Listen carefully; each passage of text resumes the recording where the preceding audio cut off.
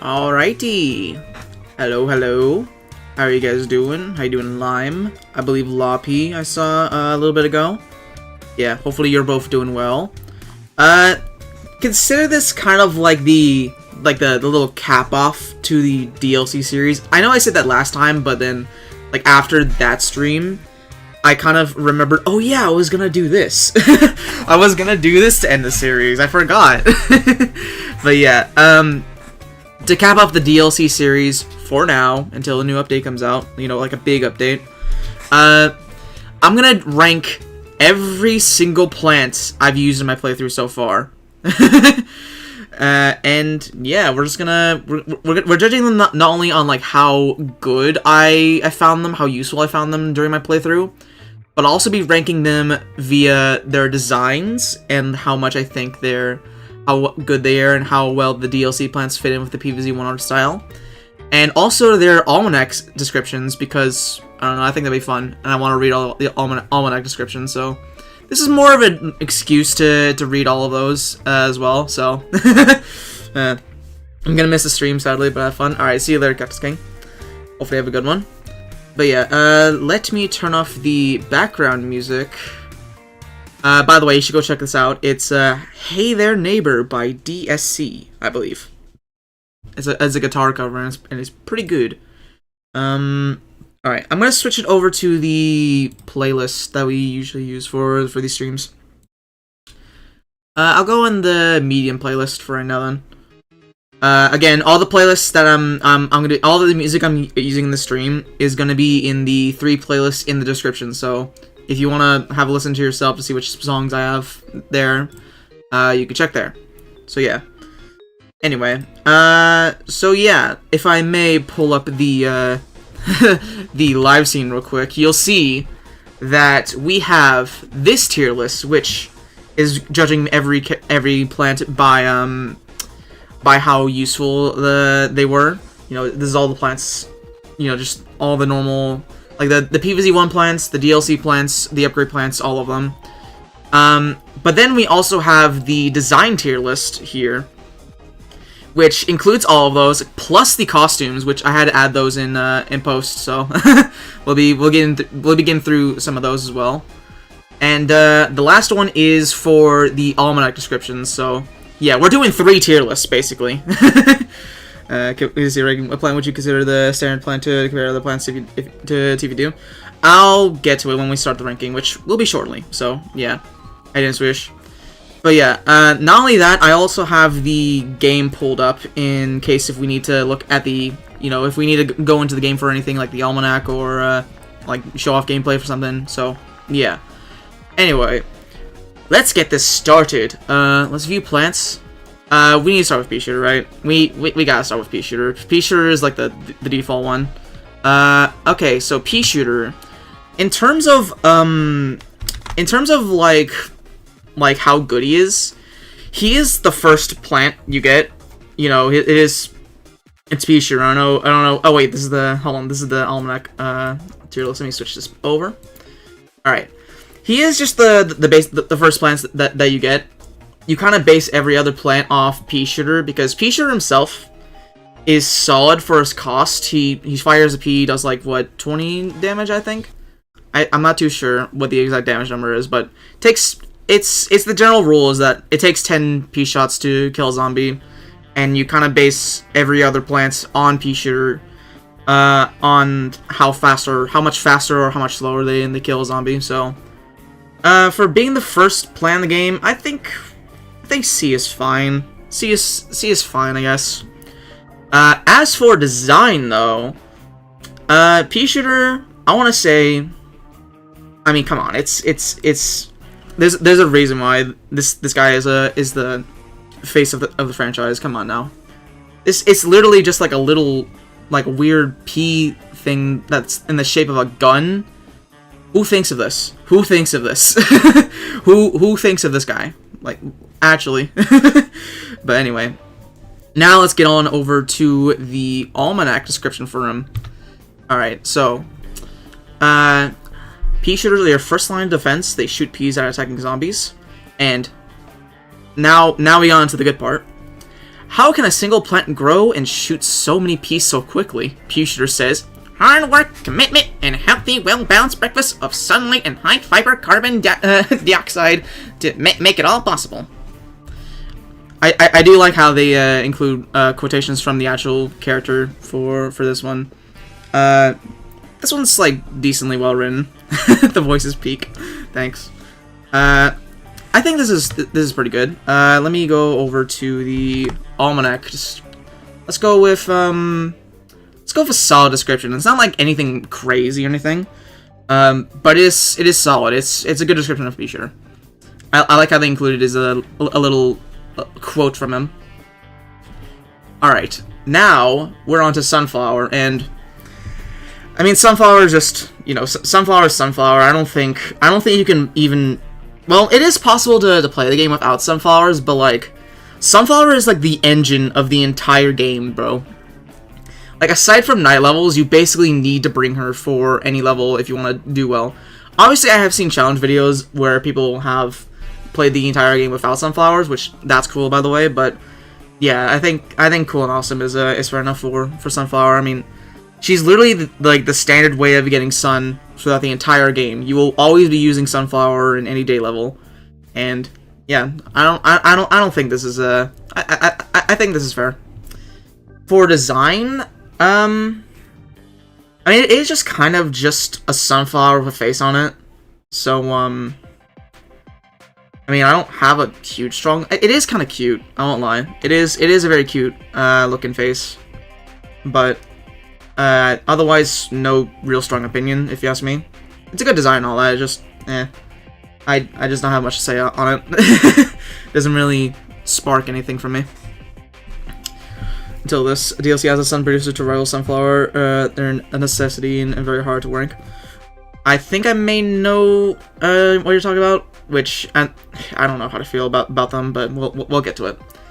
Alright, now let's go over to their almanac description. Alright, Sunflower is essential for you to produce sun. They've tried planning as much as can. And now the good part. Sunflowers can't resist bouncing to the beat. Which beat is that? Why, the life-giving jazzy rhythm of the earth itself, thumping at a frequency only Sunflower can hear. So I guess, like fourth wall break, the Sunflower can hear the music also. It's not just the player. So that's fun, I guess. Oh yeah, let me switch this over. I'll give that a solid, I guess. Solid description. I mean, it does describe Sunflower very well. They do just bounce around every level to the music and all that. So, yeah. Let's now move over to Cherry Bomb. Yeah, I think Cherry Bomb's getting invited to the squad. It's 150 sun, and it kills pretty much every zombie instantly, other than like a select few. That being, you know, Gargantuar, other DLC zombies like Phantom Knight, stuff like that. So, yeah. I always found Cherry Bomb like if you don't know what else to bring in a setup, Cherry Bomb's usually a good like last pick if you don't know who else to bring. They're just solid. I didn't know this DLC had a rival to Sunflower. I don't really count Sunshroom, mostly because the restriction of caffeine for the daytime. Yeah. Yeah, that's like the only other thing I was thinking of for, yeah. Oh, you were talking about until they added. Okay, no, I read that wrong. Okay, I just read that wrong. Sorry. I thought you were talking about that you were talking about specifically. What's their name? Loomshroom? Yeah. I thought you were specifically talking about them, but you weren't. My misunderstanding. As for design for Cherry Bomb, I mean, it's just two angry cherries, and I always love the archetype of like having cherries be bombs, like in any anything, bro. It's always like such a clever use of like, hey, the cherries themselves look like bombs, and then the little stems they have, they look like fuses. I've always loved that archetype of design for bomb and cherries. So I'll say great design. I've always loved designs like these. They look really nice. Alright, well now it's time for the almanac description. I'll just skip over their actual use and just go here. I wanna explode, says Cherry 1. No, let's detonate instead, says his brother. Cherry 2, after intense consultation, they agree to explodinate. Okay. Well, that's pretty funny. I'll say that's funny and clever. I did get a kick out of reading that out. Ranking them on designers, how they function. We're ranking them on everything. We have 3 different tier lists going on, Bacon. We have a usefulness tier list. We're using a design tier list. And we have a almanac tier list. So we have 3 tier lists that we're doing. It's not just the one. Alright. Let's go over to Walnut. Walnut, I mean, Walnut is kind of outclassed by a bunch of other walls in this game. You know, Tall Nut and Pumpkin. Not even including, like, the DLC plants, which is, Shard Guard and... Who else? Is there another one? Oh, yeah, Vine Nut. I mean, they're good. They're solid. For how cheap they are, they're a pretty decent wall. They're a good stall. I found them very useful in the challenges, especially, so... I'll just say they're good. I like Walnut. I do like Design Cherry Bomb. Simple, but a whole lot of personality. Yeah, they're great. They're really great. But yeah, in terms of Walnut, I do think he's a solid choice for like a stall, in case if you need more time. Like specifically, I'm thinking back to like challenges to where like I just placed a bunch of walnuts and they helped fend off like a bunch of zombies at once because of how much health they had. So just for that reason, I think they are pretty good at what they do. They're cheap and they block. Not much else to say. Design wise, come on guys, it's a walnut with little eyes. Look at this man. He has nothing going on in his brain. he's so clueless on what's about to happen to him. And then like when he gets eaten, there's like bits and stuff, like bits and pieces of him like gets chomped off every time, and it gets sadder and sadder. Dude, great attention to detail. I love that. You go in A tier, definitely. A tier design. In terms of like how like design wise, like probably C, B tier. But just for the fact that he also degrades with the less health he has, I think that bumps it up to A. So yeah.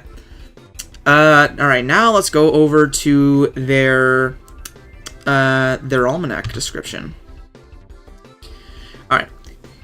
People wonder how I feel about constantly getting chewed, how I feel about getting constantly chewed on by zombies, says Walnut. What I don't realize is that with my limited senses, all I could feel is kind of a tingling, like a relaxing rub. Hey, yo, he likes it? He likes getting eaten? Hold up. Bro likes to be chewed on. Okay. I actually didn't know that. Nice time to get more depressed and the more he dies, yeah. As for the almanac description, I mean, cool lore drop that, you don't know, he finds it relaxing getting chewed on, but like, okay, bro, sure.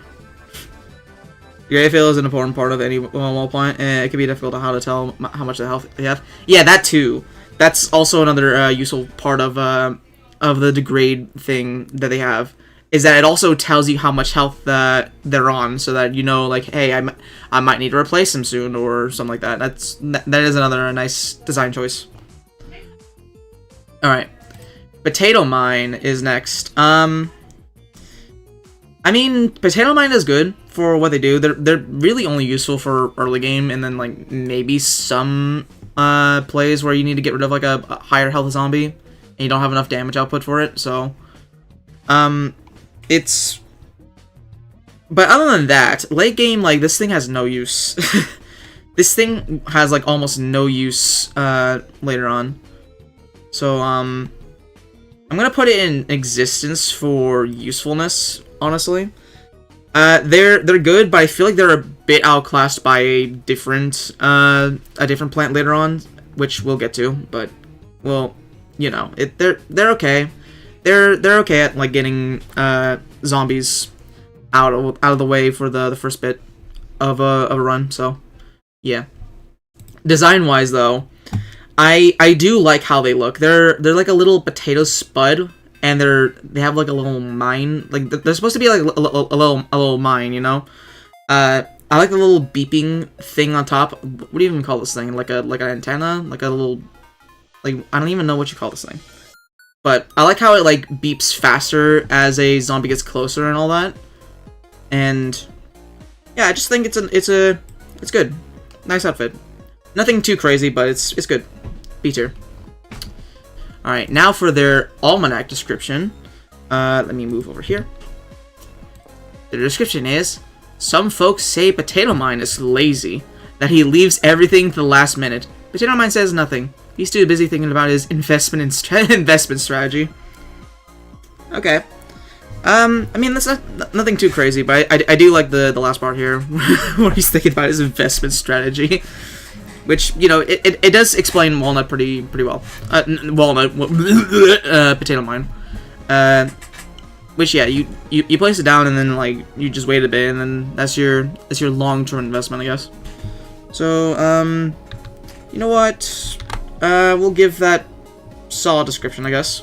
Good description. Alright, now it's time for Snow Pea. Potato Mine's 25 sun versus the plant's 50 sun value is insane. Use Potato Mine for night levels and some day levels on saving sun, though. Because it is an investment in a way. In a way. Yeah. I don't know. I feel like the other plant that we're gonna get to is just more of a jack of all trades and is more useful in general for day. I mean, for like night levels though, just like there's also another better option as well. So we'll get to it. We'll get to it soon. But anyway, Snow Pea. Snow Pea is good. I like Snow Pea. They're basically just pea shooter, but now, with every pea shot, they have this little chilling slowing effect that slows zombies down, which is a lot more useful than you would think. Snow Pea, I believe, can even, like, solo a bucket, when it spawns in. The slow, and it affects, like, most zombies in the game as well. It's a very good effect. Just being able to, like, slow down zombies, as much as Snow Pea does. We'll put Snow Pea cool and awesome. I like using Snow Pea quite a lot. They're just like the standard, like, hey, you wanna slow down the zombies a bit and while also doing some damage? Here you go. Here's Snow Pea. He's a very chill guy. Like that. But anyway, pun not intended. Anyway. The design though, dude, I fucking love this design so much. Like you take regular pea shooter, make him cold, add a bit of ice spikes to him. There you go. It perfectly conveys like what he is, and also the fact that he's like the play on words on his name is like, oh, he's based on a snow pea, which are a natural thing on in our world. I'm gonna say, yeah, you know what? I think that's the first S. I think that's the first S tier. IMO. But that's not all we're ranking with most of these plants, because some of them have costumes, which Snow Pea is the first to have one. So this will be the first time we rank an extra design on top of the first one. So there is an extra costume that Snow Pea can get with DLC. I think it's through the Halloween event, which turns them into Sweet Pea. They do the same thing and all that, but now that they have a design from Sweet Pea, from like PvZ Adventures or PvZ Heroes, whatever you want to say. Which, I mean, in itself is cool. I like the candy design, but it also changes their projectile to be like a little red, like candy, and it's so well made. Here, I can probably show it off in just a moment. Let me put this guy down here. Let me go into like a sort of like a last stand real quick, just so we can so I can show it off.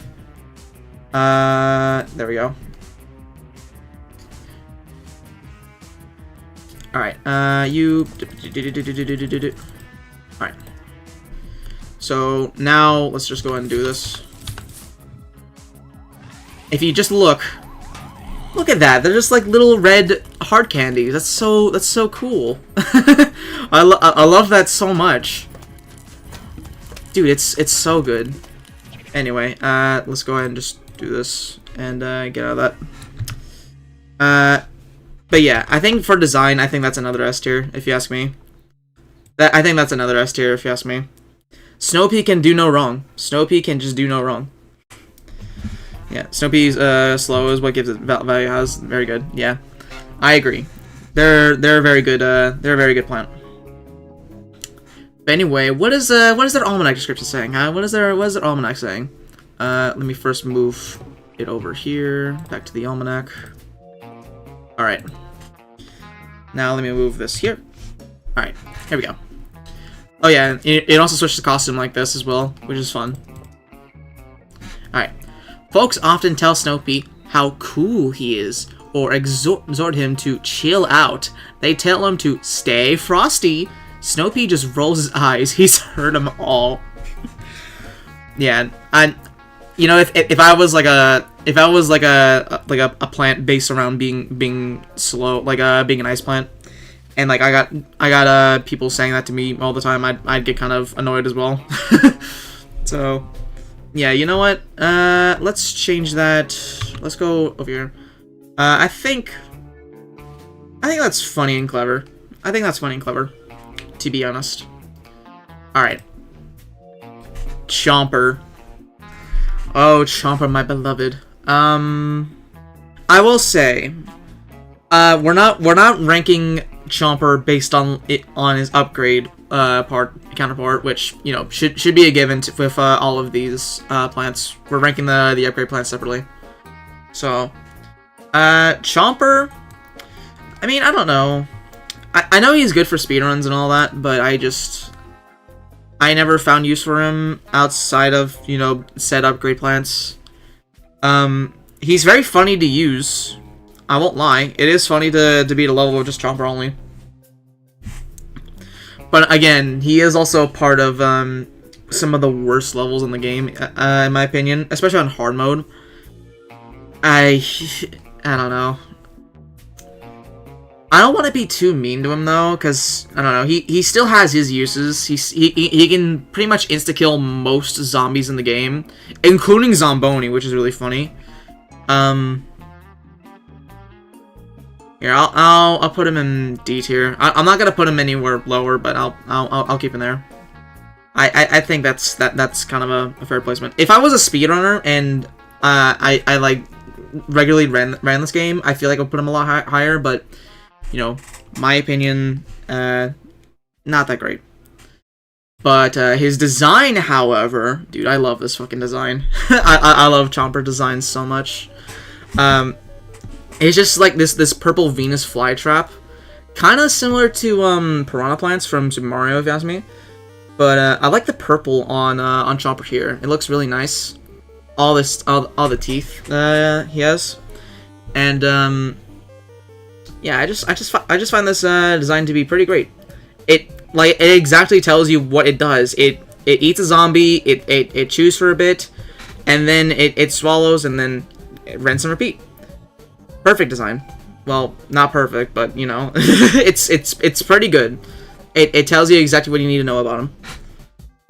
Now let's go over to their almanac description. All right, Chomper. Chomper almost got a gig doing stunts for the Little Shop of Horrors, but it fell through when his agent demanded too much on the front end. Chomper's not resentful though. He says it's just part of the business. Okay. Alright. Yeah, no. I think that's an S tier. That's so funny. I love that so much. Well, I mean, to be fair, it doesn't explain Chomper very well descriptively, but I mean, I think that's fine because I don't know, the design itself kind of does that for you. I think overall, just because of how random and funny that description is, I think that's the first S tier that I'm giving out. Pretty good, if you ask me. All right, Repeater. So what if we put Pea Shooter? What if we took Pea Shooter, gave him a few leaves, make him angry, and make him, yeah, just make him do twice. Is he B or A, though? I mean, he is just like 2 pea shooters, strapped into 1 plant. You know, I think for the space efficiency and, how useful the damage is for its cost, I think cool and awesome is fair. Maybe B. I can see an argument for B, because it is kind of just 2 pea shooters, whereas Snow Pea, it slows the zombie and gets infinitely more shots, like a lot more shots in, due to that. I don't know. I feel like these two are kind of damage-wise kind of comparable, though I do think Snow Pea is like a little bit more useful in most setups. Repeaters is more of like if you just want pure damage, I guess. So yeah, we'll put them in cool and awesome. As for the design, it's, I mean, it is just pea shooter but angrier and with more leaves. I mean, it's no strong opinion. Yeah, nah. I think if it was like a little bit more different from pea shooter, like just a little bit, I think it'd be a bit better. I don't know, maybe like a different shade of green, maybe, just to signify like he's a bit stronger, I guess. I mean, like the actual leaves and the angry eyes are a bit are nice. They do signify that he is a bit different, but I don't know. I feel it still feels like they could have done a bit better for this design, if you ask me. Now, let's go to their almanac description and see what they have to say. Oh yeah. Wait. I almost forgot. I almost completely forgot. We also have another costume to deal with. Yeah. They have a costume also from the Halloween event, which is the Witch Pea costume, and I like this a lot more, just because of like how much is going on with it with the design. Like, it has a little witch hat, little like gown or like a robe, I guess. And then the little broom behind them is a fun touch as well. They're also blushing a little bit, which is something that the regular repeater is not doing. So, I like this bit. I like this more. It's more distinct from regular pea shooter, if you ask me. So therefore, I like it more. Put in B tier. Anyway. Now we'll get on to the almanac description. Sorry about that.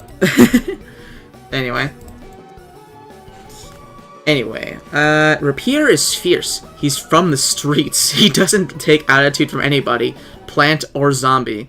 And he shoots peas to keep people at distance. Secretly, though, Repeater yearns for love. Ooh.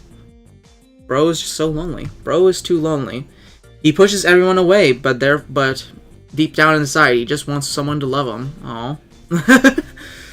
That's actually kind of sweet. I won't lie.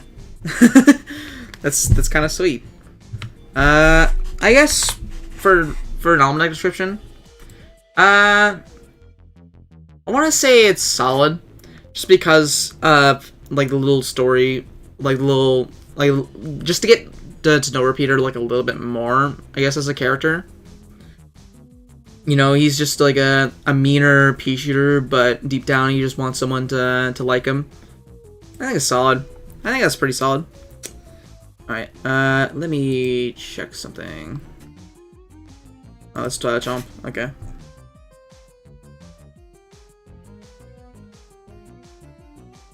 Oh yeah, but I completely forgot that PvZ 3 released again. Cool. Okay, I don't care.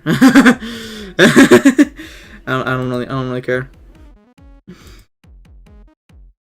All right. Next up on the chopping block, Puff Shroom.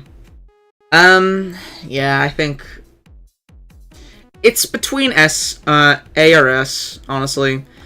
Their usefulness is just across the board really good at night. It's a 0-cost defender.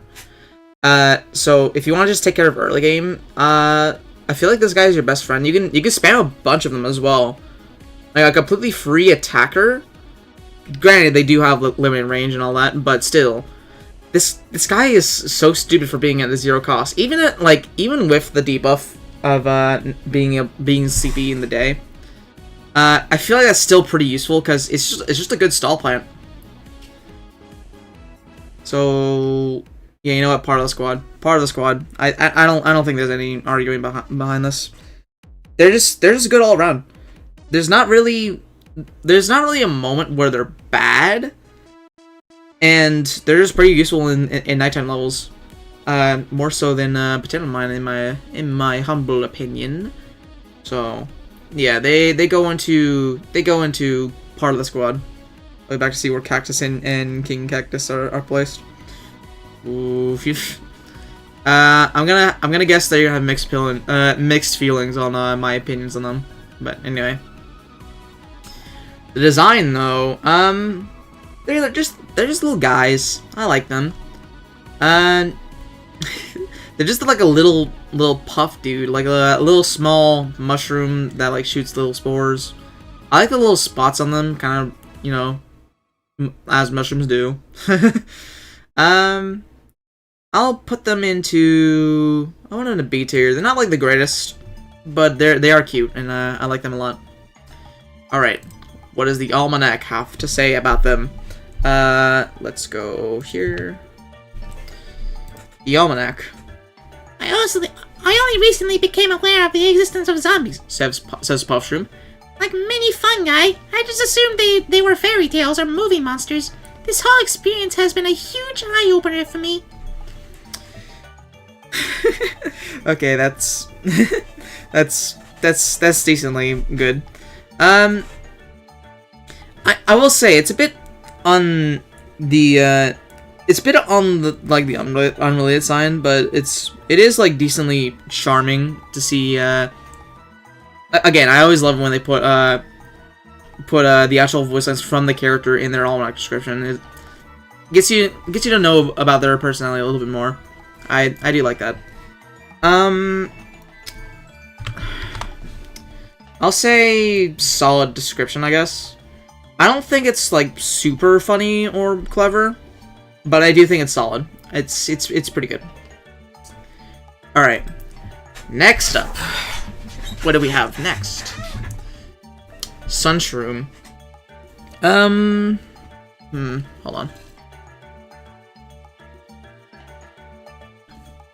Sunshroom is like only useful for like night worlds, to be honest, and night minigames. They're just kind of your alternative to Sunflower if you want like a cheaper Sunflower at night. I would say that these guys would be like a little like up here in B tier maybe, but the fact that they also sleep in the day kind of kills their usability for me, if you ask me. Like, yeah, they're good in nighttime levels. It's just, you know, I feel like that won't stop you from needing them in, like, from just using Sunflower at night. You can use them, even though Sunshroom is definitely better for night levels. And I'll just put them in existence. They're there. They exist if you need a better start and night levels. Otherwise, I don't see much use for them. Outside of that. Alright, for design though, I like them. They're just like cute little guys. Again. Kind of the same reasons for Puffshroom, except they don't shoot, but they're just like they just look very happy. They look like a good friend. I like the little yellow mushroom cap they have. It looks pretty nice. The little face is pretty cute. And yeah, I think that's another B tier for me. I do like it like slightly more than regular Sunflower's design. Just slightly though. Alright, what about their almanac description? Let us see. Alright. Sunshrooms give small sun. Okay, that's the regular one. Sunshroom hates sun. He hates it so much that when it builds up in his system, he spits it out as fast as he can. He just won't abide it. To him, sun is crass. Bro hates sunlight? Well, I guess that makes sense. It's because he's a mushroom. Oh, that's clever. Oh, that's actually pretty good. I like that a lot, actually. Let's go over here. I'm gonna put that in another S tier, honestly. I think the fact that it is just in concept a sun producer just hating sun is pretty funny. I'm not gonna lie, but also the fact that it also makes sense like gameplay wise, because mushrooms sleep during the day, so naturally they don't like the sunlight, I guess. I think that's an S tier, honestly. I think that's pretty good. That's pretty clever. All right. Fume Shroom. Fume Shroom. So just take Puff Shroom, make him bigger, put the snout on his forehead, and call it a day. Make him angry. Make him angry, and call it a day after that. I believe this is the first Pierce type plant in the game as well. I do find them pretty useful. Just the fact that they can pierce through multiple zombies and through street doors and like a bunch of other stuff. I think ladders as well. I think they're pretty useful. Even like if you want to bring them in day, they're pretty good because you know, of another plant we'll get to. But you know, you know. I think it's between A or B. I'll put them in here. I'll put them in A. I do like using these guys. Their Pierce is very useful, and if you have a bunch of these guys on the field, they're just gonna shred through waves. They're just gonna shred like through every wave, bro. Pierce is so strong in any PvZ game, man. But anyway, what is their design looking like?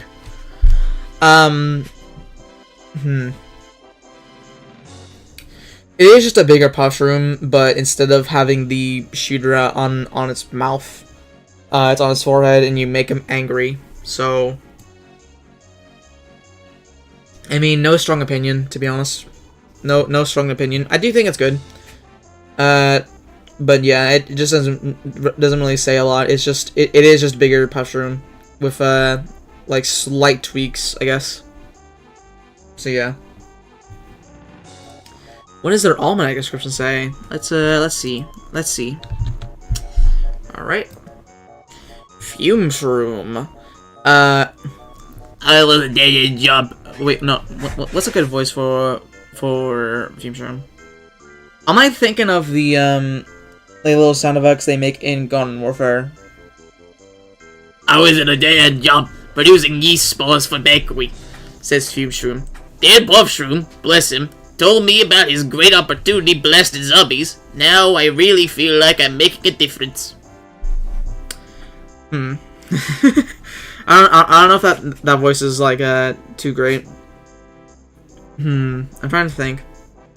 I'll read it again because I didn't really catch on what it is. I was a dead-end job producing yeast spores for a bakery, says Fume Shroom.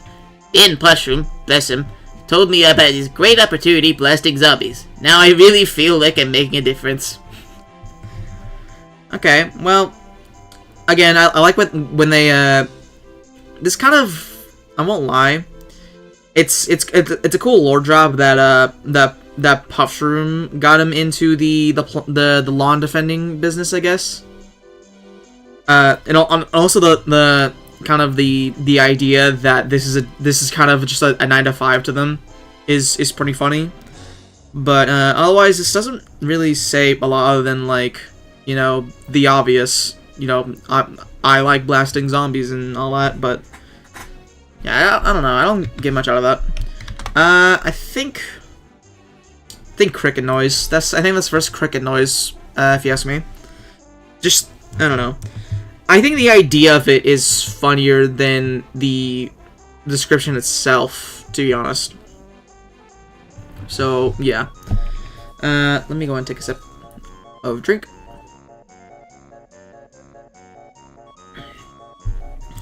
God, we're already 44 minutes. We've just gotten to the night plants. This is gonna take a while.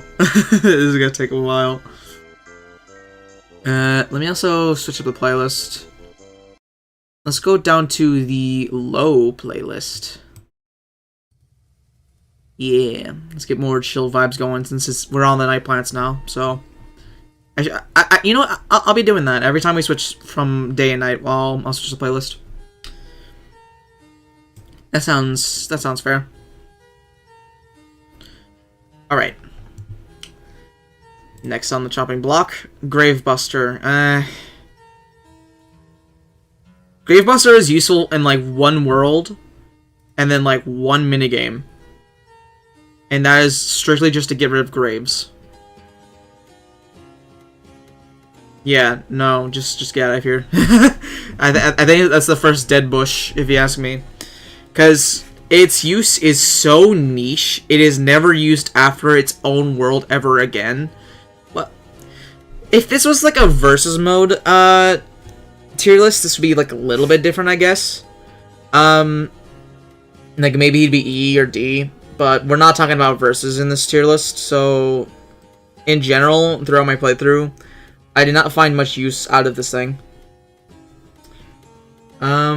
Design wise though, I do like this design. Like I actually do like it quite a bit more than the PvZ2 one, which is like this like vine thing, which I guess makes more sense, but I just like how this thing just, you know, it kind of looks like a gravestone, and it has like a bunch of vines on it. It looks really spooky, and yeah, I think it goes in B tier. Nice outfit.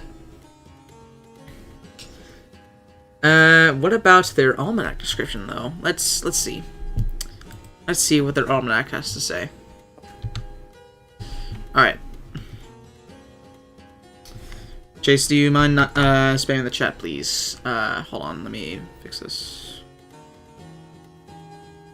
You go here.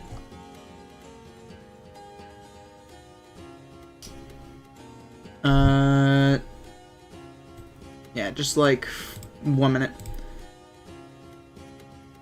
Don't be spamming chat, thank you. Anyway.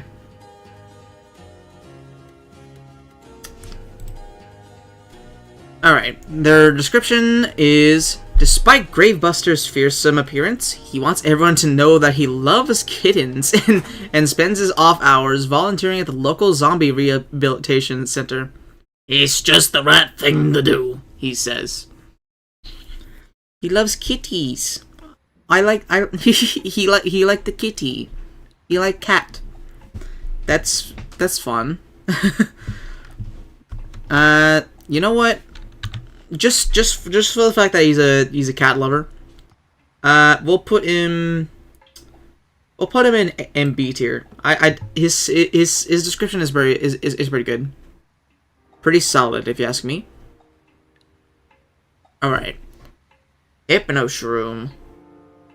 Hypnoshroom is again really only useful in night levels because otherwise he's too expensive in day.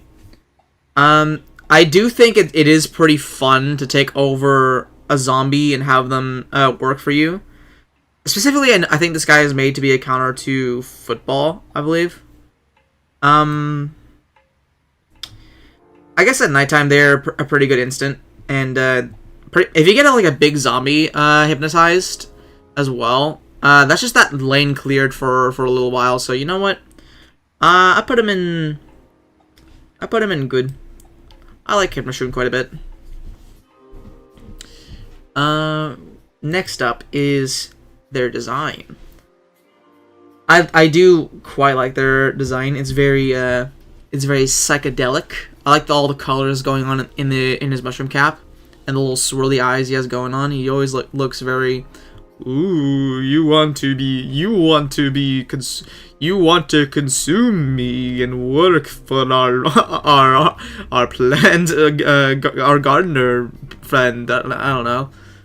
I think the design is pretty great. We'll put it in A tier. A tier design, if you ask me. It's really good. Nah, just don't spam the chat with like just words that don't really mean much. Like don't be a yes man or a no man. Is basically what I'm asking. Anyway. Next up is their almanac description. Let's give it a check. Let me also move this here. Alright.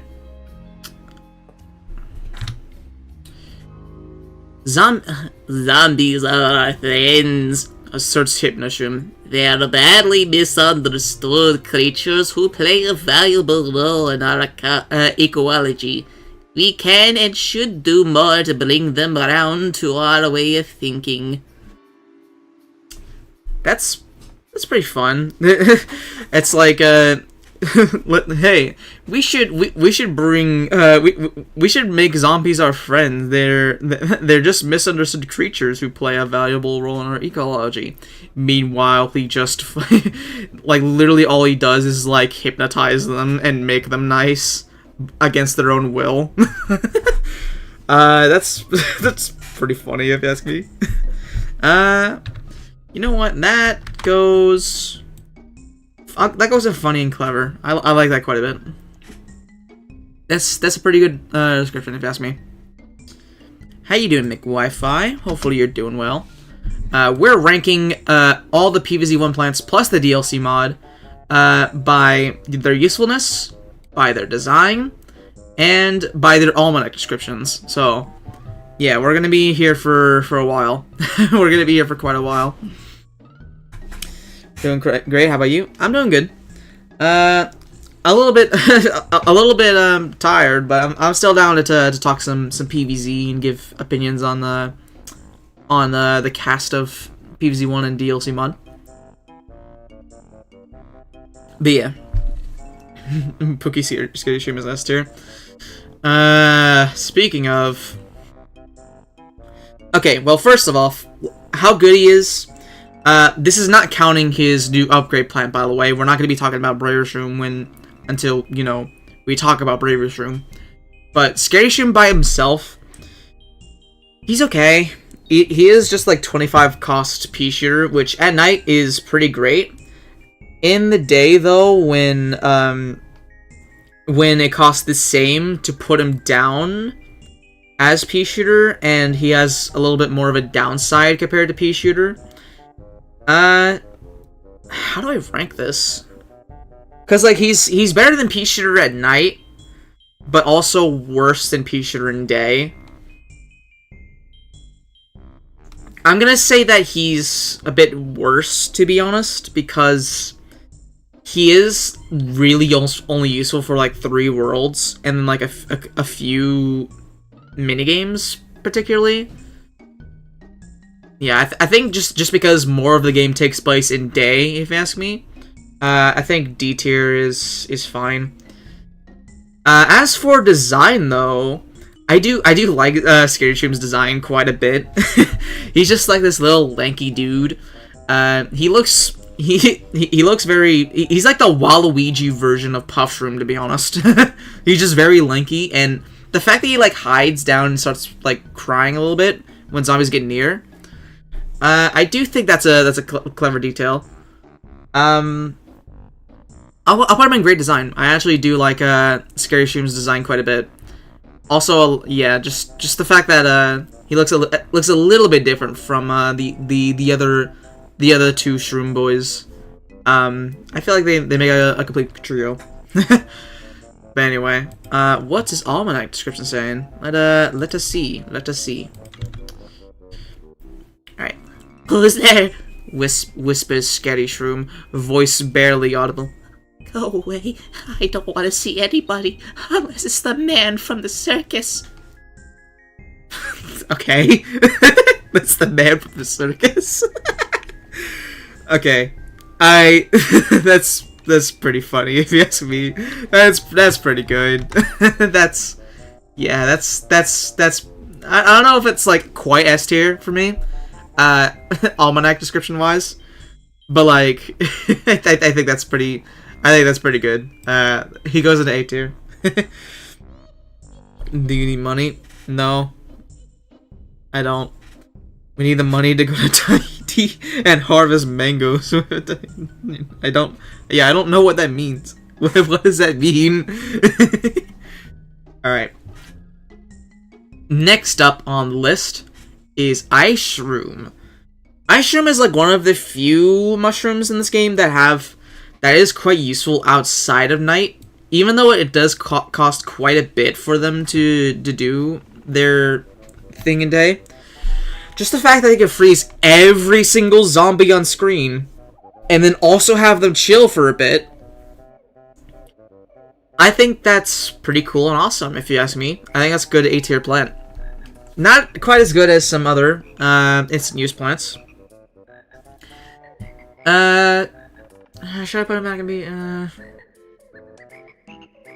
just for the fact that it is like a complete board range with the ice, I do think that's pretty good. It's a planned Dutch has in Red Dead Redemption 2. Oh, I mean, I played Red Dead Redemption 2, but I didn't play the story mode, if that makes sense. I only played it for the online. Yeah, if it's a reference to the story mode, then I don't know, because I only played the online. Design-wise, bro, this thing looks amazing. I love when like ice-fied things like Snow Pea or the mushrooms get like these like ice spikes on them. That looks amazing, if you ask me. I also love how grumpy he looks. Like, I'm cold. I think it's a good design. It's a great design, if you ask me. I like the little ice spikes on the mushroom cap. He looks a bit grumpy, and yeah, not much to say. I do like it. What's his almanac saying? Let us see. Alright. Ice Shroom's temporarily immobilized. Yeah. Ice Shroom frowns, not because he's unhappy or because he disapproves, but because of a childhood injury that left his facial nerves paralyzed. Oh. So he's not even actually grumpy. He's just oh no. oh no. No, I'm sorry. I'm sorry, bro. I didn't know. Oh, dude, that sucks. You know what? Wrong thing. Wrong thing. You know what? Go on S tier, man. You deserve it, man. You go on S tier. Just go on S tier, man. You get. I hope one day you'll get to smile like you once. I hope you get to smile one day as you once did in your childhood. Anyway, Doom Shroom. Okay. Doom Shroom is probably the most broken instant in this entire game. And that should be obvious. It's basically, what if we took Cherry Bomb, made him a bit cheaper, not counting Coffee Bean, and give him full board range. Well, obviously it depends on like where you place him. You know, you have to place him in the middle of the lawn somewhere to actually affect the full board. But the fact that he has that much range in the first place, and also the fact that you could stockpile them in the day since they sleep. Yeah, part of the squad. Part of the squad, bro. Dude, he's just a good get out of jail free card. Even though he does leave a crater for a little while, so you kind of have to wait to use that tile again. I think overall that more than makes up for being able to have full board range explosives. So yeah, gonna watch Brando. All right, have fun with that. Design wise though, whew, the design though.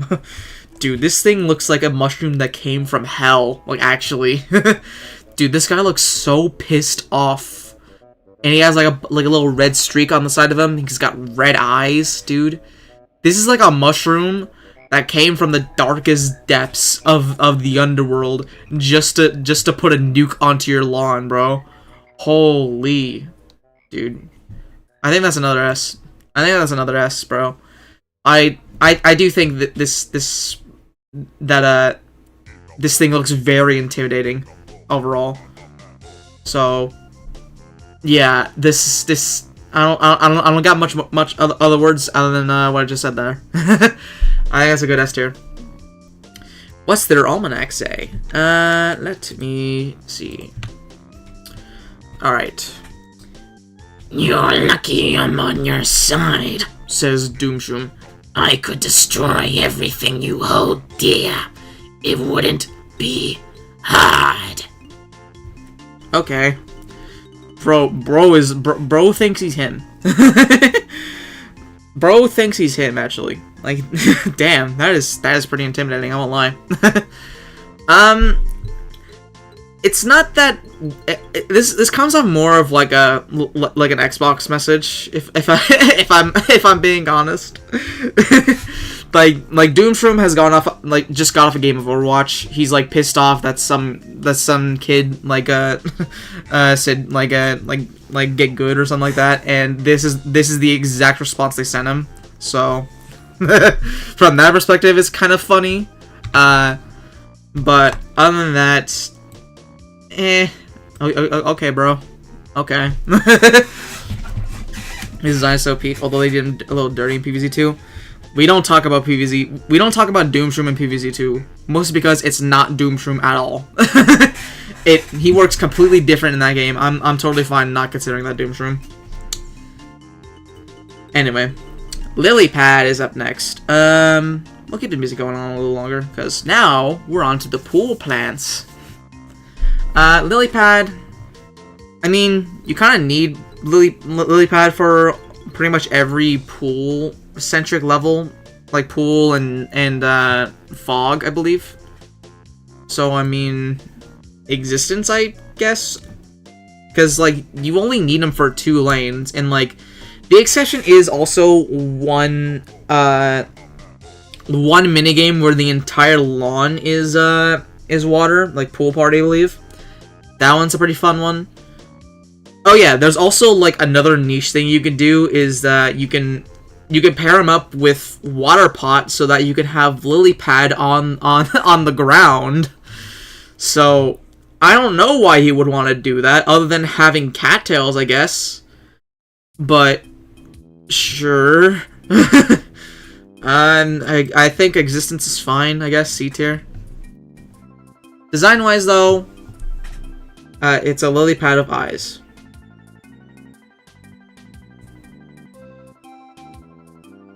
Yeah, it doesn't really say too much. It's literally just a Lilypad of eyes. Have fun ranking. I'll be right back for a while. All right, see you later, Mac5. Let me go and take a sip of drink.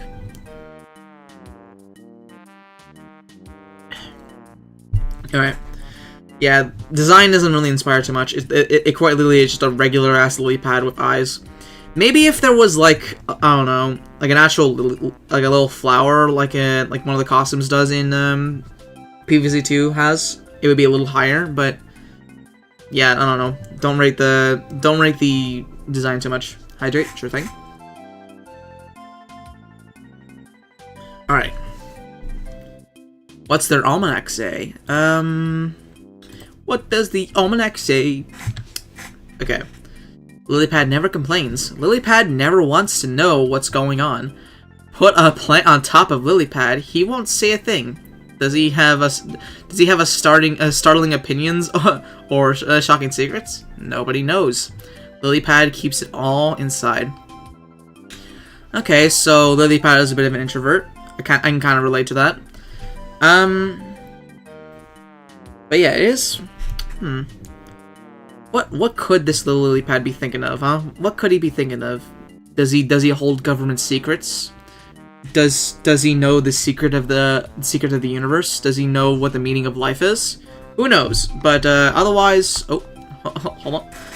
Otherwise, okay, bro. Just okay. Not really. Doesn't really say too much about them other than like the little mystery on what's going on in the mind of a Lilypad.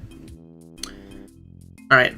Next up, we have Squash. Yeah. Part of the squad, bro. Squash is so universally useful in like any situation. Like, not only is he good for taking care of early game for like only 25 sun more than Potato Mine, You can also use him in a pinch to get rid of like a group of zombies that are stacked up with each other, and he's pretty good at taking down big targets like Gargs, because I think it, like, just slashes their health in half, which is pretty nice. Yeah, Squash. I don't think there's anything wrong with Squash, to be honest. They're just good. 50 stun to just do a bunch of damage to a single tile's worth of zombies. Just, yeah. Don't have any complaints with Squash. As for his design, his design is also pretty good as well. His design is so good. He's a Squash his gimmick is that he squashes zombies. Like, he jumps up in the air and then, like, squashes down into a zombie, and that's how he defeats them. It's so clever.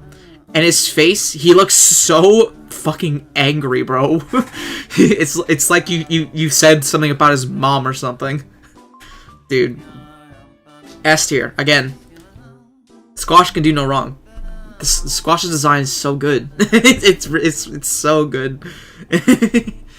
Anyway, what's his almanac description say? Alright. I'm ready. Yo, Squash. Let's do it. Put me in. There's nobody better. I'm your guy. Come on. What are you waiting for? I need this. Okay. Bro is excited. Bro really wants to squash a zombie, man. Honestly, bonus points if this had relax, I'll handle it. But as it stands, I don't think it quite makes S tier. I do think it's a good. I do think it's quite funny that he's like so excited about doing his job. So we'll put that in solid description. I like that quite a bit. All right, next up, ooh, 3-peater. 3-peater is an interesting case. Instead of, you would think that like a third tier of pea shooter, you know, they've had pea shooter, then repeater. You would have thought that the third stage of that would have been like, we'll put 3 peas in one lane. No, this is actually somewhat different. It shoots 3 peas across 3 different lanes, which can be good if you can get a bunch of them down. You know, just having each 3-peater shoot peas into the other lanes and then have them stack up. You can get it to where like there's so many peas on screen, and he pairs especially well with another pool plant, which we'll get to. Other than that, I do think he's a bit outclassed by a different pea plant later on, so we'll put him in just good. He's good for what he's worth. He does the amount of he does multi-lane attack. He's good space efficiency. So yeah, I think B tier is fine for him. Design wise, now here's what I'm talking about. You know, as like repeater didn't really instill any anything to take away from other than like it's pea shooter, but with a few more leaves and it's just angry now. This one is just kind of gone down like the the Hydra route where there's now 3 of them. So I do quite find this fun, and also how they have like a bunch, like they have like wider snouts as well, which I think is pretty funny. But I do like this design a bit more than Repeater. I don't think it's as good as Pea Shooter's design, but this is a fun take. I think this looks better than Repeater at least. So nice outfit. Now for their almanac description. Let's go and check what they have to say. Alright. 3-peater likes reading, backgammon, and long periods of immobility in the park. 3-peater enjoys going to shows, particularly modern jazz. I'm just looking for that special sub, he says. 3-peater's favorite number is 5. So we get a triple description here. So we get a description for each one. The first one likes reading. The second one enjoys going to shows, particularly modern jazz. And the third one likes the number 5. That's pretty funny, I won't lie. just a bunch of random nonsense, but it is clever the way that they wrote this description, where like you can't tell which one they're actually talking about. The first one could be this top one, or this bottom one, or even the middle one, and the third one, like it's hard to tell who's who. So they don't specify. Is it one leaf guy? Is it 2-leaf 3-peater? Or is it hyperactive 3-leaf 3-peater? Who knows? But anyway. Let's go with, let's go with funny and clever. I do think the way they worded it in this is pretty good. Alright. Next up, we have Tangle Kelp. Let me take a sip of tea, first of all. Alright. Dude, I need to get some water soon, because I'm already going through like a bunch of this tea, because I've just been non-stop talking about PvZ plants so far. But anyway. Tangle Kelp. Tangle Kelp is just kind of the potato mine, but for water, and it doesn't need time to arm. I mean, it is a bit more useful. Just the fact that it doesn't need any time to arm, I guess, is pretty good as well. It kills pretty much every zombie other than, I think it doesn't kill Gargs in DLC mod specifically. I'm trying to think of what other zombies are not affected by it. I think that might be the only one. Wait, no, Giga Football. It can't kill Giga Football. So, I mean, just existence. He's there if you're really having trouble with the water lane, or like if you need it in a pinch. But like, I feel like Squash kind of does that better. If you're like, you're already bringing Lily Pad, I feel like Squash just kind of does that better, to be honest. So yeah, kind of same reason why I don't rate Potato Mine too much. Just for 25 sun more, I feel like Squash is just more versatile overall. Alright. Now for the design. This thing's fucking scary, bro. This thing is fucking scary, bro. I would not like to see this thing in the pool, man. If I saw Tail Kelp in my pool, I would immediately call the exterminator and try to get it out of my pool immediately. It looks like there's something alive in there, man. I don't know, man. That's scary, bro. We'll put it in no C or B.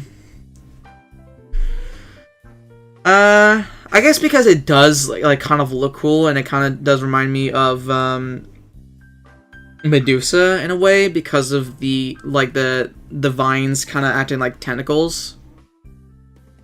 Sure. Well, we'll put it in B tier, I guess.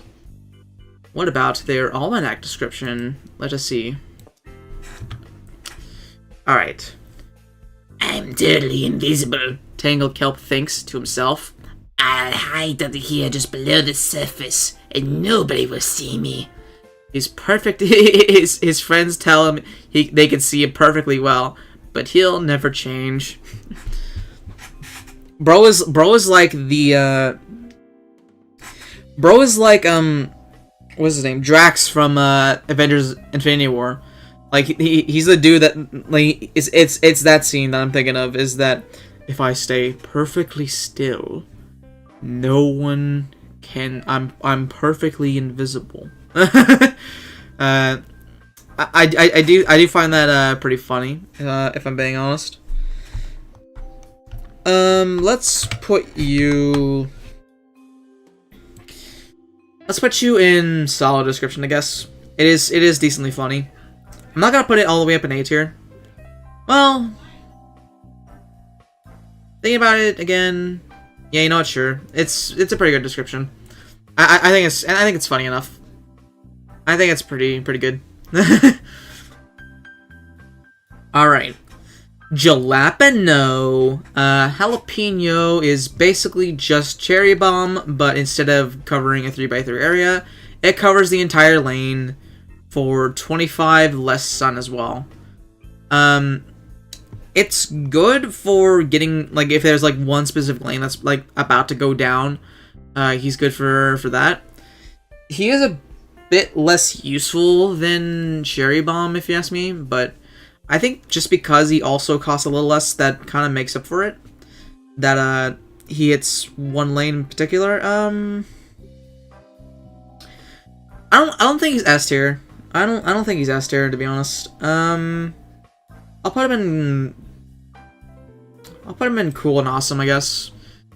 Just the fact that he's lane-wide damage, and I don't know. Lane-wide damage is not particularly great. I feel like instants that take care of the, like, multiple lanes at once are a bit better.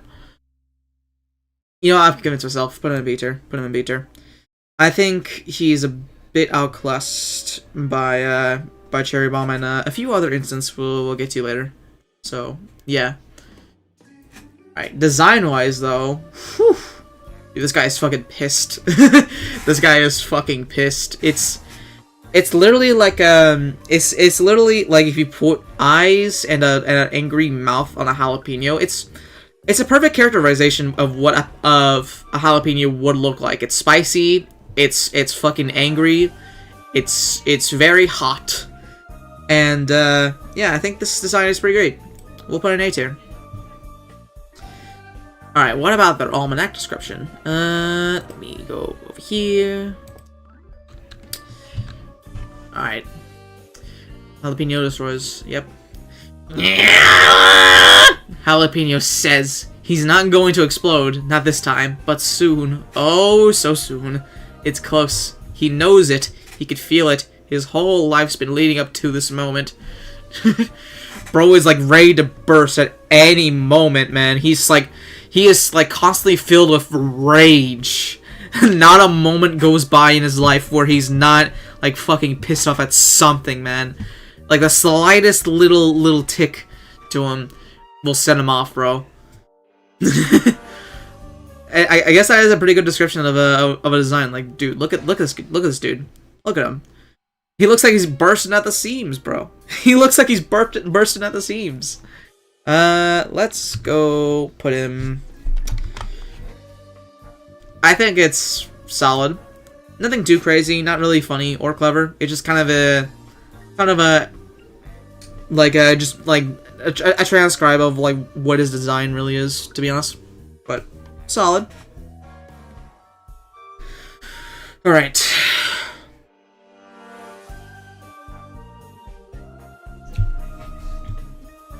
Next up, Spikeweed. Spikeweed. Spikeweed is like one of those like support attacking plants I would consider.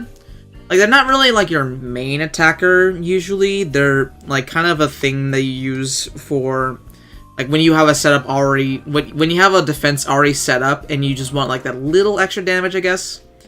You put these guys in front of your walls. And they'll just like do bits of tick damage to everything, like any zombie that's above it, which I guess is nice for groups of zombies. Like it can be useful for that.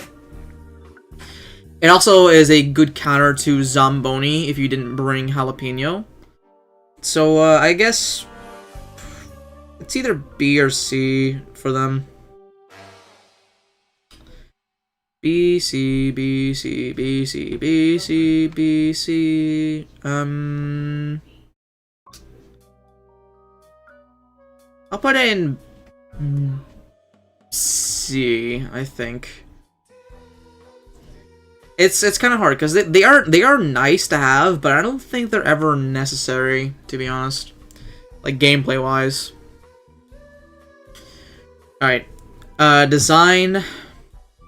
It looks like someone took a shit and then put a bunch of, like, it looks like someone took a shit, put some googly eyes on it. Well, not googly eyes, but, like, painted on some eyes on it. And also placed a bunch of, like, I don't know, like, you know those, like, chips? You know those, like, chips that are in, like, a shape of, like, a little cone hat, I guess? It's like they put a bunch of those on top of it as well. I don't know, it's just... Clean yourself up, man. Clean yourself up. Here goes server. Turtling is better anyway, to be fair. Yeah. Alright, what about their almanac description? Let's see. Spikeweed. Hockey is Spikeweed's obsession. He's got a box seat season. He's got box seat season tickets. He keeps close track of his favorite players, and he consistently cleans up in the office hockey pool. Just one problem: he's terrified of pucks. I can imagine, dude is like so low on the ground. He gets hit by one puck, it's over for him, man. It's over, bro. it's so over for Spikeweed. And she prefers PvZ3 design. What did it look like in PvZ3? Isn't it just like PvZ2's design, but like a little bit more cartoony, I guess? I don't know. As PvZ1's design goes, Spikeweed just doesn't really say too much. It does just look like a pile of shit with like a bunch of, I think bugles is what I was thinking of. Like a bunch of bugle chips on them. As for the description, it's nice to know that he's into hockey, and that he's got box season tickets and all that. But I mean, that's like hockey cannot be a personality type. I don't know. Okay, bro. Just okay, bro. All right. Next up, Torchwood. Torchwood is very situationally great. He is good for a defense that you have set up, like with 3-peaters or Gatling Ps or even like just regular repeater. He just doubles their damage, and it also gives them splash damage, which is also pretty great.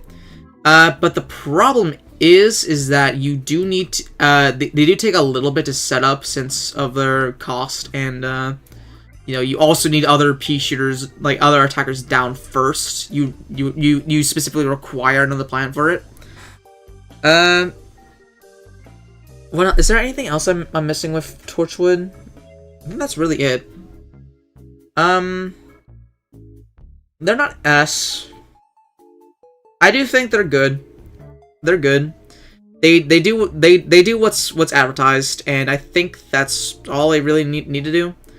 For survival, these guys are really great. Like in some survival scenarios where, you know, you need like a big,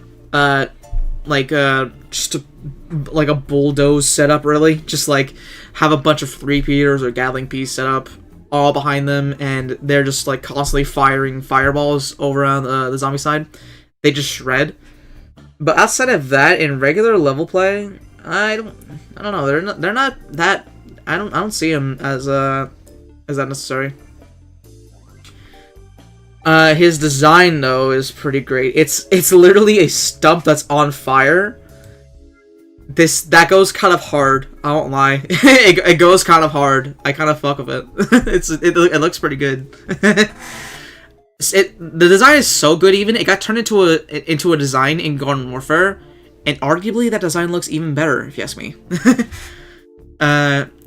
But yeah, I do like Torchwood's design quite a bit. It's just a little flaming stump that looks so pissed off. Yeah, I think it's a great design. I don't know if it quite makes S for me, but design-wise, it is pretty great. It does what it said. It looks what it says. You know, it's just a flaming tree. Like if P's pass by it, it turns them into fireballs. Pretty good. Alright, what about their almanac description? You know what time it is. Alright. Everybody likes and respects Torchwood. They like him for his integrity, for his steadfast friendship, for his ability to greatly maximize P damage, but Torchwood has a secret. He can't read. I can't read! Bro can't read. Oh no. But is it? No, dude, he's just like me for real. He's just like me for real. I'm also a high school dropout. That's funny actually. that's actually pretty funny. Let's see. I think that's funny and clever. Well, does that make S for me? Does that make S for me in terms of almanac description? I do think that's quite funny that that he's like the complete opposite of his description as well. Like, just looking at him like from a distance, you would think this guy would fucking hate your guts or something like that. But no, he's just a really chill guy that just can't read. Yeah, I think that does it. I think that does it. He's going on S tier in terms of almanac descriptions. I really like that. it's really funny. All right. Next up on the list, we have the cooler Daniel to Walnut, Tallnut, his cooler cousin. I think Tallnut has like a bit more health. He blocks pole vaulters and other high flying. What else does he block? Is it just pole vaulters? Oh yeah. He also blocks pogo zombies, which is pretty nice.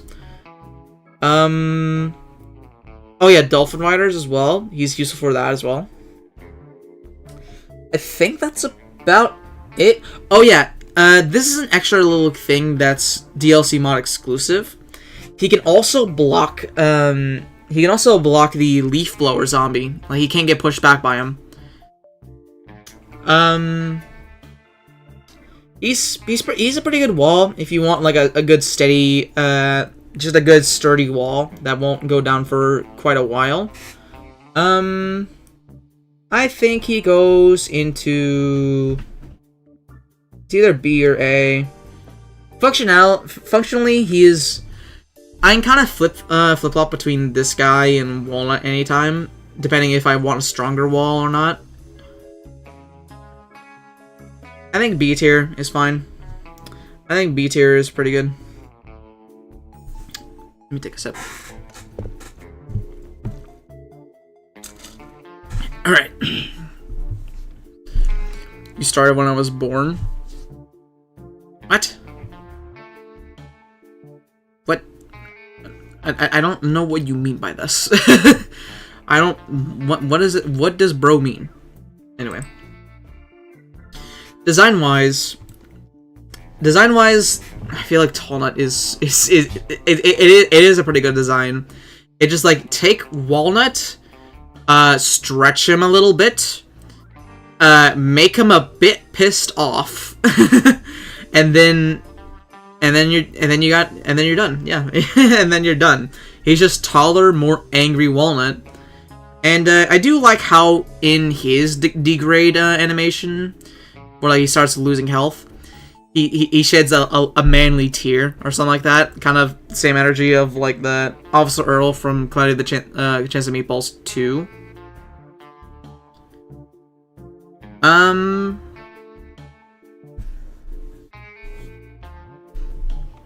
Yeah, I think great.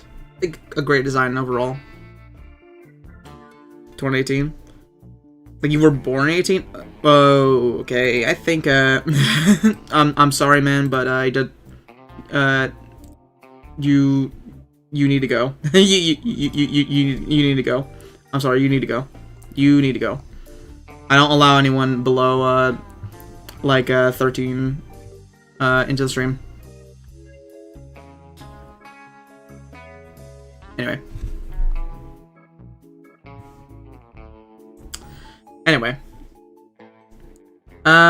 What's next? Oh yeah, his almanac description. Sorry, I got distracted there.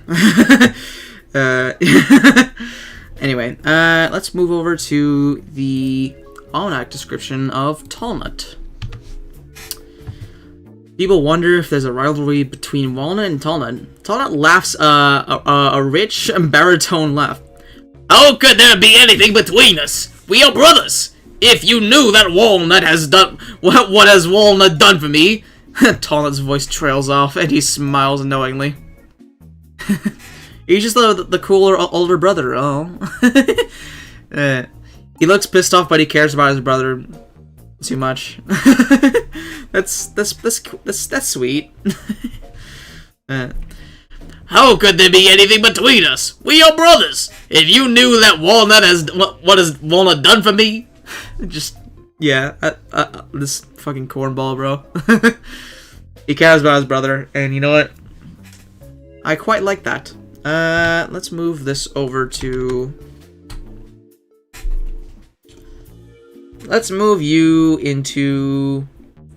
Solid description. I like the description quite a bit. It shows how much Talent cares for his brother Walnut quite a bit, and I like that. How you doing, Plasma Fire? Welcome to the tier list of PvZ 1 and the DLC plants as well. So, yeah. We're ranking them on both gameplay, design, and then almanac descriptions. So this is gonna be fun. Let me take a sip of tea. Alright. Puffshroom. Puffshroom... I would say that he's good, but for whatever reason... did I say Puffshroom? I meant Seashroom. For whatever reason, Seashroom has a much longer cooldown than Puffshroom. Which makes him a bit less useful, to be honest. You can only get a few of these guys down in the pool at a time. It might even take the entire... level to even place, like, I want to say... 5, 6 of them, probably? I don't know. They take a while to set up. Even though they do cost 0, I guess they're still somewhat a decent option to put in the pool, but honestly, I feel like, at that point, just bring Lilypad and put a Puffshroom on it, instead of just wasting a spot on this guy. Yeah, I'm putting him in D tier. D tier time. Alright. Now for design-wise, I like his design quite a bit. He's just green Puffshroom, but he has these tentacles, which are like roots, kind of like. And also, I like his colors a lot more, like a little green, sickly. He looks more aquatic and all that. I like it. It's pretty good. B tier. B tier for design. He's pretty cute. Let's see their almanac description now.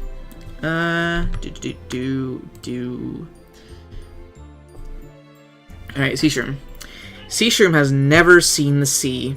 It's in his name. He's heard loads about it. But he's just never found the time. One day, though, it'll go down. Bro needs to find his way home.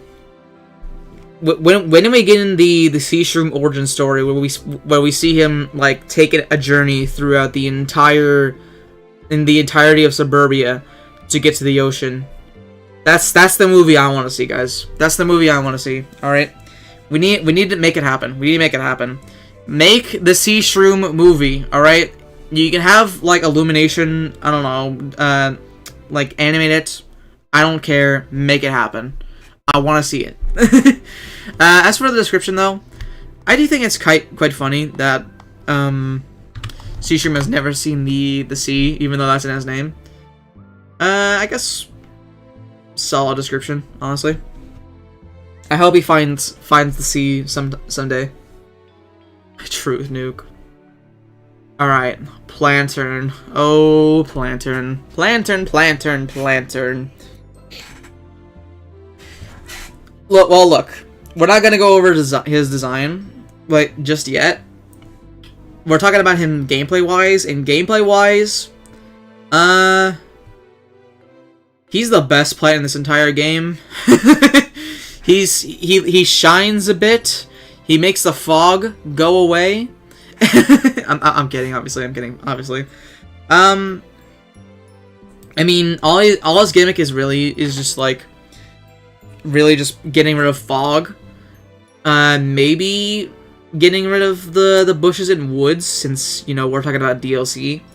That's another use he has. And I guess in Vase Breaker, he's quite helpful to see what's in the vases, but I don't know. Does he stun Vampire Zombie? I actually don't know.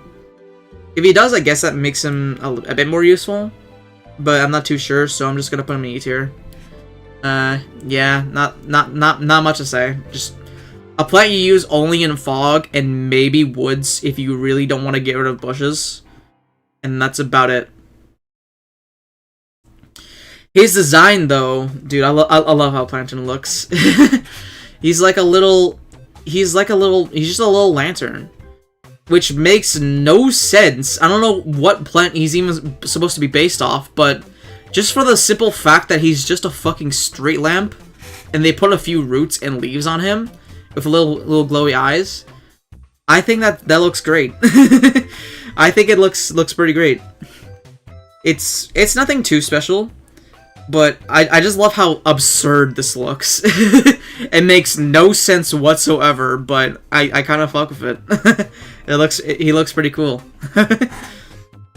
Alright.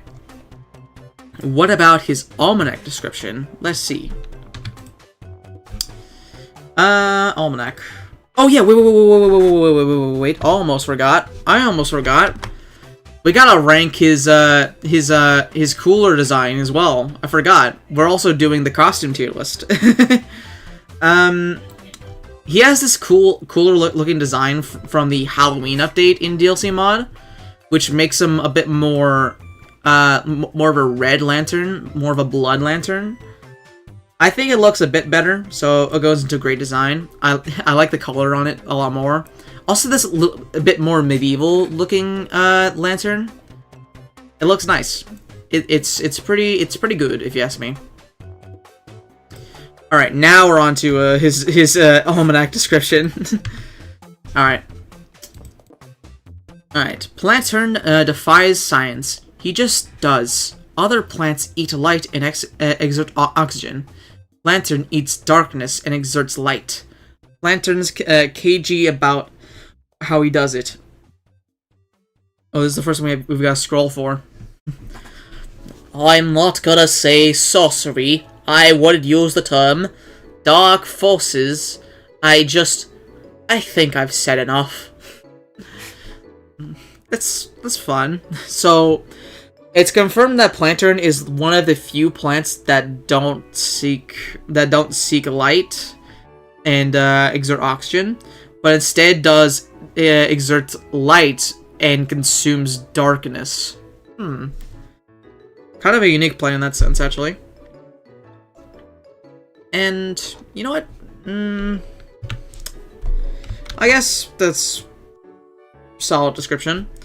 It explains like how Planturn does Planturn things, and yeah, not really much else to think about there. I do think it's interesting how they specifically mentioned that he's one of the few plants that don't consume light and exert oxygen. Because yeah. All right. Oh, here we go. It's time for cactus. So again, not counting cactus's upgrade plant, Orbitus. We're just talking about cactus here. Cactus is useful for one level, and then never again. It's never again, because the plant right after it is just an absolute counter to Balloon Zombie immediately. Like, you have to bring him for exactly one level, and then you have the answer for Balloon Zombie forever after that. I guess like a cool niche detail about Cactus in DLC Mod specifically is that she can also defeat the crows that Scarecrow has, which is a nice detail, I guess. That's pretty funny. They even gave her a bit more use like that. But still, you're never using Cactus as your main attacker. Come on now. You're not gonna like look at me straight in the eyes and tell me I use Cactus as my main attacker. You are not real if you say that. You are AI generated if you say that. You do not use Cactus as your main attacker. Alright? You're just lying. You just want to be different, and that's your whole personality, is being different. Alright? Go home. Cactus sucks. But anyway, design-wise, though, Cactus is actually somewhat fun. It is just like a little. It is just kind of a cactus with like a little flower on top of her head, acting like as the hair. And I like how she can extend her entire body to be a long cactus as well. Which, you know, cactuses are usually known for being very long plants. I actually do like Cactus's design quite a bit. I think it's B tier if you ask me. Not much else to say. It is just like a cactus that shoots with very angry eyes. But what's her almanac description say? Let us see. All right. She's prickly, sure, but Cactus's spikes belie a spongy heart filled with love and goodwill. She just wants to hug and be hugged. Oh, most folks can't hug with that, hang with that, but Cactus doesn't mind. She's been seeing an armadillo for a while, and it seems to be really working out. Hey, yo! What? She's dating an armadillo? Huh? What? What do you mean? How does that work? She's a plant. Armadillo is a creature. It's a creature that exists in our world. How does that work? Do the animals talk? Are they anthropomorphic? What is going on here? What the fuck? That's crazy. All right. I want to say that this description is already pretty great with how she wants to hug people, but she can't because, you know, she's a cactus. But the fact that the reveal that she's been seeing an armadillo for a while, and it also seems to be working out. How? How does that work? What do you mean? This is the wildest description. This little trivial detail is so freaking crazy. Like, what? An armadillo, yeah?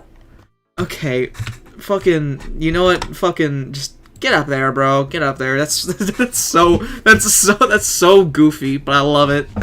That's so goofy, bro.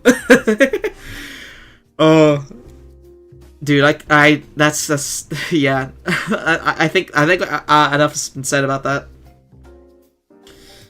All right, Blover. Again, like I just discussed, Blover is just kind of like your go-to for Balloon Zombie whenever Balloon Zombie appears. Outside of that, it also gets rid of Fog. I think it gets rid of Crows as well, so again, another knock to Cactus, because, you know, Blover does Cactus's jobs a little bit better. Outside of that, there's not much reason to pick them. I do think it's weird that they cost 100 sun, though. Like, that's the same as a pea shooter, and they just get rid of, like, I want to say 3 different zombies, and then maybe Fog if it's there. But, it's so blowover, bro. It's so blowover. I think all my blowover appreciation comes from the Orchestra of Zengarden, where it gains the ability to slightly knock back zombies in its lane, a reduced amount of Agargs and vehicles, but it's still quite good. Yeah, it's just outclassed by, like, I just don't see much use for it after Fog, to be honest. Maybe in, like, Air Raid specifically, because, you know, that's in DLC mod now. Bulver is somewhat useful there. But I feel like if they wanted this plant to be a bit better, they should have definitely made Blover, like, cost 50, maybe, like, 25 would have been, like, the ideal amount, just to get rid of, just get rid of, like, a few zombies at least. I think, like they'd be up here or something like that. But as it stands, Blover. End of stream RNG? No. We're, like, midway through this, Daggy. I'm gonna be streaming for quite a while. I still got quite a few plants to rank. But anyway, how are you doing? And it's not classed by solutions of cattail and orbitus for balloons and planetary fog. I guess so, but that's more for like generally if you like for survival or something like that. If you want like a long-standing defense that can kind of sustain itself, and like fog itself, I feel like it's fine if you just bring blower, because then you can set up whatever you want without having to bring cactus or planetary. Kind of a multi-purpose solution. So, yeah. These plants literally just exist for fog and nothing else. That's funny if you ask me.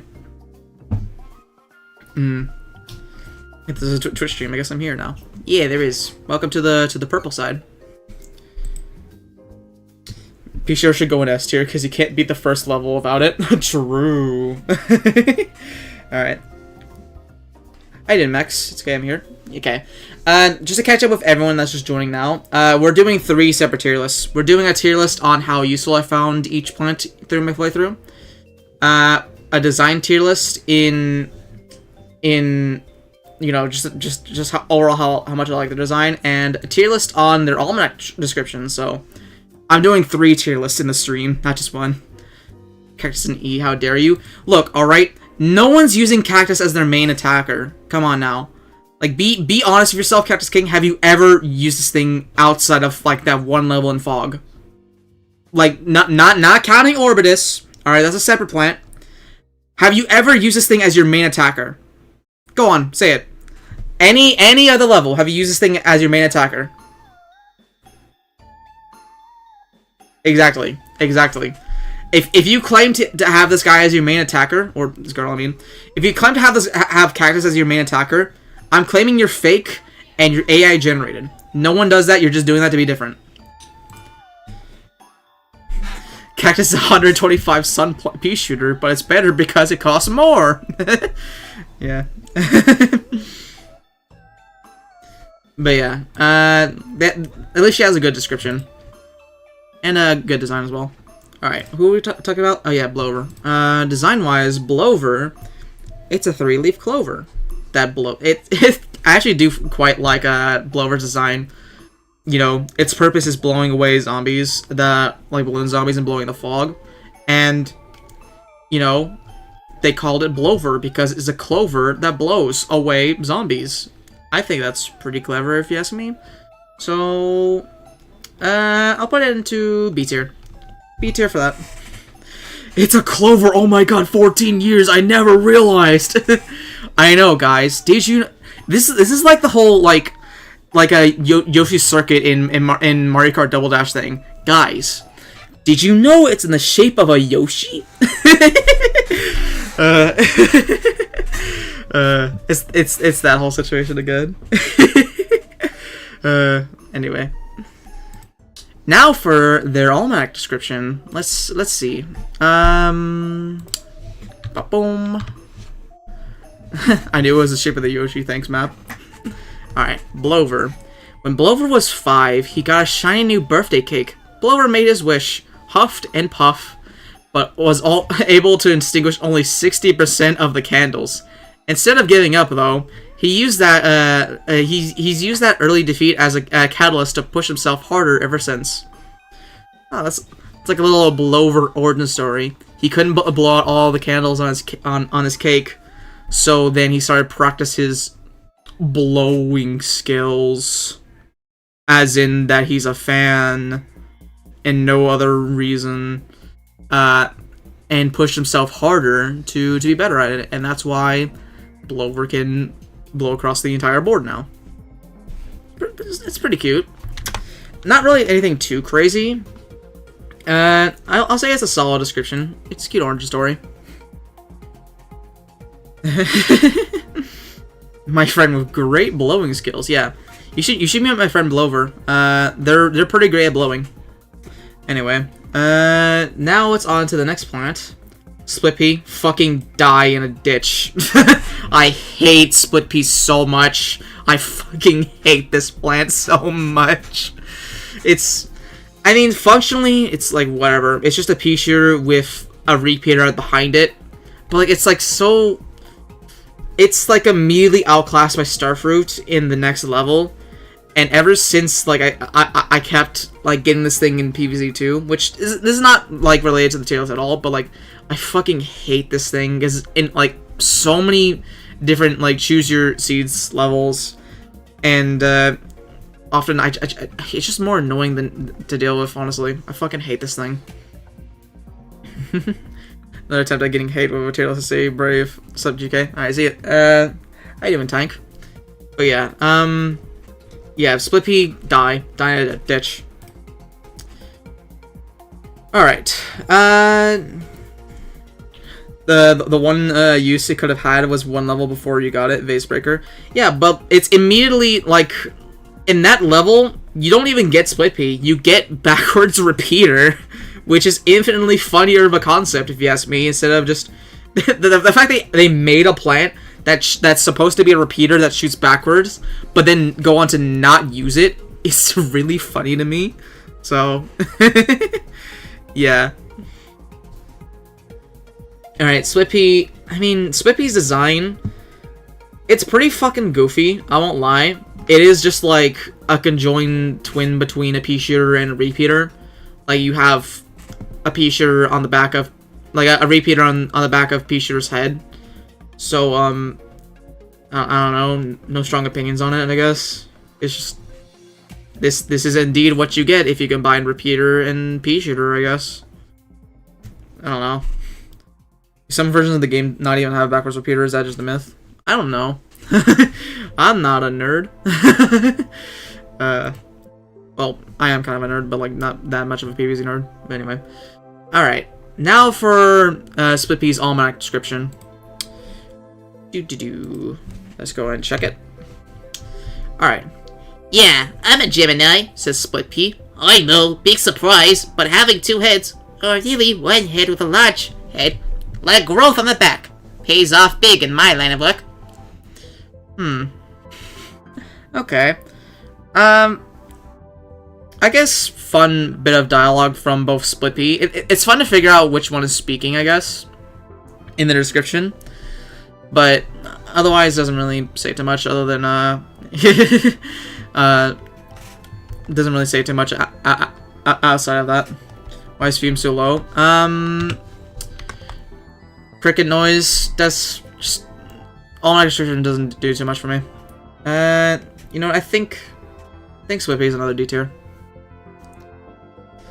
So I have a question. Is your design inspired by Deathstroke? No, it is not. It is partially designed by a curse in Sea of Thieves where half your body turns gold. Kind of took some design liberties with that, with the little gem eye, and like the bandana is actually from like a little edition I had with this OC back when I was like, I want to say like 14 maybe. So yeah, just a combination of different things. Alright. Anyway, next up, Starfruit. Starfruit's good. If you just spam a bunch of these, they can really just clear most levels in the game. Especially, like, even in Roof, they're pretty good, if you ask me. They're just pea shooter, like, they cost 25 sun, like, more than pea shooter. For the fact they shoot, like, 5 projectiles in, like, most areas. It does take some like getting your head around them, but like if you just put a bunch of them down, they just kind of sweep a level, just because of how many projectiles they send. I think they're cool and awesome. I like Starfruit. They're pretty good to use. They have a backwards attacker that isn't named B shooter outclasses it. Yeah. Pick a number between 1 and 5. 4. Alright, the official guide to protecting your brains, the book, forgot about it, Split P until the PvZ 2 section and unceremoniously dumped it in on the second to last plant description page for Lightning Reed and Magnifying Glass. Okay, I didn't know that. Design-wise, Starfruit. I've never seen Starfruit in real life, but I do like this take. I don't know if it like Starfruit in real life actually do look like stars, but if not, This is a pretty fun take on it. It's literally just a little star with that's fruit. I also like the little face it has. It looks really goofy. I like starfruit. I say good design. It is just a star though. It is just a star with a funny face on it, but I don't know. I like the simplicity of it. Starfruit is very meh plant, but spam them and they become one of the best defenses ever. Yeah. If you just put a bunch of them down, like even if you just put like one column of them, they'll sweep a level. Like one column of them even will sweep a level. They're pretty great. Alright, next up is their Almanac description. So let's go ahead and see what they have to say. Are they seeing stars? It's a slice of a starfruit. Starfruit is also apparently really good in the console versus mode. Yeah, I would know in versus mode, like specifically in DLC versus mode, they're like a bit niche. They are good, but you need to play around your opponent pretty well. But yeah, that's a topic for another time because we're not talking about versus mode in the stream. Hydrate, thank you so much. I've been non-stop yapping for almost 2 hours. Alright. Aw, man, Says Starfruit. I went to the dentist the other day, and he said I have 4 cavities. I've got, count it, 1 tooth. 4 cavities and 1 tooth. How does this happen? Bro needs to go to the dentist more often. Obviously, bro did not clean his teeth very well. Hello there. There you go. It's now louder. You're welcome, Dougie. Also, I need to restart the music. Whoa, 1 second.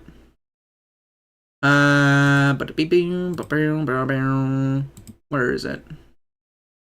Is it the low music? Okay, it is. You know what? We'll switch it to high. We'll switch it to the high music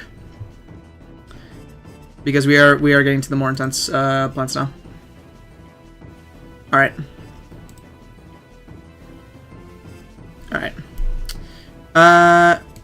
Okay. Yeah, bro just does not brush his teeth too much. Did his mother not tell him the importance of keeping his teeth clean? Brother, you got to keep that one. At least he's got like the 1 tooth at least. Bloody hell, hardly 2 hours and hardly through all the DLC plans. Yeah, we're not even at the DLC plans yet. We've only gone through like a few of the costume designs. Also, thank you for following ClickTuck subscribers, which is something you should do on the YouTube stream. I would appreciate it. Anyway, this description, it's fine, I guess. More than anything, it just says like, just go brush your teeth more often, man. Maybe you shouldn't have done this to yourself. So, yeah, just clean your teeth better. Alright, this is gonna be a long stream. I knew it was gonna be a long stream because I'm doing 3 separate tier lists. I'm doing all of these tier lists simultaneously. And it was also more of an excuse to read all the descriptions. Alright.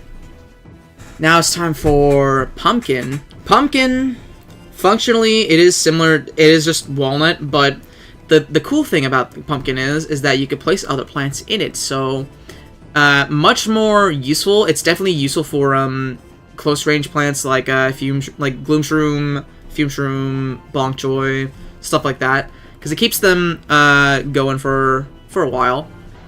I think Pumpkin is like the best wall in this entire game. I don't think that's controversial to say. So Pumpkin joins the squad. I have a video in the works I recorded and begun editing it. Rare video moment. What? Deggy making a video? Oh? Dude, that's crazy. I hope it goes well. I should really start working on videos myself. I do have like a few fun ideas for another video that I want to make. After I eventually get that 2025 compilation done that I've like procrastinated on for months.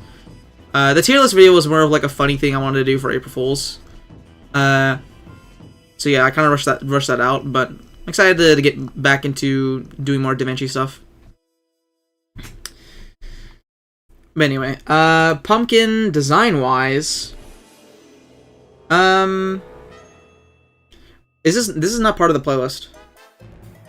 Oh wait, no, it is. Okay. For whatever reason, I thought this was an all-verse track. I thought it was Flesh in the Pan. Whatever, it's fine. Alright. One praise I can give my video is that my commentary doesn't suck for once. I have the worst speech. Dude, tell me about it. I can only barely do commentary when I have like people to bounce off of in live chat. When I'm just like recording by myself, kind of like in the tier list video, I kind of like have long pauses and then try to search for like words to say about what I'm talking about. It's usually why I kind of prefer streaming over doing like just normal videos, like recording and then editing and all that. It's just because I have, you know, it's just more fun being able to talk to people live. I don't know. Alright. Pumpkin's design. It's a pumpkin. That definitely is what it is. It's not really much else to say. It is hollow. I like the fact that it has a little smile on it, but otherwise, yeah, it's a pumpkin for sure.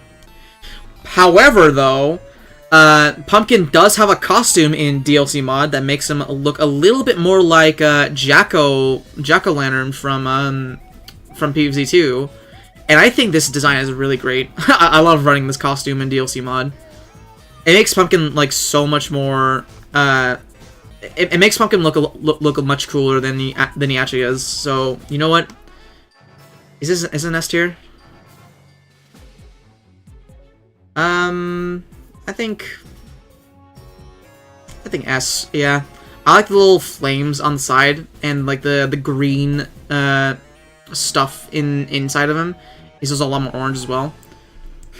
So yeah, I think this is very cool. It looks nothing like Jocko. He has the same color scheme. He has green flames. Come on now, don't. It's practically the same thing. Howard, Chomper, and Torchwood on an S. I think they're good. I don't think they quite make S for me, to be honest. They are good designs, though. Alright, now it's time for Pumpkin's description. Let me go over to Pumpkin. Okay. Now we move this here. There we go. Alright. Pumpkin hasn't heard from his cousin Renfield lately. Apparently Renfield's a big star. Some kind of... what was it? Sports hero? Peggle master? Pumpkin doesn't really get it. He just gets his job done. Well, that's a fun little description. Gives a little lore drop that, yeah, Peggle somehow also exists in the PvZ universe, which raises a lot of questions in itself, but also that Pumpkin is related to Renfield, which is fun. I like the little continuity between these two games. To be honest, I didn't think there was in the first place, but cool, I guess. I like Peggle reference, therefore. Goes into funny and clever. I'm Jacko out of here. I need to sleep. Have a good one, Mr. Bubba. I'm with half of the Midas touch. Alright, see you later, Deggy. Have a good night. You will never convince me that Chomper would sound like a Viper Slap if it bit without eating anything. I don't know what a Viper Slap is. Yeah, I just don't know. Anyway. Hold on, let me take a sip of tea.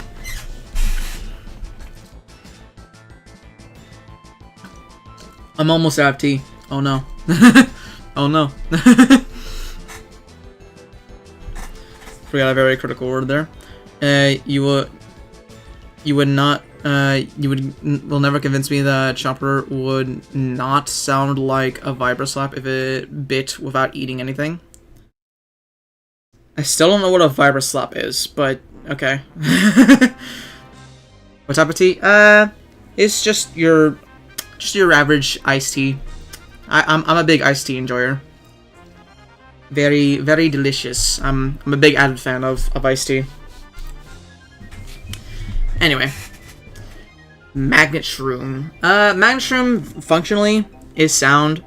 It just sits there, waits for a metallic object to appear, like a bucket or ladder, something like that, and takes it away, basically reducing their defense by like tenfold. I want to say, buckets just become regular zombies. Ladders get like stop having their speed.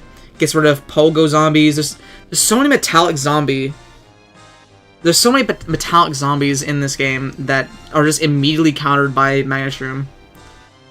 I feel like Magnet Shroom is either an A or B. I don't think it makes it quite makes S for me, but I do find Magnet Shroom very useful in most situations. We'll put Magnet. You know, I'm feeling generous. Let's put it in cool and awesome. I like Magnet Shroom.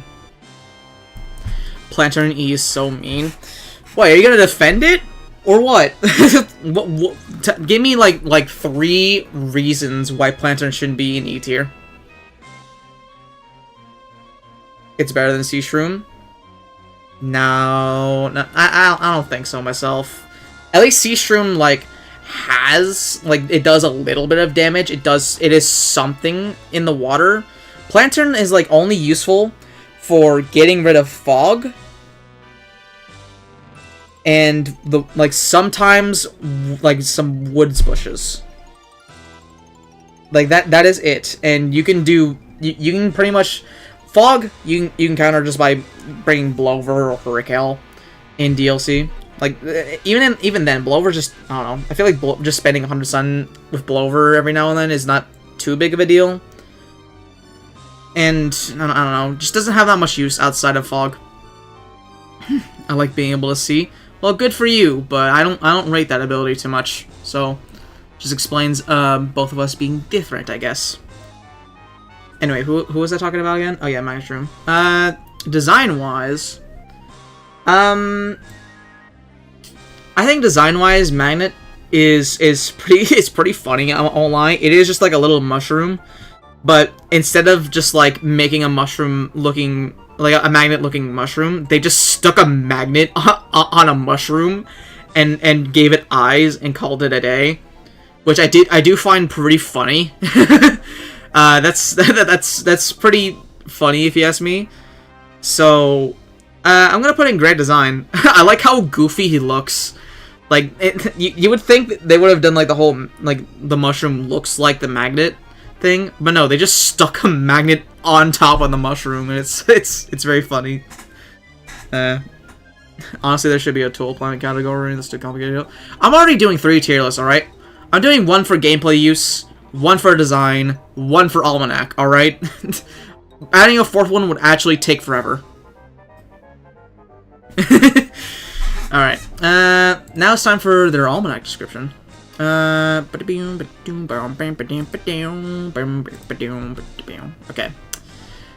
Alright. Magnetism is a powerful force. Very powerful. Sometimes it scares Magnet Shroom a little. He's not sure if it can handle that kind of responsibility. Okay. Just, I guess, he's just a bit, bit fearful of being, being a bit fearful of magnetism, I guess. Sure.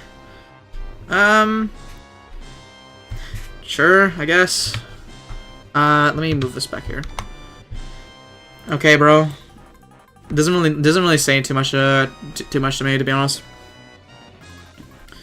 I'm at 2 plant tier, but whatever. It's doing too much. I agree. I think it's fine to have just your standard S, A, B, C, D, E, F. I didn't really want to do like extra tiers beyond that. Have like random gimmicky tiers. Alright, next up is... Alright, first of all, let me switch up this music. I'm gonna go back to the medium playlist. Yeah, here we go. This is a good song. Alright. Cabbage Pult. Cabbage Pult is just like pea shooter, but for roof. It really is just like that simple. He shoots a bit slower, but he makes up for the fact that he does a little bit more damage than pea shooter. So they're about the same DPS wise, I think. I will say this doesn't really account for the ranking or anything, but I do find Couch Bolt to be very underrated in versus mode specifically, just because people don't really expect it. People don't really expect how good Couch Bolt is against a lot of the early game zombies in versus mode. But again, not accounting for the ranking. I do think like Couch Bolt is just existence, I guess. He's fine. He does what he needs to do, and that's okay. All right. Pot. I think Pot will go into existence as well, because it really just is the lily pad, but for roof. It's just lily pad, but you just need to place it on every part of the lawn now. Sure. Oh, wait. I forgot. We need to go over the design as well. I almost forgot. We're not doing a straight up. We're not straight up doing one tier list. Yeah. Couch Bolt. I do like Couch Bolt's design quite a bit. It is just like a little. It's just a bunch of little cabbages. He slings cabbage. He's just a very cabbagey fellow. Cabbage.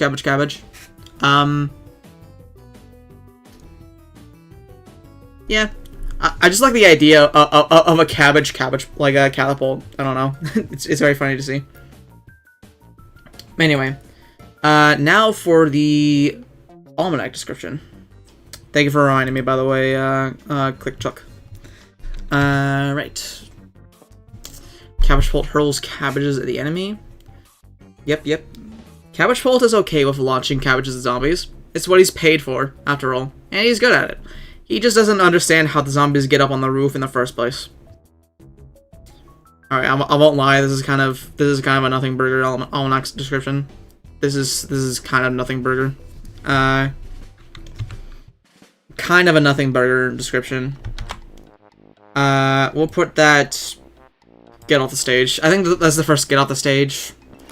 That just it's just describing what Couch Bolt does and then questioning how zombies get on the roof, which, you know, I don't think is really an exclusive thing to Cabbage Bolt. I don't know what that has to do with him specifically, so sure. Just E tier, get off the stage, man. Get off the stage. Alright, now we're on Flower Pot. Yeah, existence. You just exist for you to be able to plant other plants on the roof, and that's about it. Design-wise, it's a flower pot, bro. It's a flower pot. It has a face, which is hard to notice at first, but is there. You can see it. That's about it, though. Flower pot doesn't really do much. Okay, yeah, let's check their Almanac description. Please. Please, Almanac, I need this. My pot kinda homeless. Alright. I'm a pot for planting, yet I'm also a plant. Has your mind exploded yet? Okay. Just getting straight to the point. Okay, I will say that is pretty funny. It's short, but I feel like it gets to the point and is very, very funny. Let's move this. We'll put it in solid description, I guess. I'm a pothead. What of it? What of it? Yeah, we'll put that in B tier. Solid description. Alright. Alright. In OG TPYB, Crazy Dave's ramblings imply that Cabbage Bolt could be trying to adjust to the satellite dish to get a better picture, or is watching for Santa's reindeer. See, if we were ranking that description for Catapult, it'd be like here. Oh wait, no, that's not it. It'd be like up, right, like probably here or here. But yeah, nah. And as it stands, the in Game of the Year edition, as it turns, not that great. All right. I believe Colonel Bolt is next. Colonel Bolt is definitely super RNG based. Kernel Pole can be good. It is another stun-like plant, like Snoopy, but it is a bit RNG based since it is like what is it, like a 25% chance for Kernel to shoot butter. I think his actual kernels does the same damage as a pea, so it is just worse damage. But the butter, I think the butter does a little bit more damage. I don't know how much damage the butter actually does, but specifically for like the RNG factor, he's definitely not lower than C, but I think he can be good. He can be good. Well, you know what? He'll go into B tier. My reasoning is that he can stall Gargs pretty well. That is my only reasoning on why he's in B tier and not C tier. Is that he is pretty good against Gargs specifically, and like big target zombies, like I don't know, Phantom Knight, stuff like that. He's good against that. Other than that though, he's fine stalling. I think Snoopy does the stalling thing a little bit better. So yeah. Coffee Bean, you just exist. Oh, wait, almost forgot. Need to do the other tier list. Sorry, we're getting like pretty far into the stream, so I'm now like blanking on what I'm doing now. But anyway, design tier list. I actually like Colonel Polt's design more than Cabbage Polt. I don't know. I find the idea of a corn flinging corn kernels and then sometimes butter is just objectively a bit funnier than a cabbage just throwing cabbage. So he'll go into great design. I do like him quite a bit. Now let's check his Almanac description. Oh yeah, wait, not yet. We need to rank his costume. We need to rank his costume as well. Where is it? Did I really forget it? Okay, well, I just forgot it. This is the one costume I forgot to put on the tier list. No. I'm gonna try to fix it real quick. Hold on. I'm gonna try to fix it real quick. 1 second. 1 second while I take a picture of the costume. Alright. Ba-boom. Alright. Now we bring this into paint.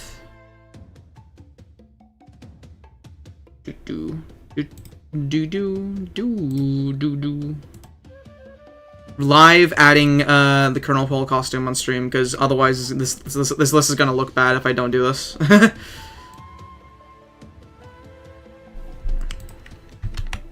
Alright. Now crop it here, I guess. And save. I guess I can go into here, I guess.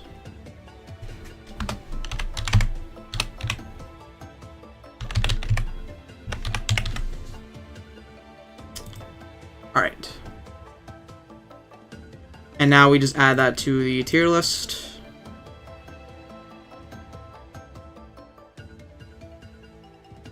Did I put it here? Yeah, I did. Okay, good. Alright. Alright, I fixed it. I had to quickly just grab a in-game screenshot of this design real quick. Alright. Candy, it's like a little candy corn. Alright, now let me put the chat back up. Okay. I think once we get to Umbrella, I'm gonna going to copy what Crazy Dave in the official guide to protecting your brain says about it. Also, like Colonel Pole's variants in Orchestra of Zen.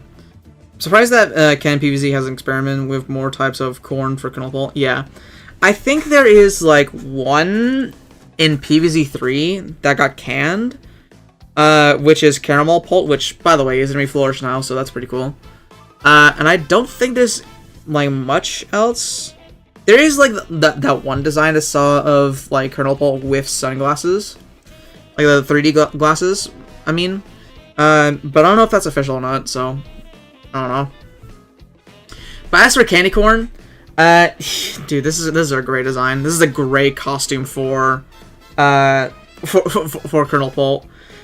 And the fact that not only does it change his entire body to candy corn and also like shoot candy corn instead of the kernels, he flings chocolate instead of butter. It's such a good attention to detail. I love this costume so much. It's so good. It's so good. I think that's another S tier. I think that's another S tier for design. Just overall a well designed costume overall. What about the movie theater popcorn one? I thought that was the one with the 3D glasses. I also forgot he has the 3D like the movie theater popcorn. But yeah. That is the one? Okay, yeah. Yeah, I didn't know if that was official or not, so I just didn't know. I think those are like the only two, if so though. All right. Now we go on to the Almanac description. All right, let's see. Colonel Polt is the eldest of the Polt brothers. Of the three of them, Colonel is the only one who consistently remembers the others' birthdays. He bugs them about it a little too. That's funny. He's the one brother that remembers Melon Polt and Cabbage Polt. I don't know if Wintermelon is part of that group as well, but that's funny. That they have to constantly bug them about his own birthday and all that. I guess it's like decently funny. I guess we'll put that into.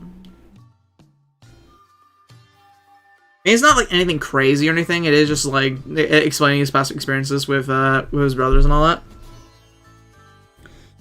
I'll put in solid. It's a solid description, I guess. Alright. Next up, Coffee Bean. Coffee Bean is... it really just exists for you to be able to use night plants in the day, so... I guess... I wish this thing costed a little bit less. Like, in Neighbor Defense, it costs like 50 sun. Even then, I feel like that's a bit more justified, to be honest. Because, yeah... that would have given Scary Stream a bit more use as well. And just... I don't know. I feel like Coffee Bean like could have been a bit better in Adventure. In Versus mode, this thing's like basically necessary because it costs 25 sun. So 25 sun on Puff Shroom and all that. I think Existence is fine for it. It exists for you to be able to use other shroom plants. So yeah. Versus 25 and Puff Shroom is practically oppressive on console. Yeah. Also good in DLC versus. It's the meta in DLC versus for a reason. Because otherwise zombie spam is just too strong. But yeah, we're not taking that into account with we're not taking versus into account when talking about this list. Just strictly on like this on how it's used in Adventure and minigames and puzzles. So yeah. Alright. Next up is the design. It's a floating coffee bean that looks really... This guy looks like he's been awake for more than 24 hours. Bro needs some sleep. I guess B tier. That's really all I have to say about the design, is that he just looks a bit too hyperactive, and he might need to calm down a little bit. Which I guess fits for a coffee bean, because, you know, it's a coffee bean. I think the awake for more than 24 hours part is intentional. Yeah, I just wanted to point that out because, you know, that's the vibe that's given off. It's just like that bro has been awake for way longer than he should, and that fits. All right, what about his Almanac description? Let's see. His Almanac description says, Hey guys, hey! Says Coffee Bean. Hey, what's up? Who's that? Hey, did you see that thing? Who's that? What thing? Whoa, lions! Yep, Coffee Bean. It sure does get excited. Yeah, right on the money. Right on the money. Yeah, that's a good description. that's a good description for Coffee Bean. Yeah, bro is a bit hyperactive. All right. I say that's funny. I say that's somewhat funny for a description. Also, he mentions lions for some reason, and lions are cool. All right, garlic. Garlic. Garlic is like useful for like funneling zombies into like 3 lanes, maybe even 2 if you want to go for that. He's definitely useful for some setups, but he's alright. He's alright. I do like the fact that that whenever zombies take a chomp out of him, the zombies go Blah! I always like that little detail. I'll say he's C tier. He's C tier for like he's niche. He definitely has some useful parts to him. But other than that, yeah, he's definitely he's useful for what he does. His third D grade is funny. Yeah. Oh yeah. Speaking of, let's go to the designs. Garlic is like a pseudo wall plant, but not really. So he does have the gimmick of like whenever the lower his health goes, the more he looks like sad, or like the more bites of him that looks like he's been taken out of. And I will say he is increasingly more sad, and it's like super it's super like depressing to look at. Garlic though, I don't know, he seems like a fine fellow. He seems a fine fellow. I do like his degrade stages. They are pretty funny, and yeah, you know what? B tier. B tier for the design overall. He just looks like a happy little guy. All right. Now we go over to the Almanac description. Alright. Lane diversion isn't just Garlic's profession, it's his passion. He carries an advanced doctorate in redirection from the Brussels University. He'll talk all day about the lane vectors and repulse arrays. He even pushes things into alternate avenues at home. Somehow his wife puts up with it. Bro has a wife? Okay, I actually didn't know that. Bro has a wife, and he has a doctorate in redirection. Okay, that's pretty funny. You know what? It's between these two. That's a pretty good description. Bro has a wife. Exactly. Out of all of these plants, garlic is literally the last one I expected to have a wife, bro.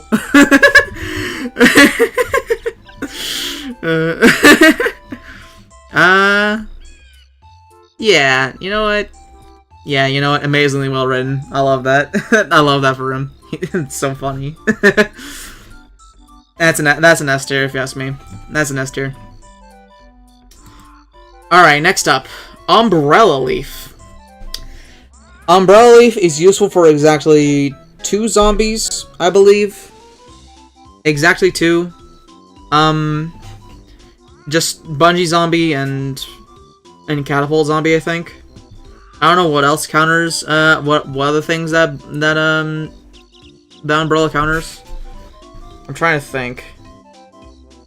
Does Umbrella get rid of imps, I guess? I don't think it gets rid of imps, right? I don't think I've ever seen Umbrella get rid of imps. Like, when a Gargantuar throws an imp. Don't think so? Okay. I feel like that should be a thing, but I guess not. Does it do anything to imps? Yeah. I feel like if Umbrella did that, Umbrella would be in like B tier maybe. Just to give it a little bit more use. But other than that, nah, it's fine. It does its job. It makes sure that your backline doesn't get hurt. Make sure that your plants don't get stolen. Makes sense, I guess. Umbrella Leaf. It definitely does have leaves, and it definitely is an umbrella. no strong opinion on it, honestly. It quite literally is what the name is. It's an umbrella leaf. It's just an umbrella made of leaves. There's also like 2 Ys here. I don't know, it just doesn't really stick out of me, to be honest. Alright, what about their description? Alright. Spring! Says umbrella leaf. Did you like that? I can do it again. Spring! Woo! That's me popping up to protect stuff around me. Yeah, just like that. Exactly like that. Believe it. Bro is like really excited to spring. Alright. I guess it's like, again, big big fan of like whenever they have like the characters talk in their descriptions. It does show off a bit more of their personality and all that. I do love when they do stuff like that. But yeah, this one's fitting. Let me go to the tier list. I'll say good description. Solid description. This guy provides more than just shade. Umbrella Leaf protects other plants around him from bungee zombie and basketball. The shade thing is pretty handy too, though. I should know. Last time I fell into the sun, I woke up looking like a lobster. My hands had turned into claws and I had a shell. Then I woke up and realized it was just a terrible dream.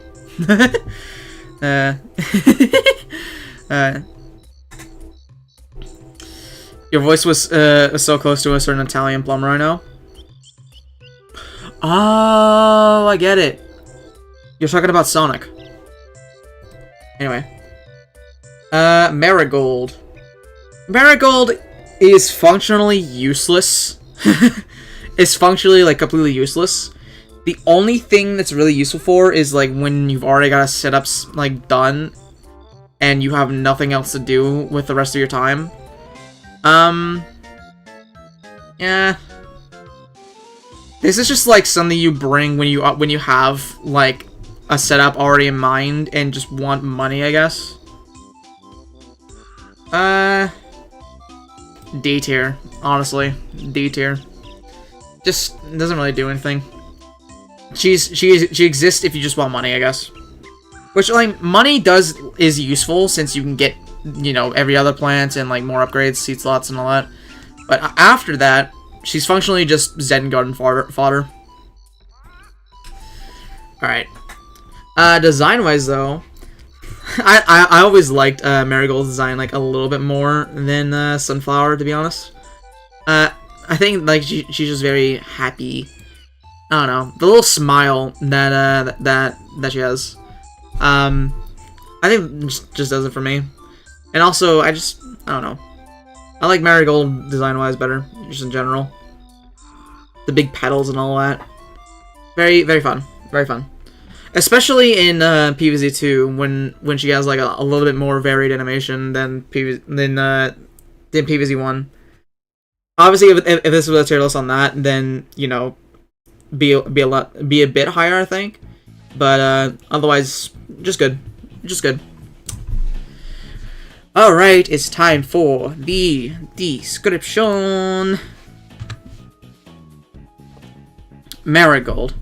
Marigold gives you silver and gold coins, obviously. Marigold spends a lot of time deciding whether to spit out a silver coin or a gold one. She thinks about it, weighs the angles. She does solid research and keeps up with the current publications. That's how winners stay ahead. Okay. I mean, not really much to take away there, and then that, you know, she purposely decides to not give you more gold coins than silver coins, which, why would you do that? Weird. Let me see. I guess I can go up into... Okay, bro. Sure. I think I have an inherent bias towards Marigold for providing the main melody of the song in Orchestra of Zen. I don't know what Orchestra of Zen is. You have to link me what that exactly is whenever you get a chance, because I would love to hear more about it. All right, next up is Melonpolt. Melonpolt is a very good attacker. Like, let's just get that out of the way. I'm not putting Melonpolt under A, at least. But the question is Melonpolt S or A? The fact that he does heavy damage, he's like the one true 300 cost attacker that does heavy damage and has splash damage even, which very few plants even have in this game.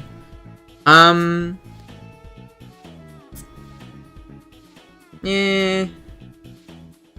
Okay. Yeah, I think I'll stick him into A because, you know, he does have an upgrade plant that is just a bit better, for obvious reasons, but I think A is good. He's probably one of the better attackers in this game. Even without bringing Wintermelon, Melonpolt by himself is also it's just solid all around. Good damage, good like group damage, and yeah, not much else to complain. Melonpolt, this is probably my favorite Polt design out of the, well, 4 of them in this game now. Well, technically 5 actually. Or even 6 maybe, counting Wintermelon or not. Yeah, I do think that this is my favorite Polt design overall, just like as like, on its own. Melonpolt is my favorite. I think Wintermelon is also pretty strong, but I don't know. Just like as just straight up, like, this is a plant, like this is like a plant based on, this is a catapult like based on a plant and all that, and I don't know, I just like it. It's very cute. I like how big how much bigger the melon he shoots is compared to him. Are his eyes watermelon seeds? I can't tell. You know, that's a good point. If they are watermelon seeds, that's actually a really good attention to detail. I never thought about that actually. Wait, that's, huh? Wait, wait. I actually never thought about that. That's actually a really cool detail. I never noticed. I just thought they were like little eyes, kind of like Cabbage Bolt as well, because like they're a bit similar. Just his is more spread across and a little bit taller, I want to say. I never thought about it like that, huh? Wow, that gives me a new perspective on Melonpolt. Oh yeah, it's like barely off screen. Hold on, let me fix that. Melonpolt's like barely off screen. Let me fix that. Let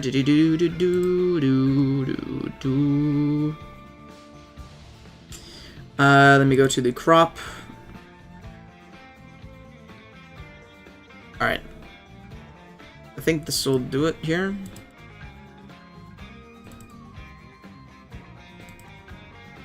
Here, I'm just gonna do this. 1 second. I forgot I had this like cropped a bit.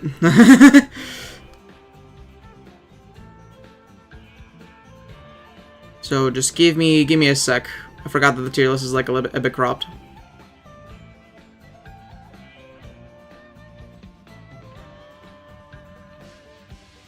Okay, that should be good. And now I just do this.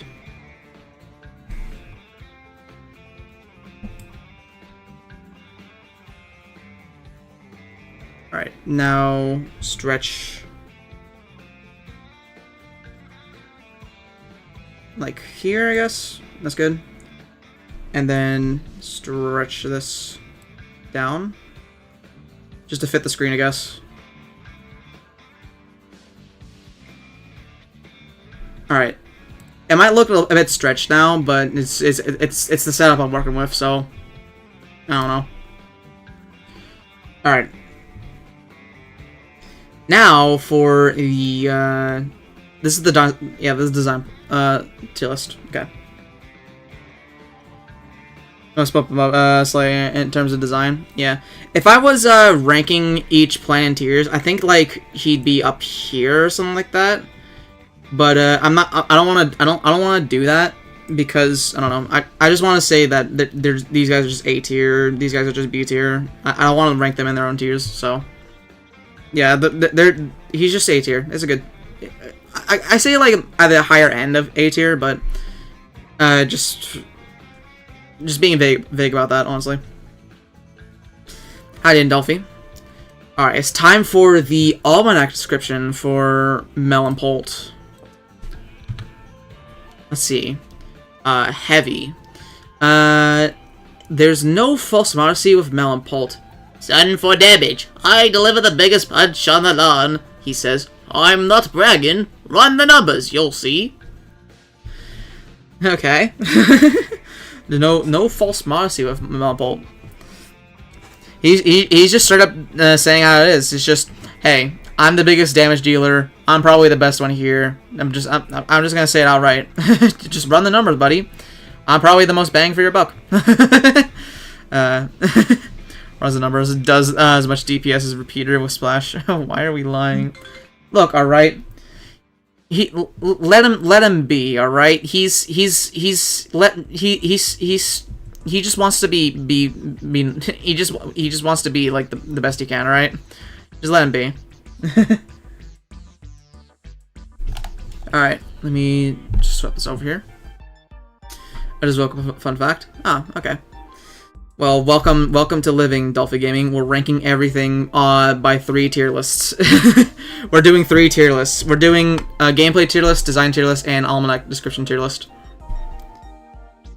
Hopefully you had a good sleep. I think solid. Gives a little bit of character to Melonpolt. Like, yeah, I'm kind of the greatest.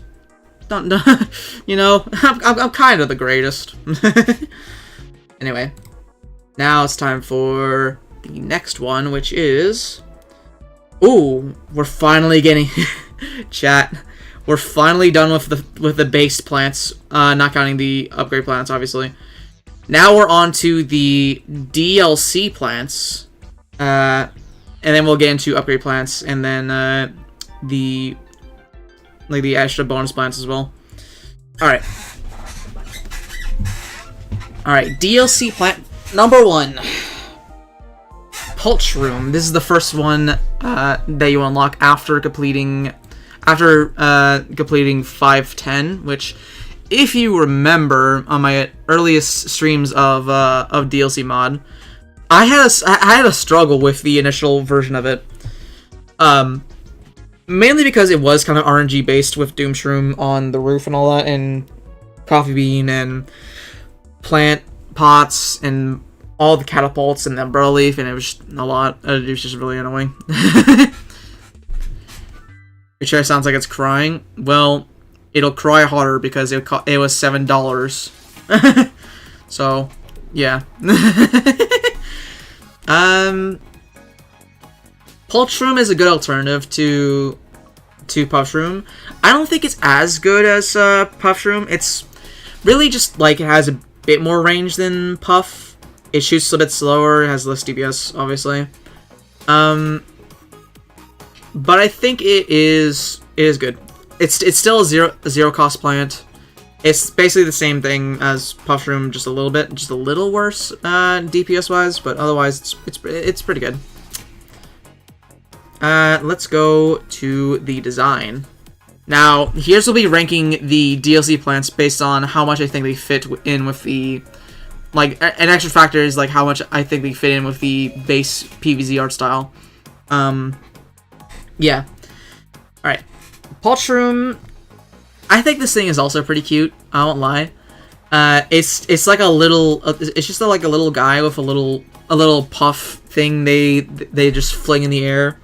And if you told me that this guy would have been like an expansion plant for PvZ 1, like they did officially, I would 100% believe you. This guy does look, like if you just look at both Puff Room and Pulch Room side by side, they're just, the style is pretty close, I won't lie.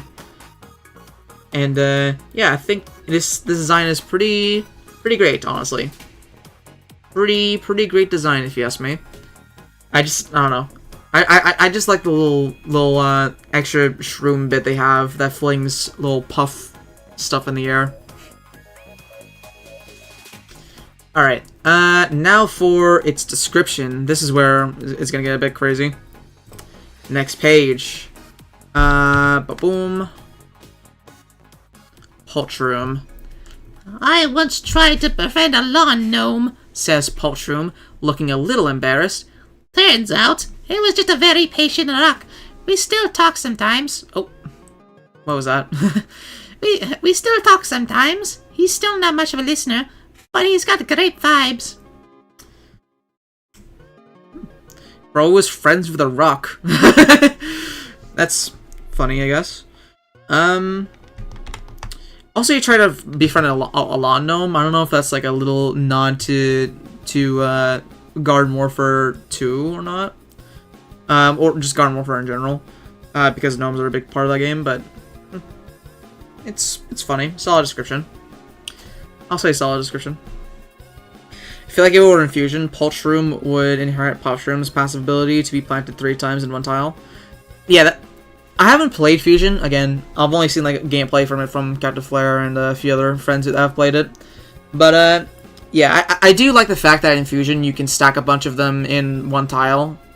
And yeah, I do like that gimmick, and I agree that Pulchroom, if Pulchroom was in Fusion, he should have that gimmick as well. Alright, next up, Loomshroom. I feel very conflicted on Loomshroom. At first, I thought Loomshroom was kind of in the same ballpark as Sunshroom, where like it's situationally pretty good. Like it's only really good for Blood Moon, like getting rid of the Blood Moon effect, and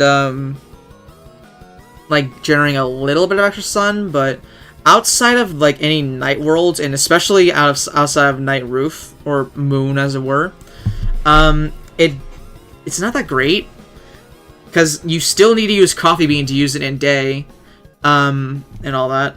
But ever since like learning its capabilities of like just generating a bunch of sun at once, if you combine this thing with like any instant that gets rid of a bunch of zombies at once, this thing will pretty much make all your sun back from that investment. Like let's say you combine it with Doomshroom, you're probably getting all your sun back from planting both of them down, and then some, and then some. I do think it's pretty good for situations like that.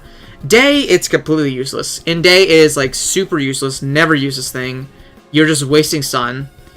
But yeah, I think at night it does have its use. You can get a bunch of sun from it if you're smart with it. So I think it'll just sit right. Strictly judging it off its use in night, B tier. I'll say B tier strictly on its use on night.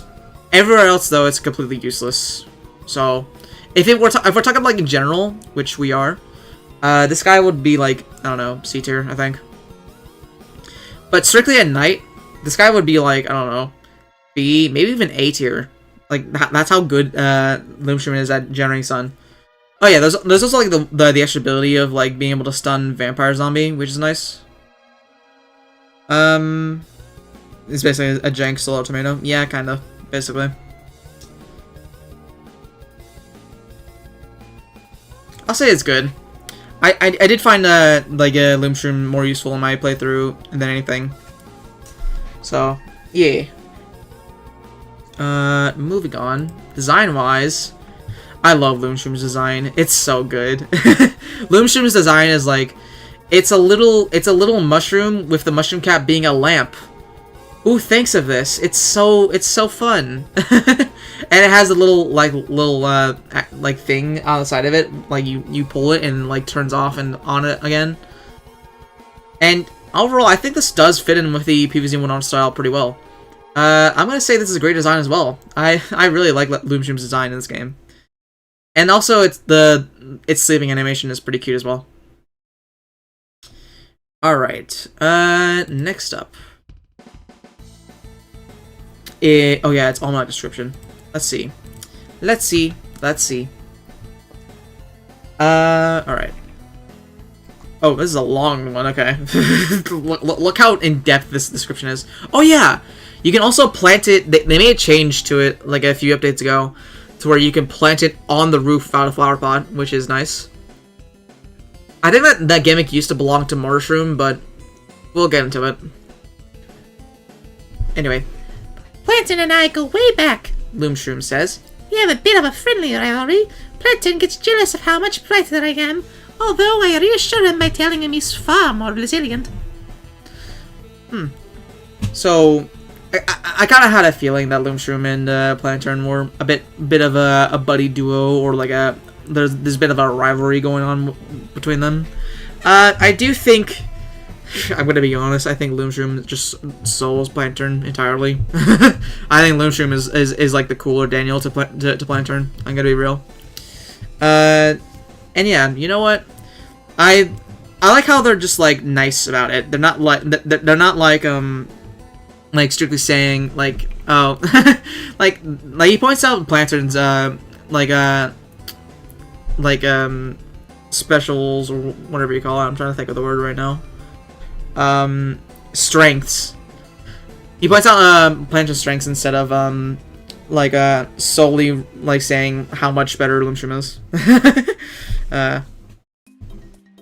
Alright, now let me move this over to here. I think it's a solid description. Solid description. And yeah, Loomshroom solos Planturn if you ask me. I hate how in Replanted they were too lazy to give the Twin Sunflowers the animation, so they banned it in Cloudy Day. Are you kidding me? Is that really the only reason? Bro, fucking hell. This is fucking hell, dude. Oh my god. Dude.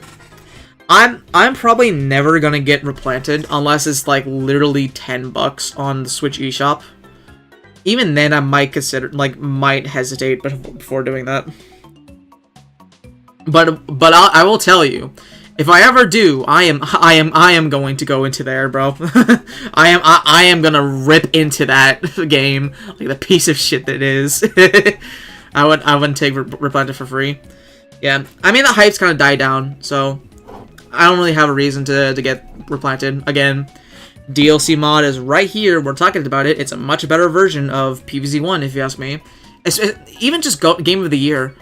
Just regular Game of the Year. It's a fine version. It's $5, and like it's so much better. it's so much better in most ways.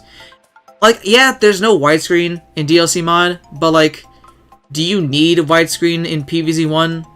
Like, be honest with me. Do you really need that? I don't think so. I don't think so. The only new plant animation Replanted has is Sunflower sleeping animation, and everyone else kind of cute. Yeah, there is some good things about Replanted, but yeah, I have some opinions on it. Trust me, I have some opinions on it. Just from someone who's only seen secondhand footage of it. So, all right. Next up, Mortar Shroom. Ooh, Mortar Shroom time. Oh yeah, we'll also be talking about its design as well. Mortar Shroom. I can't think of a time where I went out of my way to use this thing.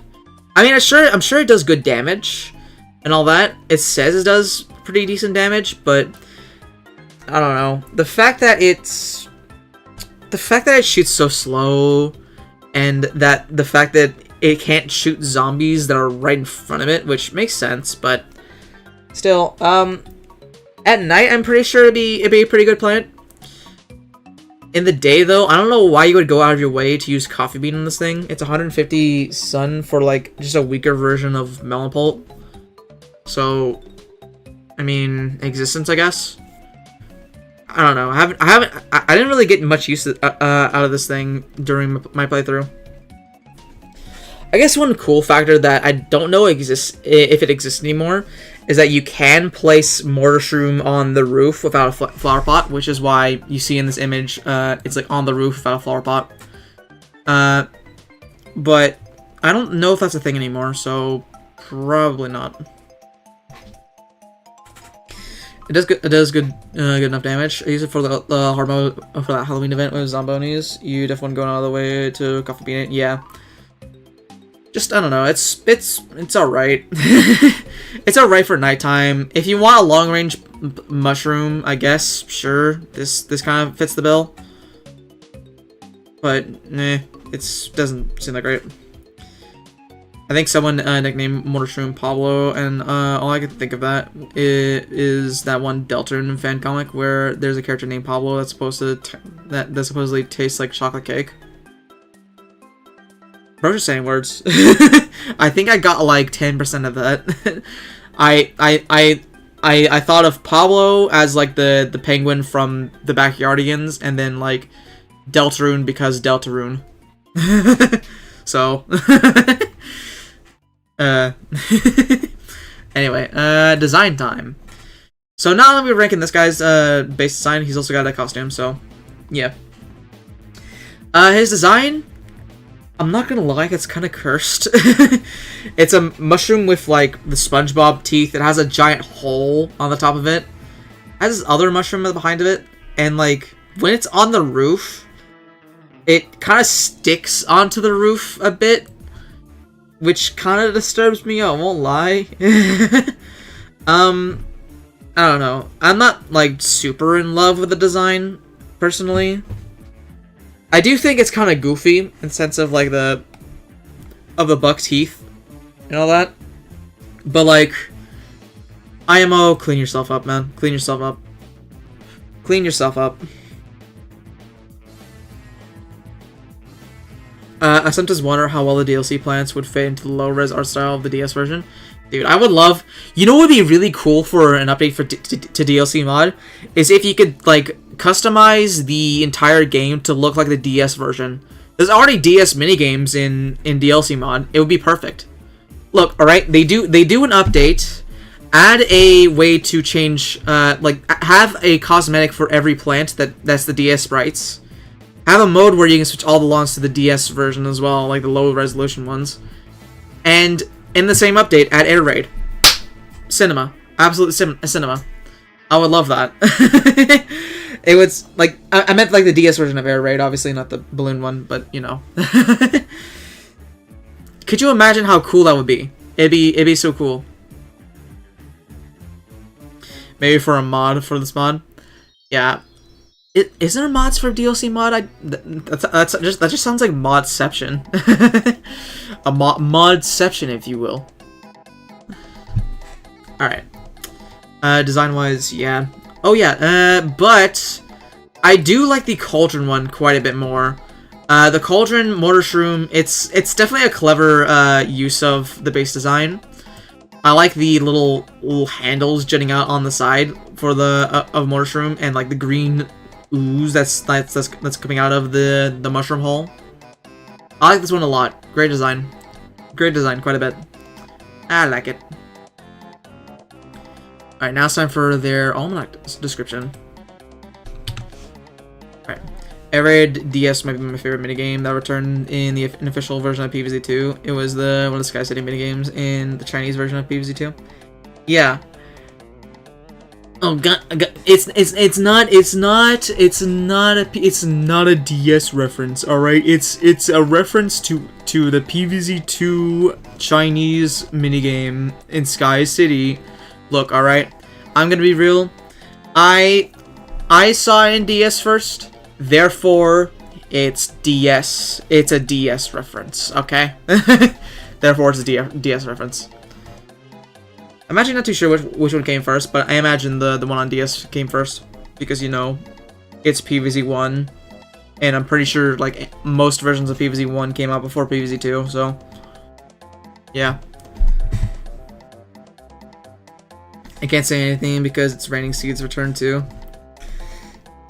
Yeah, but the thing is, Raining Seeds sucks. I don't think anyone would miss it. I don't like Raining Seeds. Anyway. I need to get water. I'm out of tea. I'm a hater? It's true. I am a hater. I am a hater. I surprise, surprise. I don't like when when the mod that introduced more plants like brings back a mini game where it's completely random which plant you get from that pool, where most of them are not very useful for night for fog. It's I don't like its Raining Seeds. Alright, let me grab some water. I should have some in this refrigerator. Here we go. Some cold water. Okay, I already got ice in this cup, so I'm just gonna pour it in. You're gonna hear the live live audio of me pouring water into my cup of ice.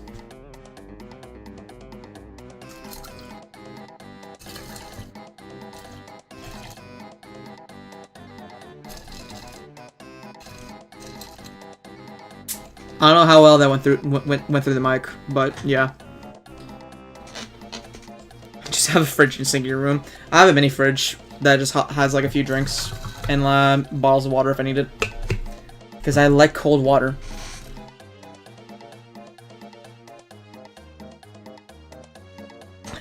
Alright. Anyway. Motorshroom has a 3-step plan to kill zombies. Locate the target, calibrate coordinates, shoot... hold on. Motorshroom has a 3-step plan to kill zombies. Locate the target, calibrate the coordinates, shoot. Although, he always seems to forget to account for wind. If only he hadn't slept through physics class. Okay, that's a pretty funny description. Bro's a high school dropout, just like me. So, relatable. He seems like a tactics guy, to be honest, but also doesn't seem too good at it. I guess he doesn't account for zombies being like too close to him as well, because he's practically useless when a zombie gets like within a tile of him. So, let's put him in. Let's put him in solid description. Solid description, if you ask me. Alright. God, we still have so many plants to go through, and it's like, we're like 3 hours into the stream. Motorshroom is the opposite of Fumeshroom, I feel. Yeah. He's long range, but sucks, like, he's good at long range, sucks at close range. Fumeshroom is good at close to mid range, sucks at long range. Also, is the music stopped for some reason? Bro, you're supposed to keep playing. Alright, it's time for TV World. Whenever it wants to go on. Whenever YouTube wants to load it. Anytime this year. Anytime this year. Anytime this year. Thank you. Alright. It's time for TV World now. Alright. Blood Orange. Blood Orange is very good. I believe Blood Orange is like kind of a good early game instant. It can take out anything that's like about as weak as a Conehead, like around that range. It's half the cost of Cherry Bomb, and it flies, so you can place it on pool and the roof without a flower pot or lily pad. So this guy is very good for early game, and I guess like the one downside is if you use it poorly, he will give the Blood Moon effect to any zombie that gets caught with it and survives. But I feel like that's a good trade-off if you're just smart with it. So, cool and awesome. Very cool and awesome plant, if you ask me. Design-wise, it's definitely a flying orange. I'm gonna be real, it's a bit strange for PvZ standards. I mean, I guess it's like, it's not too far out of the lines of like really pissed off plants like Jalapeno, Torchwood, and Cherry Bomb. But I don't know, I guess the fangs give it a little bit more personality since like it's a blood orange, so it's like kind of has some vampire or like werewolf qualities to it. Like has some fangs to it, so gets your blood. The eyes are kind of goofy, I won't lie. Other than that, it doesn't stick out too much. Doesn't really look like something. Well, maybe. It could be something that existed in PvZ 1, but I C tier, honestly. I think the base design is like okay. I think it is what it is, and yeah, it's fine. Now the werewolf costume, I kind of do like the werewolf costume. I like all the Halloween costumes, to be fair. Though I do think that the that probably a vampire costume would have been more fitting, if you ask me. But it's good. It's pretty good. There's an I'm on a pet site. I interacted with called Blood Orange. That increases the creature's heart aspect when fed to a creature. Huh. I didn't know. Totally unrelated outside of the name, yeah. Well, I didn't know that, so cool, I think. Magic spawner. Alright. Next up, Lightning Read. Oh wait, no. Oh, almost forgot. Need to go to the Almanac description, obviously. Okay. Blood Orange, dude, he's fucking bouncing. Do you see this? Dude, he's fucking bouncing with both these costumes. Alright. Next up, Blood Orange lives for scares, always rolling up with the wicked grin and a juicy splatter. Wow, is that blood? Kidding! It's just juice! He cackles as another plant screams in terror. He thinks this never gets old. Everyone else disagrees. Wow, is that blood? Kidding! It's just juice! That's funny, I guess. Bro is a prankster then. That's fun. Let's give that, just because of him being a prankster, solid description. I like that quite a bit. I like prankster characters. They're pretty fun. Alright, next up, Lightning Read. Lightning Read is useful for getting rid of crows, and I think that's about it.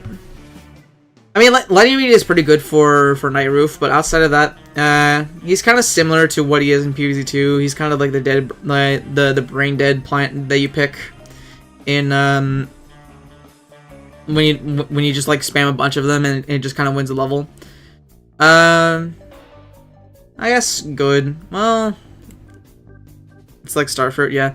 I think Starfruit is just a bit better though. Lightning Read is better for Pierce, I guess. It's good for dealing with crows. But outside of that, I don't see much use for him. So I guess he goes in existence. He has his niche, but he's not great at attacking. Now, design-wise, though, I'm gonna be honest. DLC Mod probably has my favorite interpretation of Lightning Read ever. Like, I love how, like, instead of just being like a fully glowing reed, he just like he's like normal reed when he's idle, but then he goes like he goes into electrified mode whenever he shoots. I love that. It's such a good design choice. It makes him so much more unique than, like from PvZ 2. And honestly, it does seem like something that if Lightning Read was in PvZ 1, it would be like this would be like how it'd be designed. Like he has a little lightning symbol as like the stem, the little antenna. Like, yeah, I think this is my favorite design for Lightning Read like ever. I'm not even joking. This is my favorite. You know what? S tier. I'm saying it. S tier design. I love Lightning Read in DLC mod. It's my It's the best version of Lightning Read you'll ever see. Anyway, it's now time for his Almanac description. Let's go and see it. Alright. Lightning Read wasn't always the shocking star of the swamp. He started out as a humble glowstick for bog parties. One night, a freak thunderstorm and an energy drink changed everything. Now, he zaps with a sizzling style. Call it... Hold on, what voice should I give this guy? Call it photosynthesis with flair, he says. I don't know what voice to give Lightning Read. I guess like a more of like a upstanding kind of like striking guy. I don't know. Oh, that dude that likes our writing field, that likes Lightning Read field right now. He's probably overjoyed. It's been so long since we've seen Sam. But anyway, this is a cute origin story for description. I will say all of the descriptions for the DLC plants so far have been kind of in line with PvZ 1's writing style as well. So, bonus points for that. I actually do like these a lot. I think this is a solid description for Lenny Reed. Maybe even funny and clever. Nah, it's solid. If it was like a little bit more funny with the lightning jokes, I think it'd be good, better. But yeah, I think it's solid.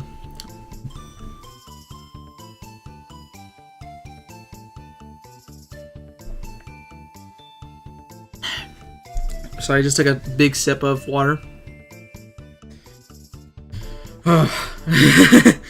We still got a little bit more to go. We're not even done yet. That's the crazy part. Okay. You know what? I'm gonna go take a break. I'm gonna go to the bathroom real quick because I have been talking nonstop for 3 hours and 10 minutes. So give me a few minutes, chat, and then we'll get back. We'll get right back to it. So yeah, be right back.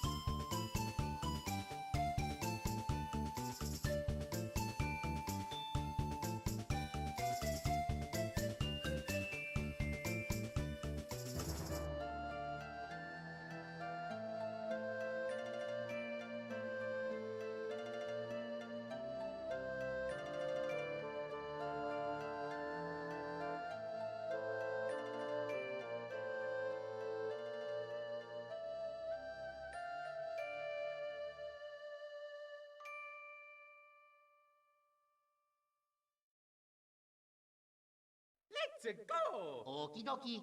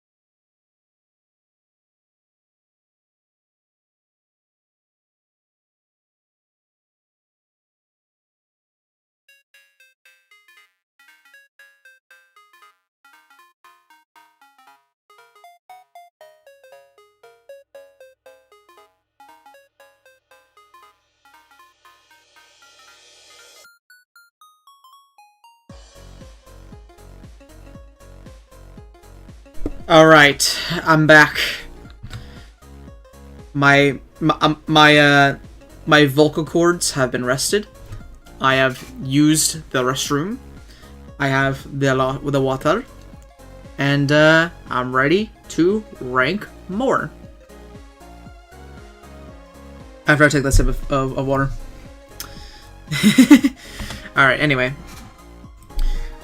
Who's up next? Did I already rank Lightning Reed? I did, okay. So, next up is, I think, Hurricane. Hurricane, I do like Hurricane in PvZ 1 a lot more as a concept because there is very few, I don't think there's any plant that pushes back a zombie in PvZ 1. I'm pretty sure, at least. I don't think so. You can correct me if I'm wrong on that, but I don't think there's any zombie in this, like any plant in PvZ 1 that actually pushes back zombies. Hurricane absolutely did not survive the art style transition. I mean, it's fine. It looks a bit out of place when you look at it compared to Blover and maybe even Cabbage Bolt. It's kind of a bit out of place. But we're not here to talk about that yet. We're on its functionality. I think Hurricane is definitely like super, like very good in PvZ 1 specifically. Not only does it push like most zombies back to the very like start of the lawn, like the start of the where they come from, but it also chills them. So yeah, I think they're pretty good. The only way you can make a zombie go back is Hypno. Yeah, I kind of figured so. So just for the fact that it pushes back zombies like quite a bit. This also works on Gargantuars, by the way. There was previously in PvZ 1, there was no way to push back a Gargantuar. You could always stall it, or like keep it infinitely stalled for like with Colonel Corn or Ice. I still allowed to join the stream VC. If you want to talk about a specific plan, I guess. But otherwise, I kind of want to keep this to myself. I might change up the stream VC rules to where like I can like go into my private VC and then I can just drag people in if I want to talk to them.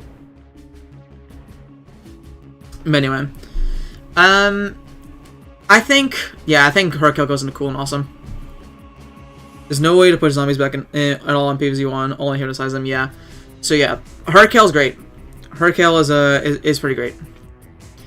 Design wise, yeah, I mean, it's not like Hurricane looks very bad in DLC. I actually don't mind how they look. It's definitely not a great one for PvZ 1 if you ask me. I don't have like a strong opinion on this, but like it's fine, I guess. I definitely think that the old version of Hurricane, which, by the way, this is like the new version of Hurricane. There was an older design that they used before 2.5, I believe, that I do like a little bit better, actually. But yeah, as for this design, though, it's fine, I guess. It works. It's definitely Hurricane, I guess. No, not strictly like PvZ 1-ish, if you ask me.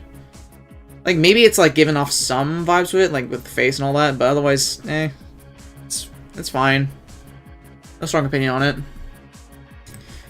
Anyway, how does Hurricane fare in the description the description department? All right. Oh, it's when it's moving like that as well. Huh. Yeah. I'm sticking to my point. Anyway, Hurricane always dreamed of being a soloist. To blow or not to blow, let's not pretend it was ever a question. Let's he formulates. However, he can't be taken seriously as he's known for accidentally blowing away the scenario recurrence whenever he gets too emotional. Okay. Chilla streams A. Yeah. I feel like ranking DLC plans to cap off the DLC series. So we're doing a 3 tier list for the mod. we're ranking them not only on how they functionally work, gameplay-wise, we're also ranking them on design and also their almanac descriptions.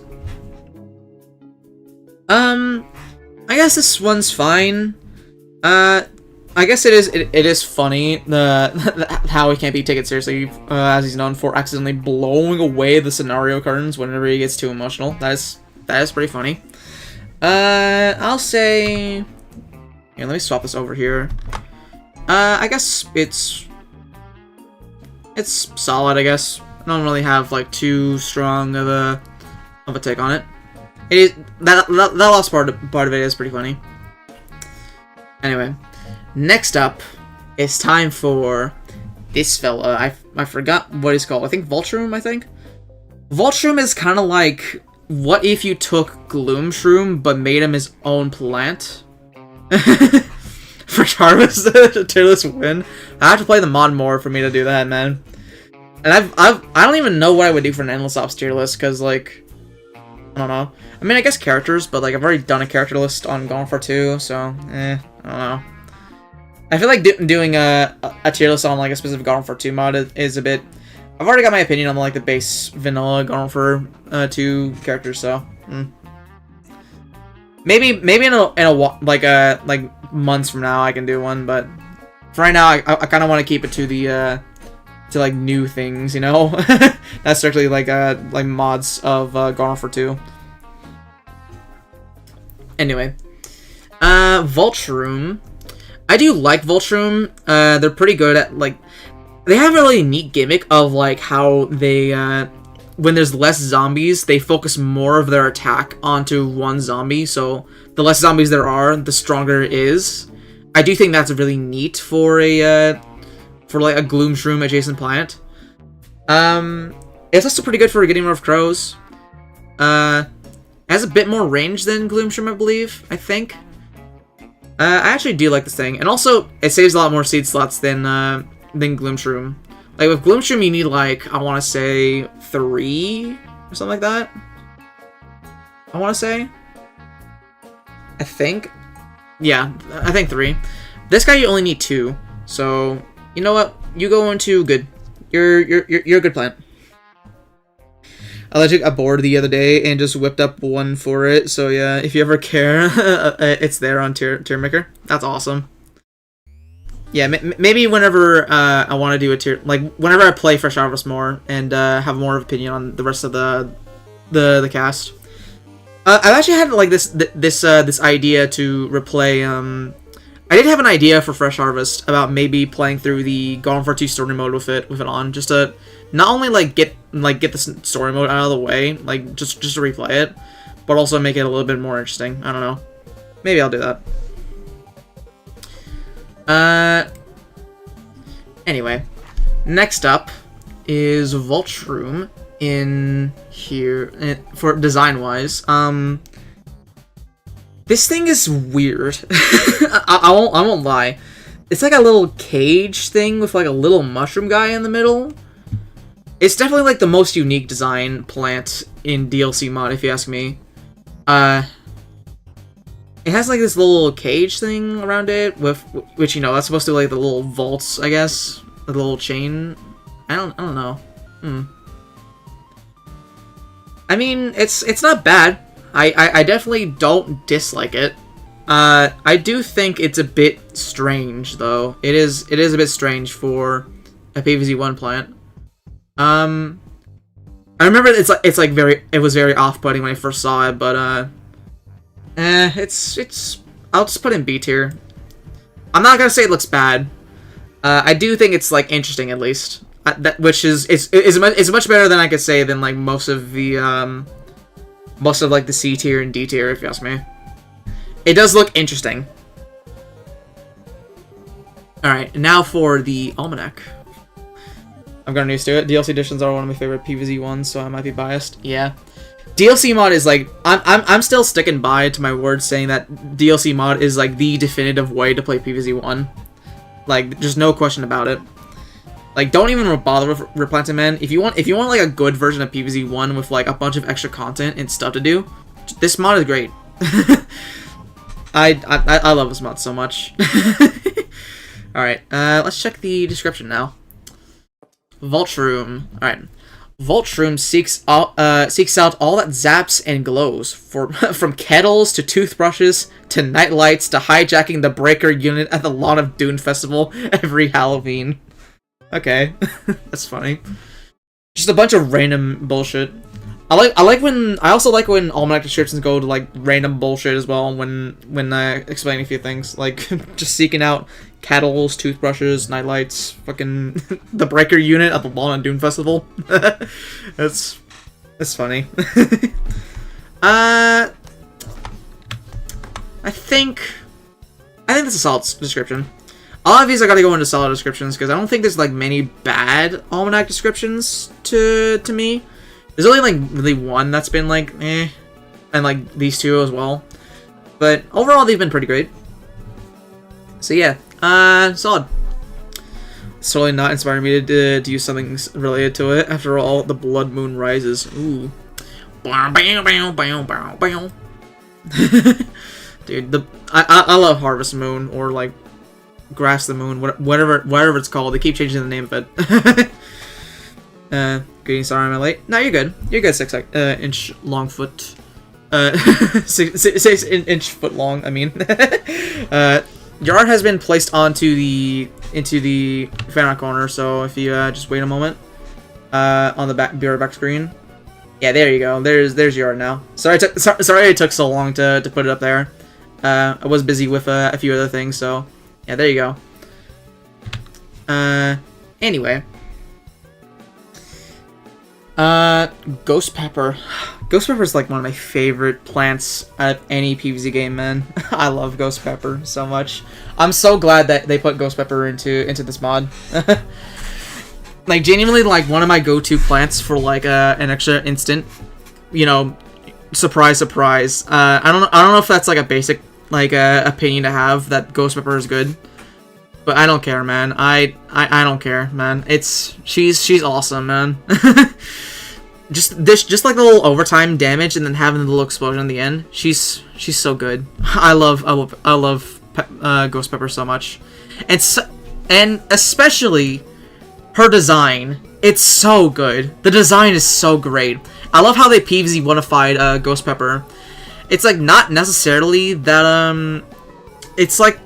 I swear that was like a different PvZ 1 design that was like some Chinese PvZ game. I'm forgetting which one, but like it was kind of green and tall. I didn't really care for that one too much. This one though, I love this one. This one is great.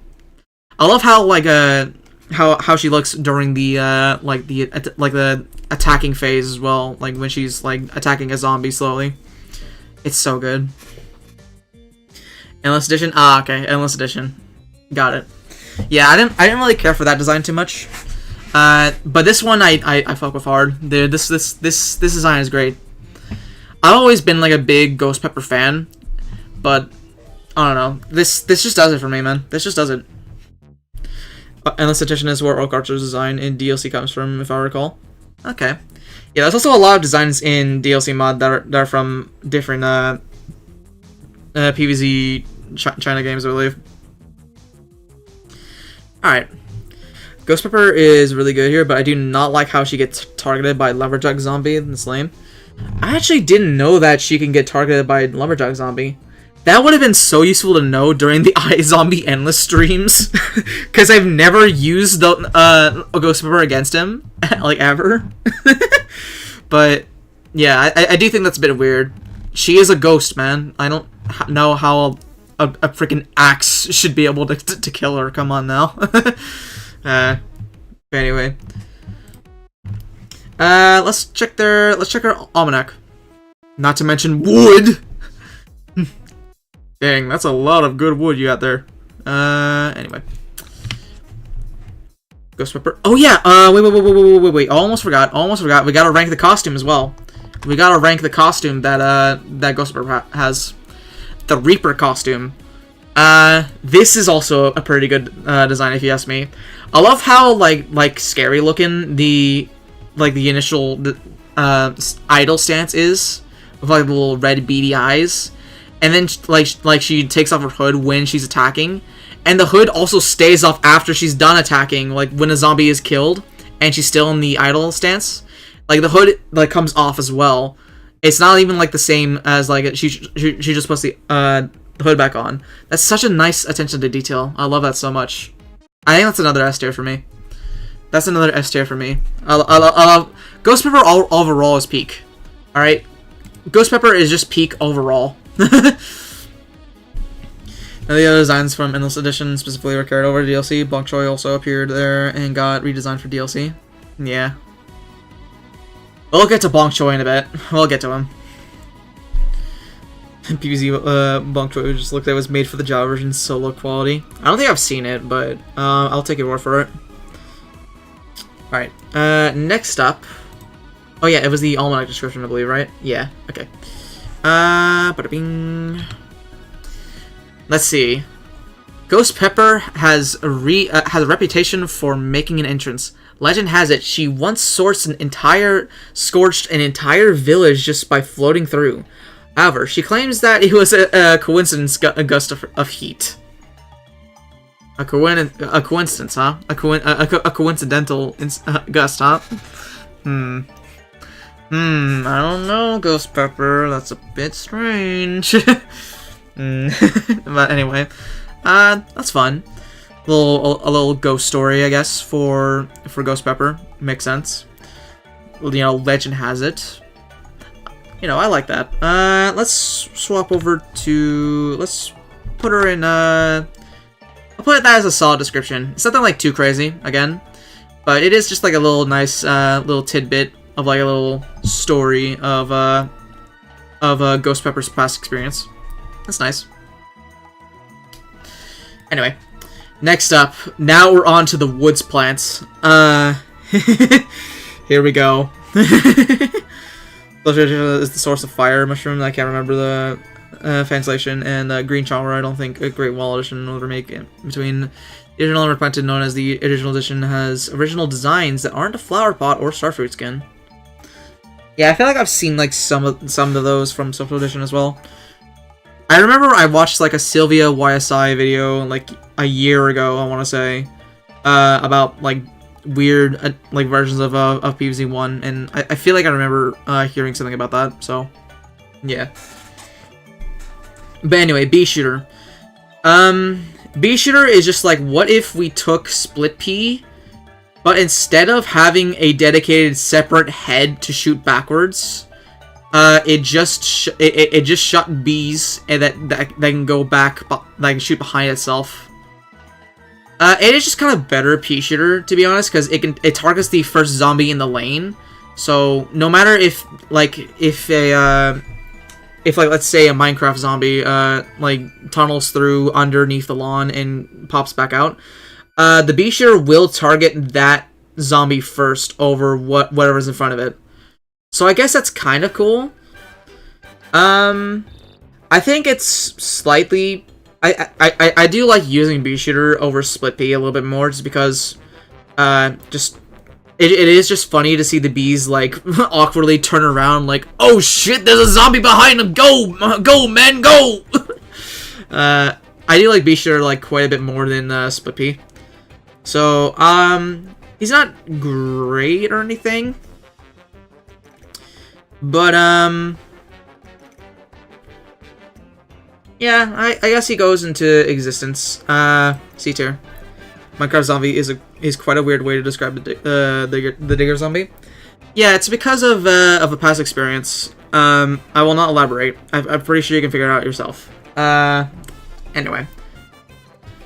Next up is the design. Bee Shooter. Oh man. Bee Shooter, my beloved. I love Bee Shooter's design so much. Like, it's, you take Bee Shooter, turn him into a bee, make him shoot bees, give him a stinger, and there you go. You have peak perfection. I've always loved Bee Shooter's design so much. Like, it's such a cool concept for a plant, and so like out there, to be honest. And yeah, I just really like Bee Shooter's design, especially with like the yellow and black parts as well. It's very, very good. does just seem like a beater split pea.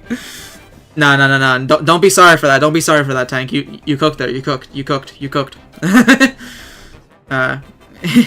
Bee shooter is called bee shooter because it shoots peas, and bee shooter is called bee shooter because it shoots bees. It's such a clever use of the name. It's so good. All right. Anyway, what's his description saying? What's his description? All right. Bee-Shooter hasn't been invited to any birthday parties ever since he started drinking all the fruit punch before anyone else could even get a single sip. What a buzzkill! Bro, all right, we need to tell Captain Flare, all right? We need to tell Captain Flare, all right? We can change the fact that Bee-Shooter hasn't been invited to any birthdays, all right? We need to tell Captain Flare. It's actually really funny how birthday is mentioned in Bee-Shooter's description. and Bee-Shooter is so closely tied to Captain Flare as well. That's really funny as well. That's gotta be a coincidence, right? That's gotta be. We need to kill Captain Flare. Yeah, sorry. Look, all right. 3 hours and a half into a stream. All right, I'm gonna stumble my words every now and then of non-stop talking. All right.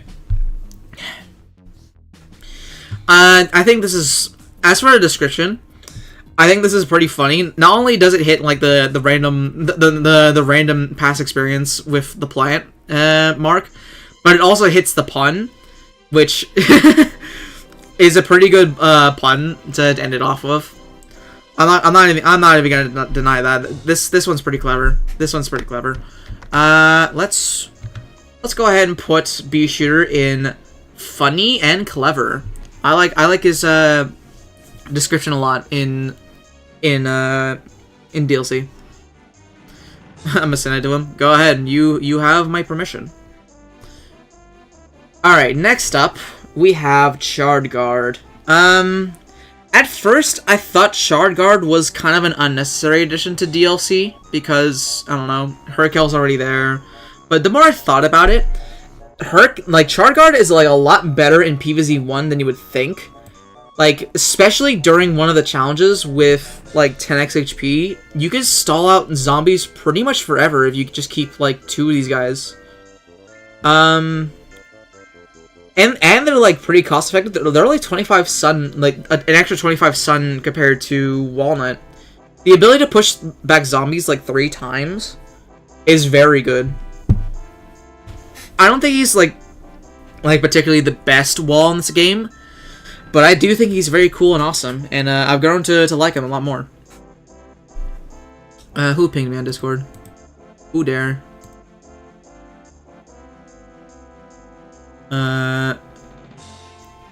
Okay, never mind. Alright. I'm just swapping back over here. It wasn't me? Yeah, it sure wasn't. It sure wasn't. Cactus King would never, right? Cactus King would never. Alright. We were talking about Shard Guard, right? Design-wise, Shard Guard, there was 2 different designs of this guy, like most of the other woods plants. I do like this one a bit more than the old design. I feel like the old design was just a bit too tall. He was just a bit too tall. It looked like he was a tall nut adjacent plant before, where you could block like zombies that jump over it, but that wasn't the case at all. And overall, I like this design a little bit better. I feel like it's a lot more simplified. It looks a bit better in the PvZ 1 art style. It matches it a little bit more, I mean. And yeah, I think it's a great design, honestly. It's pretty good. Did that ping you?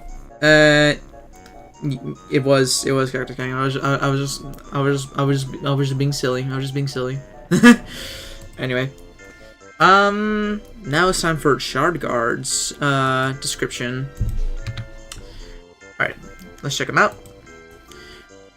Alright, Shard Guard used to be a traffic officer. Hey, better a little shove than a big crash, he says, nudging troublemakers back into place. He takes the job too seriously. Even if the only traffic is slow-moving snails. Okay, that's a pretty good description for Charred Guard.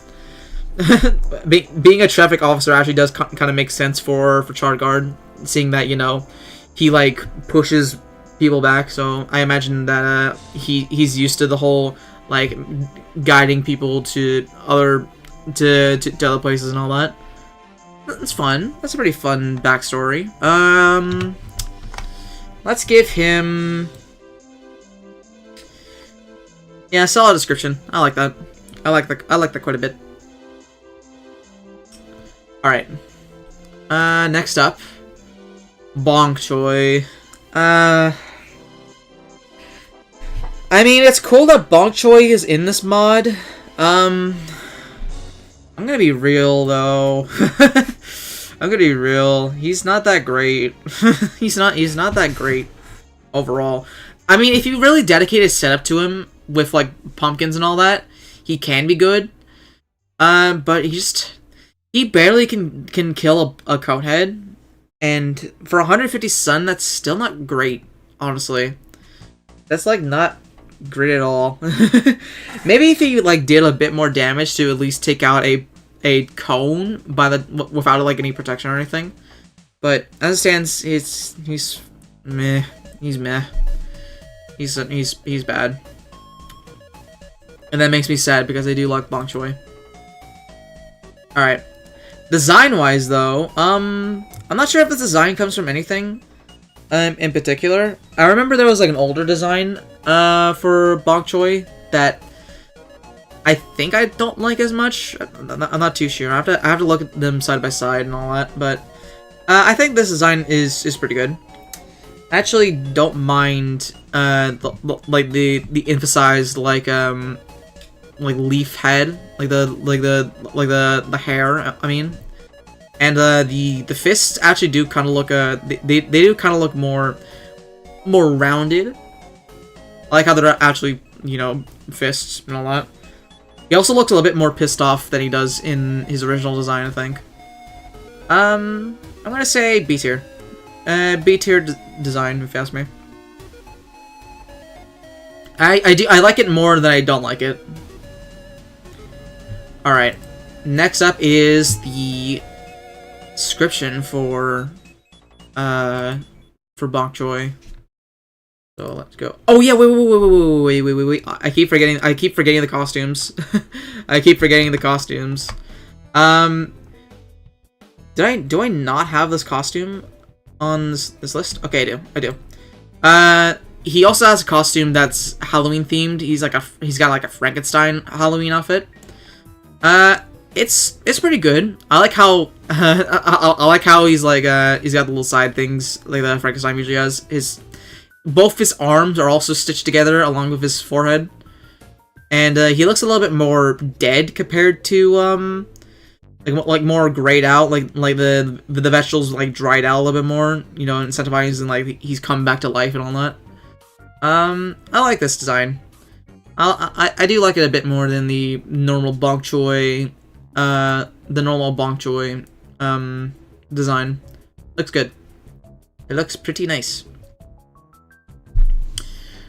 Alright, now we're on to the description. It's probably a good thing that I have the costumes on so that I don't forget to rank them. Anyway. We're actually getting close to having all the designs done with as well. So that's cool. Alright. I remember when my first boxing gig was like, Says Bong Choy. got knocked down, I lost a tooth, and was nearly TKO'd. He crosses his arms in pride and a smile. And that's why I now work as a dental assistant. Okay, that's pretty good as well. Insinuating that he's a dentist by knocking people's teeth out with his fists. That's pretty good. Let's put that. I want to say that's a solid description, honestly. Actually, you know what? Funny and clever. I actually quite like that a bit. that's pretty fitting for Bong Choy. All right. Now we go to Aloe.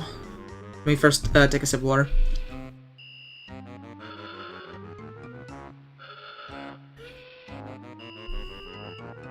Dude, my throat is like killing me. It's like killing me from like talking all this PvZ nonsense. Anyway, Aloe. That reminds me of a meme I saw. Yeah, what's up, Tank? Meanwhile, Aloe. Aloe is good. It's situationally good. Good for like stalling with pumpkins, and I want to say they're pretty good with Fire Shroom as well, or like even like a Vine Nut, I think, because Vine Nut has like such a long cooldown. Being able to heal Vine Nut is pretty nice. I don't know if there's any specific missions in like any minigames specifically that you need to protect plants in, but I imagine Aloe would be good for that as well. Oh, should I not redeem Zombo's reward if your throat hurts? I would not like that. I think I would genuinely ban you from the chat if you did that. I think I would genuinely do that. I think his existence is fine. I think existence is fine. They're good for what they do, but not much else. No, I was actually about to, but maybe I should wait until next time. Yeah, I'd appreciate it if you didn't. I appreciate if you guys didn't do that, because my throat is actually killing me. You know, I do have quite a bit more plans to do, so yeah. Alright, I appreciate that. Aloe as a design. There's two separate Aloe designs I'm thinking of. There was specifically one before 2.5, I believe. I don't know if I like that one better or not, but this one is pretty good as well. This one's like a bit more similar to this one's a bit similar to the PvZ2 one, where like the main part of Aloe is a little bit lighter green. I think I might prefer the old one, I'm not gonna lie. But this one's pretty good as well. I like all the spines around it, and like how shy they look as well. You know, I'm feeling generous. Put them in great design. I quite like this design pretty well. It's pretty good, if you ask me. Alright, now for their almanac description. Let us see. Aloe Vera. Aloe Vera was never quite the same after his first and last gig at the Lawn of Doom celebration. He hadn't realized he actually had to revive Frankenstein's monster. Try not to bring it up. It's a touching subject for him. He just couldn't heal from it. The Frankenstein's monster in question. I don't know. I want to say this description was made before this costume was made, but if that was intentional for Bong Choi, who was literally right before it, I think that's kind of cool, because Bong Choi doesn't have a Frankenstein costume. I'll give that and let me switch this over here. I give that solid description, honestly. I think it's kind of I don't know if the reference to Bong Choi's costume was intentional or not, but I'd like to think it was. It'd be pretty cool if it was.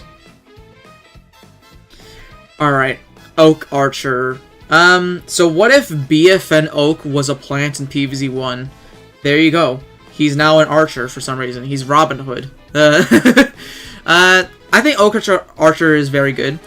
I think he used to cost 175 and did more damage than Repeater. So he was kind of insane. And he could do critical hits, by the way. There's a chance for him to crit every shot he gets. He does really good damage. He's also especially good against, I want to say he's pretty good against imps, because I think he just one-shots them no matter what. I'm pretty sure, at least. So, I think you go on to cool and awesome tier. Oh yeah, another little thing I neglected to mention with bee shooter as well. These are the only two plants that could shoot through bushes as well. So they're also useful in that sense as well. Design-wise, I want to say that his design, I mean, it's fine, I guess. I don't know. It does look kind of weird, I won't lie, with the whole like big oak fella holding a bow and arrow. And also is kind of like stepping in Torchwood's shoes a bit. I won't lie, it's kind of, other than one being on fire and the other having a bow and arrow, they're kind of a bit too similar if you ask me. And I don't know, honestly. I think I like it more than I don't like it, to be honest. It's good. Technically every plant can with Planturn, since it lets you see in bushes. Yeah, but no one cares about Planturn, so I'm sorry. You can it's a cool niche thing that Planturn has, but like you can just blow up bushes. You can just use these two plants. Like there's so many other counters to bushes that are way more effective. Yeah, Planturn is just kind of eh. But yeah, I think Oak Archer can sit here in B tier. Now let's see his description. Let's go here. Oak Archers. Yep, got that. Another scroll one. Okay. Oak Archer always dreamed of playing the harp, but every time he plucked a string, he accidentally snapped it. So he gave up music and picked up archery instead. It really hurts. It really hits different, he says. Plus, the arrows don't complain about being out of tune. I don't know if that's a good voice for him, but oh. But that's fun that he was a harp player. It does kind of make sense of the whole bow and arrow thing, since it is a similar position you have to be in, I guess. So I guess that's fun. Let's put you solid description. Pretty solid. Alright, next up is Shrinking Violet. We're almost done with the woods plants.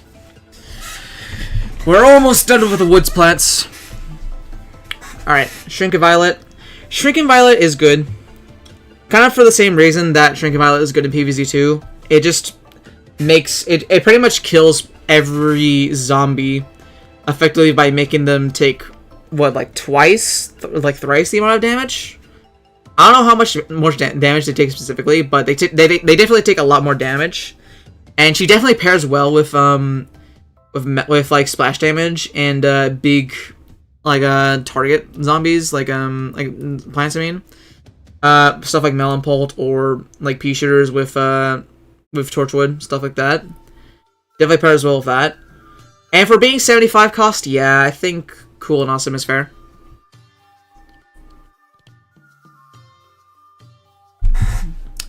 Or Loomshroom. Oh yeah, Loomshroom also does that. But the thing is, like, Loomshroom, effectively costs 125 sun for, like, a limited use Planturn. So why would you use that in... why would you use that in woods? Because it's still not nighttime. It's a better cherry bomb against Giga Guards and worse against everything else. Anything with less than 3,600 HP, which is everything except Giga Guards in PvZ 1. Yeah, I do think that they're quite useful just because they're very cost effective. Again, they're also pretty effective against high health targets like Gargs, Giga Gargs, maybe even Giga Footballs, maybe even like Phantom Knight, stuff like that. I think the one thing they can't affect is they can't affect Gladiantuar, which makes sense, but because Gladiantuars are just immune to everything. He's immune to chill, he's immune to like butter, he's immune to everything. So that makes sense, I guess. But yeah, Shrinking Violet is overall I think is a bit more useful than Let On.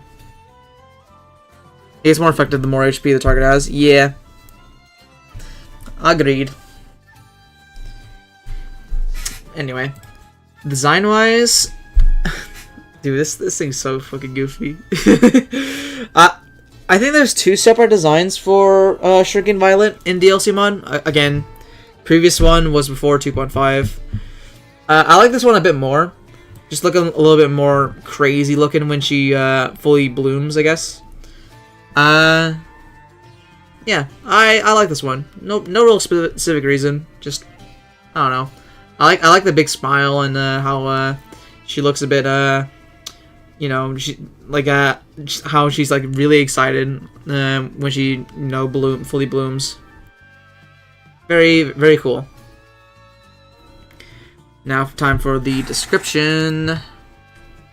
Oh, it's 100 sun actually. Okay, I thought it was 75. Well, I guess it's actually balanced. Oh wait, I was thinking of 75 because of I recently played PvZ 2 Reflourished. Got it. Yep. Okay. Alright.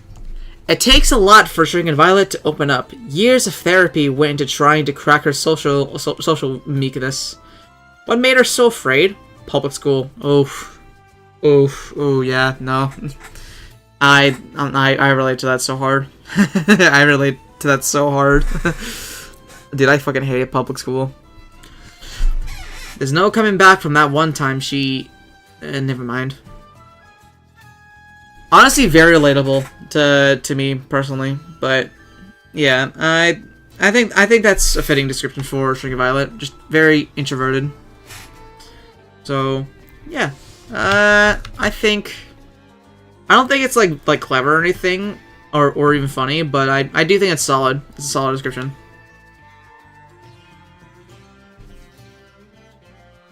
All right. Lemonade is next. I remember Lemonade used to be super insane in this mod. It was like, what if Cherry Bomb? What if it was like, it used to be like 3 Cherry Bombs into 1 for only 50 more sun. Even though it like the position did vary a little bit, like it bounces like from here and then there, but I remember like it did like similar damage to Cherry Bomb before. Now I think each explosion does less. But combined, if you hit all explosions on a single target, it does do a little bit more than Cherry Bomb, which I guess is cool. I definitely think it's definitely useful for like big targets. All eliminate almost power creep Doomshroom. Yeah, it was pretty insane, honestly. it was pretty insane. I do think that it does have its use. Especially for, like, some minigames where just Gargs, or, like, when there's just a lot of high health targets. Especially in, the 10x health challenge, which I tried and failed miserably. That's what I get for trying to do everything on hard mode. Yeah, let's put it in cool and awesome. I do think that generally Doomshroom, Cherry, and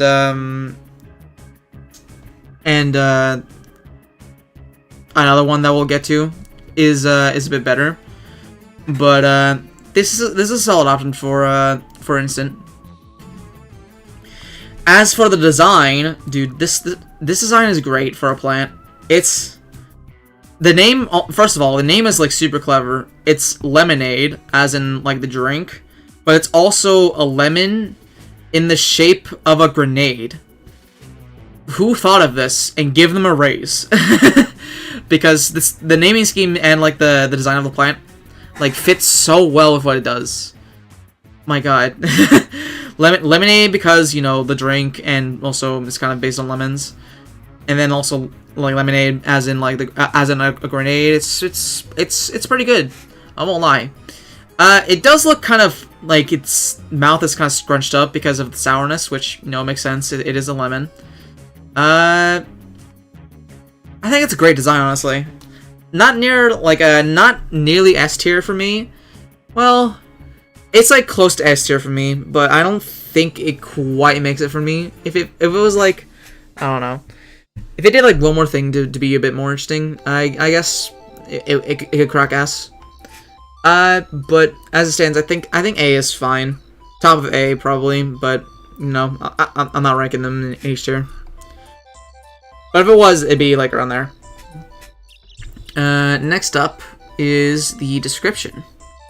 Let's see. Alright. Lemonade claims to be an avid philosopher. When life gives you lemons, you should really throw them at zombies, He says. and just like that, everything gets sour, messy, and all kinds of amazing. I've really got to stop doing these voices for these fucking characters. Anyway. But anyway, of course, they had to do the whole when life gives you lemons thing. Bit cliche. But it fits, I guess. Oh yeah, the costume. Okay, we'll get to that in a moment. I'm already like partway through to my thoughts on this. I think this is fitting because just like that, everything gets sour, messy, and all kind of amazing.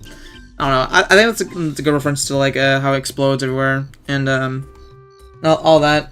How the sounds are very squishy and messy and all that.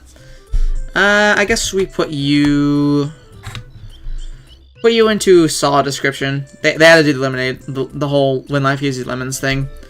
Anyway, back to the costume now. It has specifically one costume, which is just a mummy. It's just a mummy design, like with all the paper, and the eyes are a little bit more bloodshot as well. I mean, it's actually like the first one that I'm not like too big on. I mean, obviously I'm like what I don't know what that was. I don't know what that was. I think I pushed a button on my mouse and that opened something. But oh well.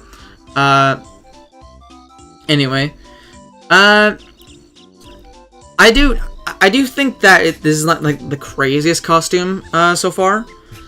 It is just like regular lemonade, but if you put a little bit of toilet paper around him and give him bloodshot eyes. This might be the first one I'm not like. I might honestly prefer the original, to be honest. Like, obviously I'll still use the costume because, you know, it was time limited. I don't know if whenever it's going away, so I guess we'll put it in nice outfit, but nothing more, really. Nothing more, really. Alright, next up. We have the last woods plant. It's Ampliflower. I remember Ampliflower used to be super insane. They nerfed this thing in the ground, bro. They nerfed this thing into the ground. They made it cost 200. It has a much longer recharge now. Basically, her gimmick is that she makes plants faster in a 3x3 area. She's very good for different... Actually, I found her very useful for survival setups, like in the initial phase, because she also speeds up sunflowers, I believe, and ups their sun production. So they're just Ampliflower is just very good overall. If you get like a ton of them in like the back and then like somewhere in the middle, speed up every plant. And obviously, like how fast the plant shoots kind of affects the how good she is. Like, for example, she's better with like pea shooter plants compared to pulp plants. But yeah, I think cool and awesome still. She's still pretty good. Just being able to speed up every plant around her is pretty good. Anyway, design-wise, I love the design of Ampliflower so much. She's just so joyous, whimsy. She has a little bow on her head, which is like kind of reminds me of that one Golfer 2 cosmetic for Sunflower, which is nice. She's super happy. She does a little celebration when she speeds up the plants. Like she throws confetti everywhere, and I just love that. They added that after the nerf, I think.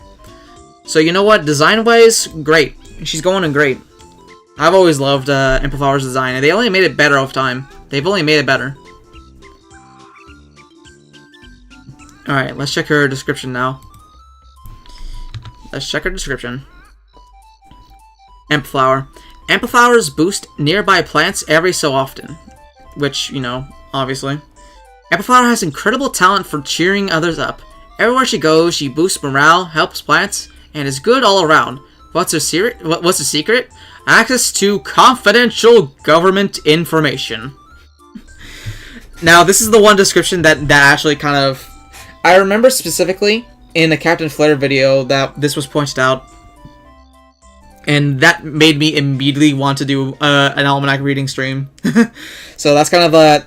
If it wasn't for that moment in Flare video, where he pointed this out, I probably would not have bothered with the Almanac descriptions. Especially with like the DLC plans. I didn't think they have any cool descriptions themselves, but I'm glad I did this. A lot of them do have pretty good descriptions. So she BMs plants to do better. Yeah, she she dances around a little bit to boost morale and all that. I think this description is honestly really funny. Access to confidential government information is a very funny line to end this off with. And yeah, you know what? I think that might be one of the amazing, well-written ones, honestly, or funny and clever. It's between these two. I think it's well written. Yeah, I like this. I like the description a lot. It is the one that got me interested in doing a stream on doing another tier list on the Almanac descriptions as well. That's fun. I love that so much. All right. Okay, we are now done with all of the adventure mode plants from the entirety of PvZ 1 plus DLC mod. So here's what the tier list looks like for the gameplay. The gameplay tier list. Here is the design tier list. Lily Pad is down here, so. And then the Almanac tier list as well. This is how we're looking so far. Let me take a sip of water.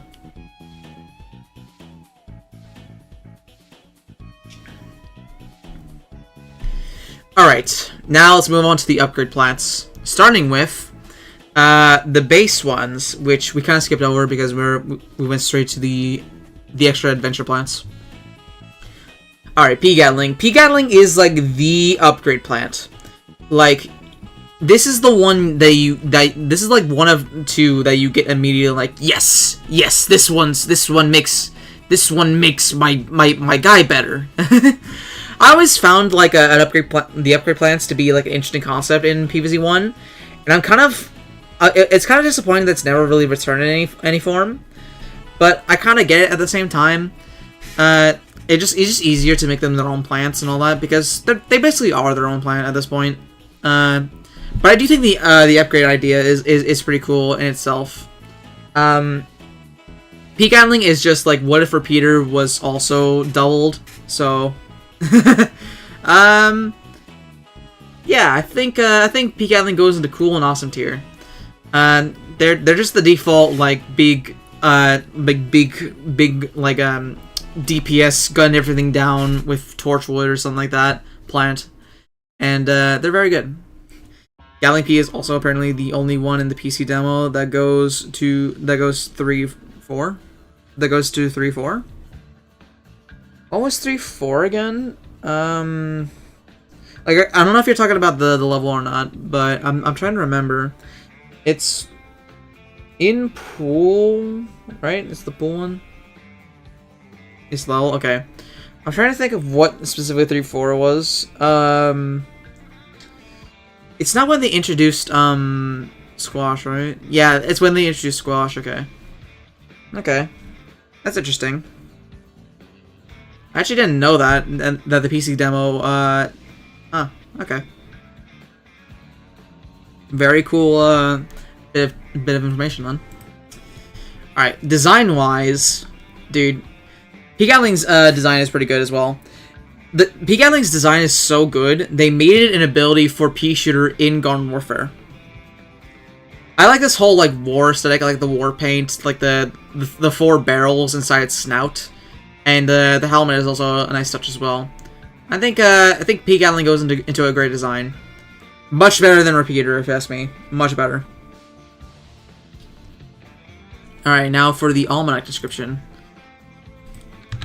We're finally going back to the first page. Alright. Must be playing on repeaters, obviously. Gatling P's parents were concerned when he announced his intention to join the military. But honey, that's so dangerous, they said in unison. Gatling P refused to budge. Life is dangerous, he replied, eyes glinting with steely conviction. Gatling P's off to war. He's left the family again. Oh no. he's left the family. The family is fighting again. I don't know. I think that's a kind of a fun backstory. Well, not fun, but cool, I guess. Let's go. I think that's another solid one, honestly. That's a solid description. Alright. Next one is Twin Sunflower. Twin Sunflower is good for survival. Maybe some challenges where there's limited planting space, but I don't know. That's about it, honestly. I don't think I'd rate her as much as Reg Sunflower, but for an upgrade plant, for like a long-term investment levels, I think she's good. I don't know if I would put her much higher up into cool and awesome, but I do think that she is she's very good for like long-term levels and all that. So yeah, design-wise, so what if we took the Sunflower and just gave her the double cherry from Super Mario 3D World? No strong opinion, honestly. It is just two Sunflowers mixed, like into one. Honestly, it is just two Sunflowers. Anyway, Twin Sunflowers Almanac description. Let's go ahead and view it, shall we? It was a crazed night of forbidden science that brought Twin Sunflower into existence. Thunder crashed overhead. Strange lights flickered. Even the very roaring wind seemed to hiss its angry denial. But to no avail, Twin Sunflower was alive! Alive! Some like Frankenstein's monster backstory, bro. That's funny. Let's give Twin Sunflower. Let's give that funny and clever, I guess.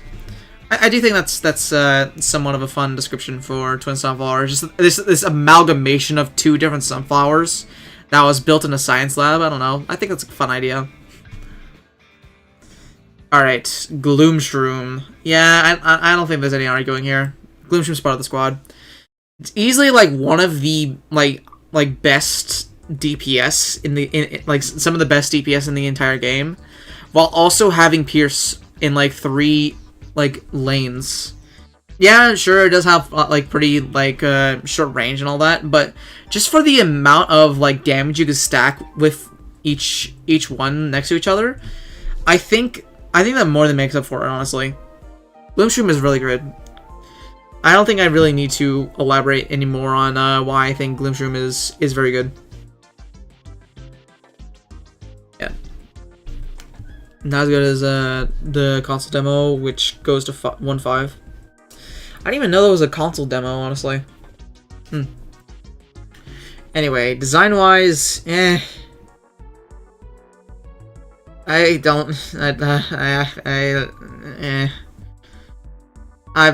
feel more like disturbed by looking at it more than anything. It's like you transform Fume into this like this weird amalgamation. This is like something this is like something you would see in Undertale when you get to the True Lab or something like that.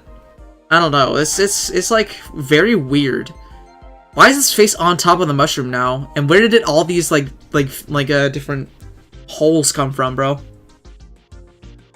Man, I just don't. I just clean yourself up, man. Clean yourself up.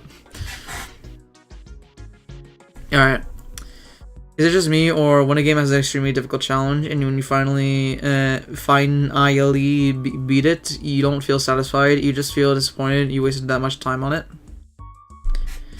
I mean, maybe. I think like a good example is like Super Paper Mario's Pit of Flopside, like the Flopside Pit of 100 Trials, where it just like when you beat it, it just tells you, ha, that's funny. Okay, now beat it again, and then they make you do it again with like no changes until the very end where you actually fight the boss. I think challenges like that where there's like no reward, they just tell you to go fuck off or like do it again. That's the type of challenges that kind of annoy me the most. Alright, now it's time for Gloomshroom's description. Let me also change the music here.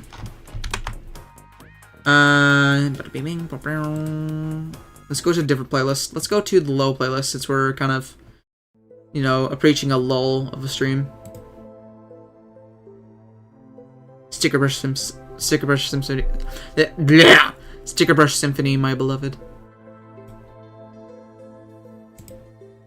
Alright. I think that's how I felt when doing Ascent in the Rogue Legacies mod, Limit of Zors. Yeah, stuff like just like that doesn't reward you for like doing a tedious challenge or anything. It just tells you to fuck off, or even arguably worse, they just tell you to do it again for no real reason. It's annoying. All right. Gloomshroom. I've always enjoyed releasing heavy fumes, Says Gloomshroom. I should give him a more sad one. Hold on. I've always enjoyed releasing heavy fumes, Says Gloomshroom. I know a lot of people aren't cool with that. They say it's rude or that it smells bad.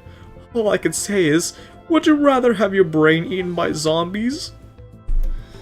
I mean, bro, I mean, when you gotta go, man, you gotta go, man. It's like, sure. This is kind of like an analogy for I guess farting in public. I guess I don't know.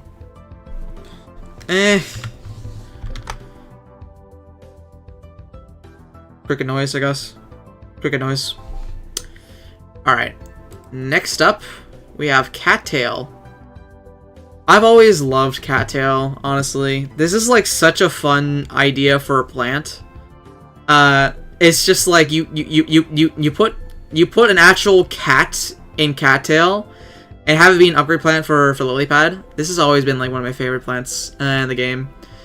Just the fact that they're like the only homing plant, I believe, in the entire game, and that they're an upgrade plant as well. And it's the most unique design for an upgrade plant as well. Like, you compare this to Lilypad, they do not look similar at all, outside of like maybe the bottom part having a bunch of Lilypads as well.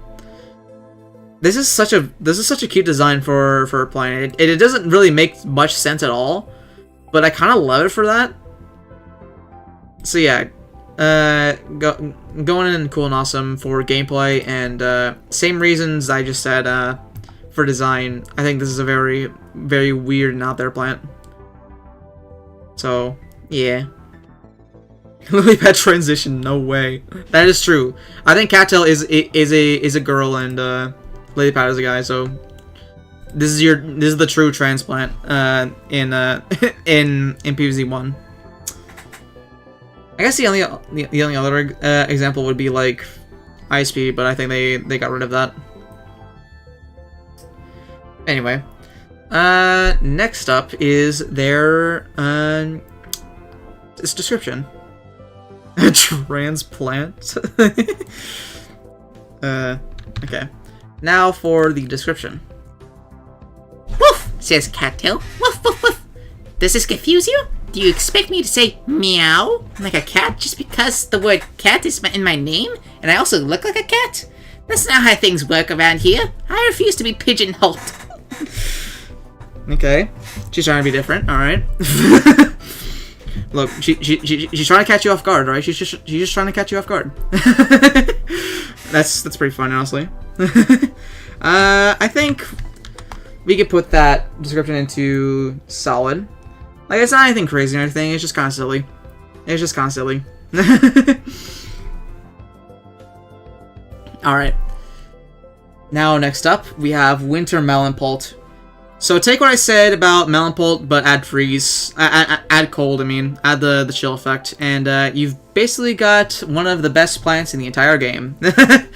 Just being able to have heavy damage while also chilling zombies, like, especially with splash damage as well, is so insanely good. I yeah, no wonder that this is one of the best plants of the game.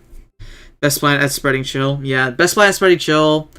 Like the best multi-purpose plant, if you ask me. Like it has good damage and it chills every zombie in an area as well. Just overall, there's not really much to complain about. Winter Melon Pult.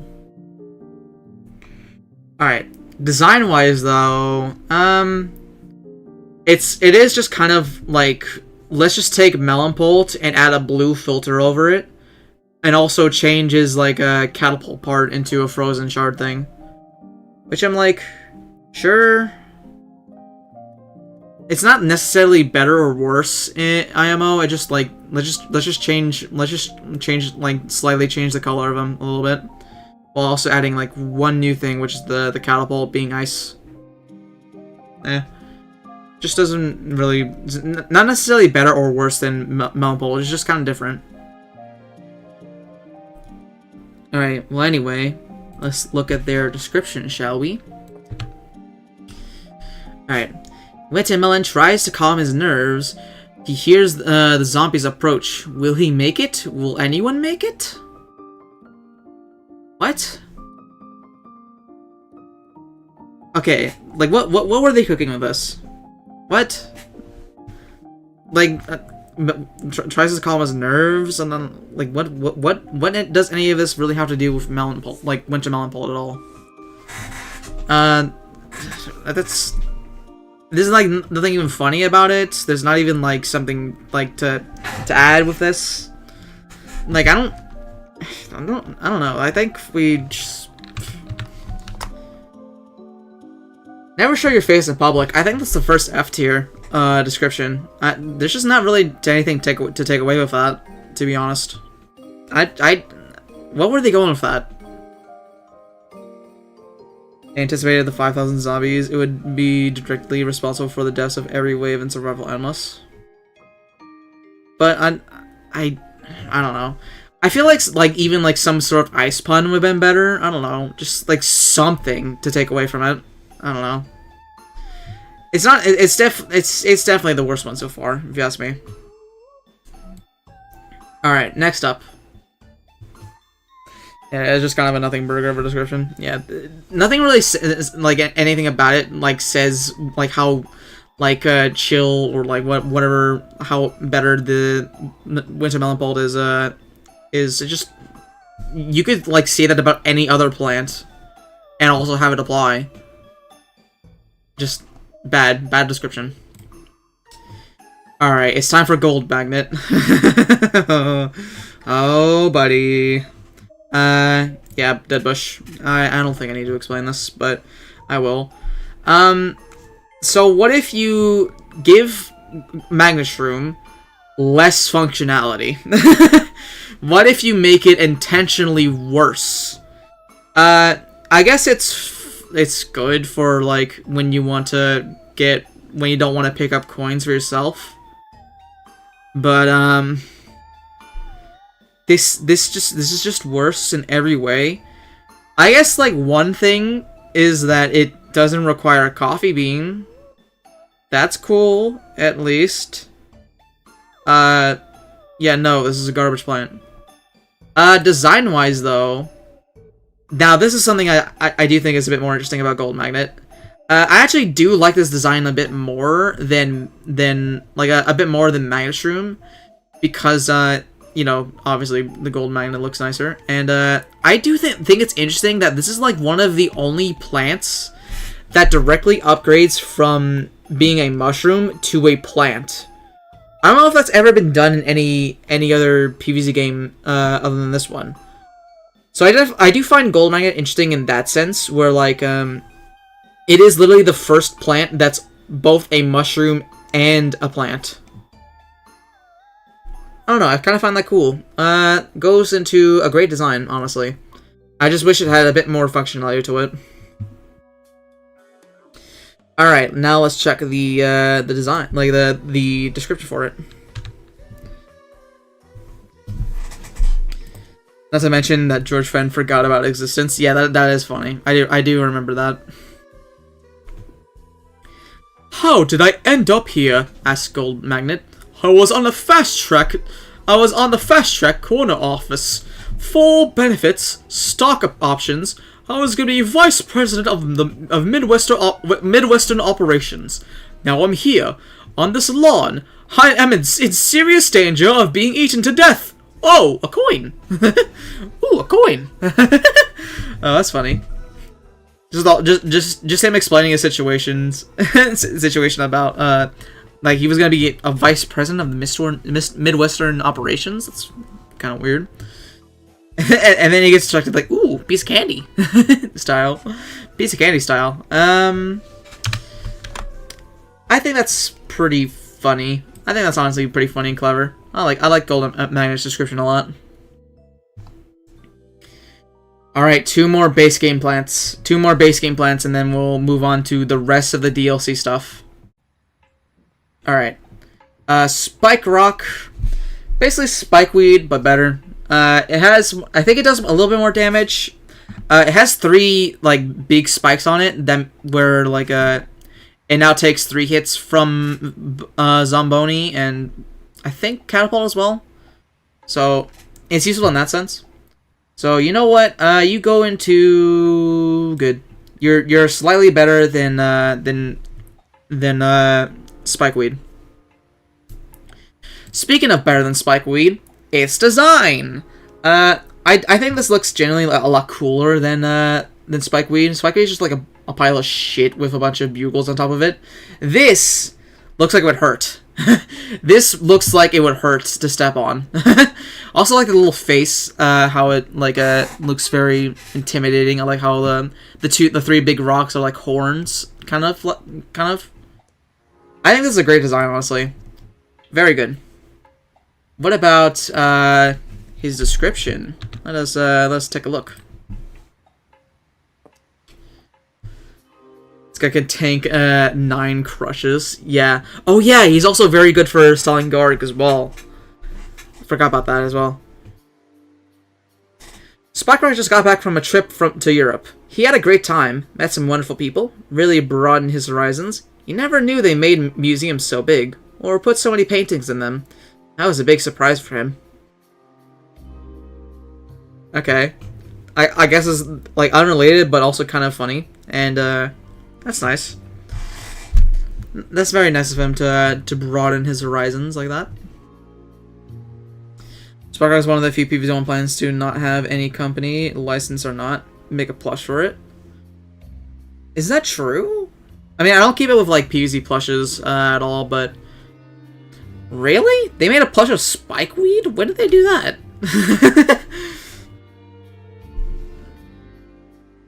Alright, just move around. I don't know, man. Anyway, description, I don't know. I guess it's like somewhat funny, so you know what? Okay, bro. Okay.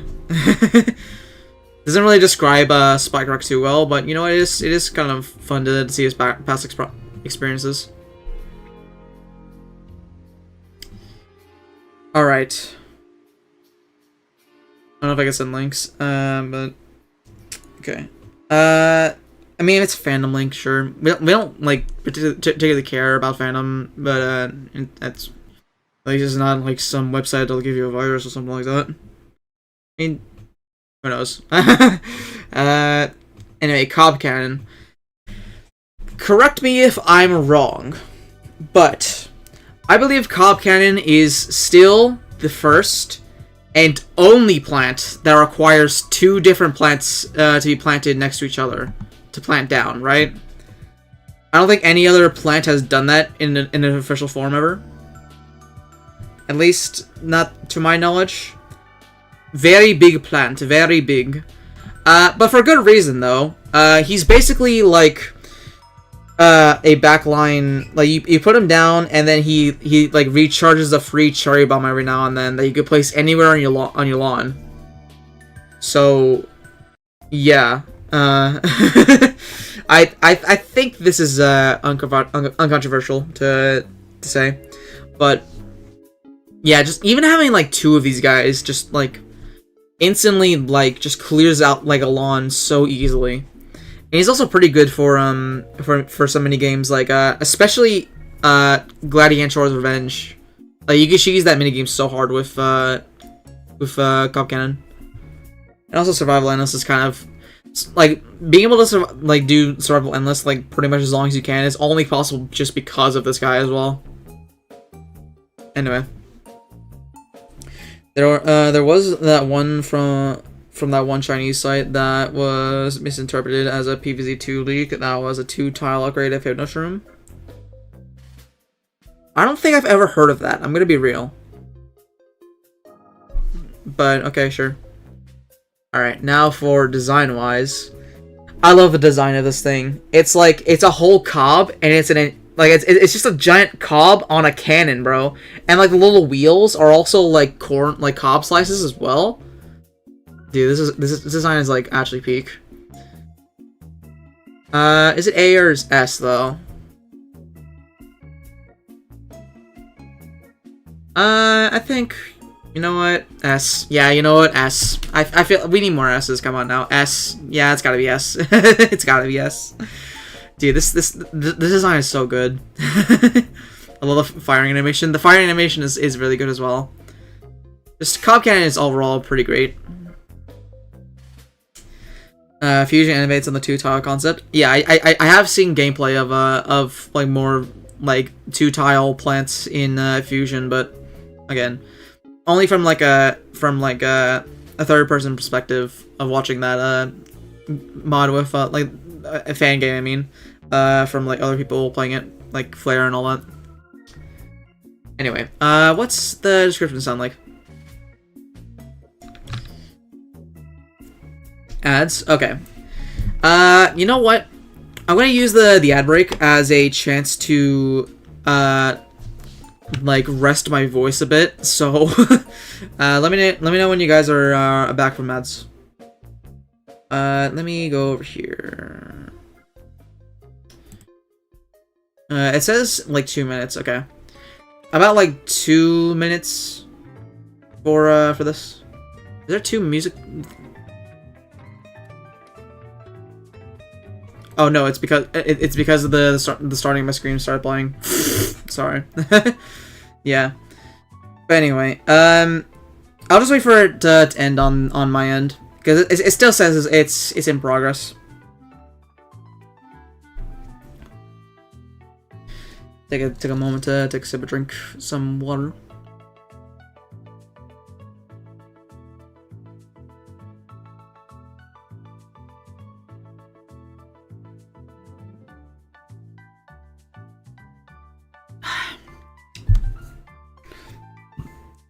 So anyway, hopefully you've all been enjoying the stream so far. This has been kind of chill. Just talking about all of, like the plants in PvZ1. Definitely a good way to end off the DLC series. Like I said, I don't know if I'm gonna be again.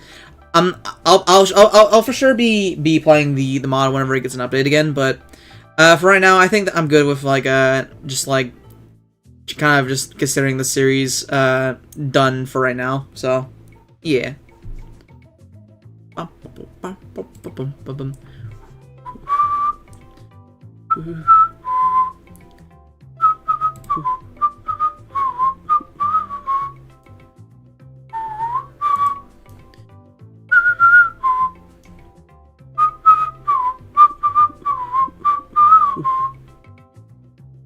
Dude, I love the DKB soundtrack. It's so good. I do gotta add more music to the playlist soon. I keep saying I'm gonna do it and then end up not doing that. The Jover, okay. The ad break's ending in 5 seconds for me, so I'll just get going now. Let me put this back here. Put this back here. All right. Here we go. Alright, now back onto the topic at hand. Description of Cob Cannon. Alright. What's the deal with Cob Cannon anyway? He went to Harvard. He practices law in prestigious New York firm. He can explode whole areas of zombies with a single corn launch. All of this is common knowledge. But deep inside, what really makes him tick? Also, gotta love how the text is like slightly cut off here, and I can't scroll past it. So, yeah, he's like he's a like what? He's like a lawyer as well. I didn't know Cobb Cannon was a lawyer like that. I was trying to find the word. That was like that's why I was like a long pause for a moment. But anyway, something like on my side. Hold on. There we go. Got rid of it. But anyway, I think this is a fun little description. Specifically, practices law in a prestigious New York firm. And also, I like how it explains a little bit of what Cobb Cannon actually does. And then, you know, some philosophical questions like deep inside, what makes him tick?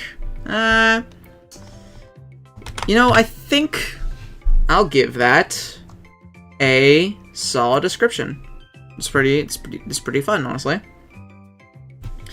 All right, that's every upgrade plan from base PvZ 1. Now it is time for the extra upgrade plants from DLC Mod plus the bonus plants as well. Okay, last stretch here. Last stretch. I believe this guy is called Icy Shroom. What's this guy called again? Let me see. Frost Shroom. That's his name. All right. Frost Shroom is an upgrade plant for Fume Shroom.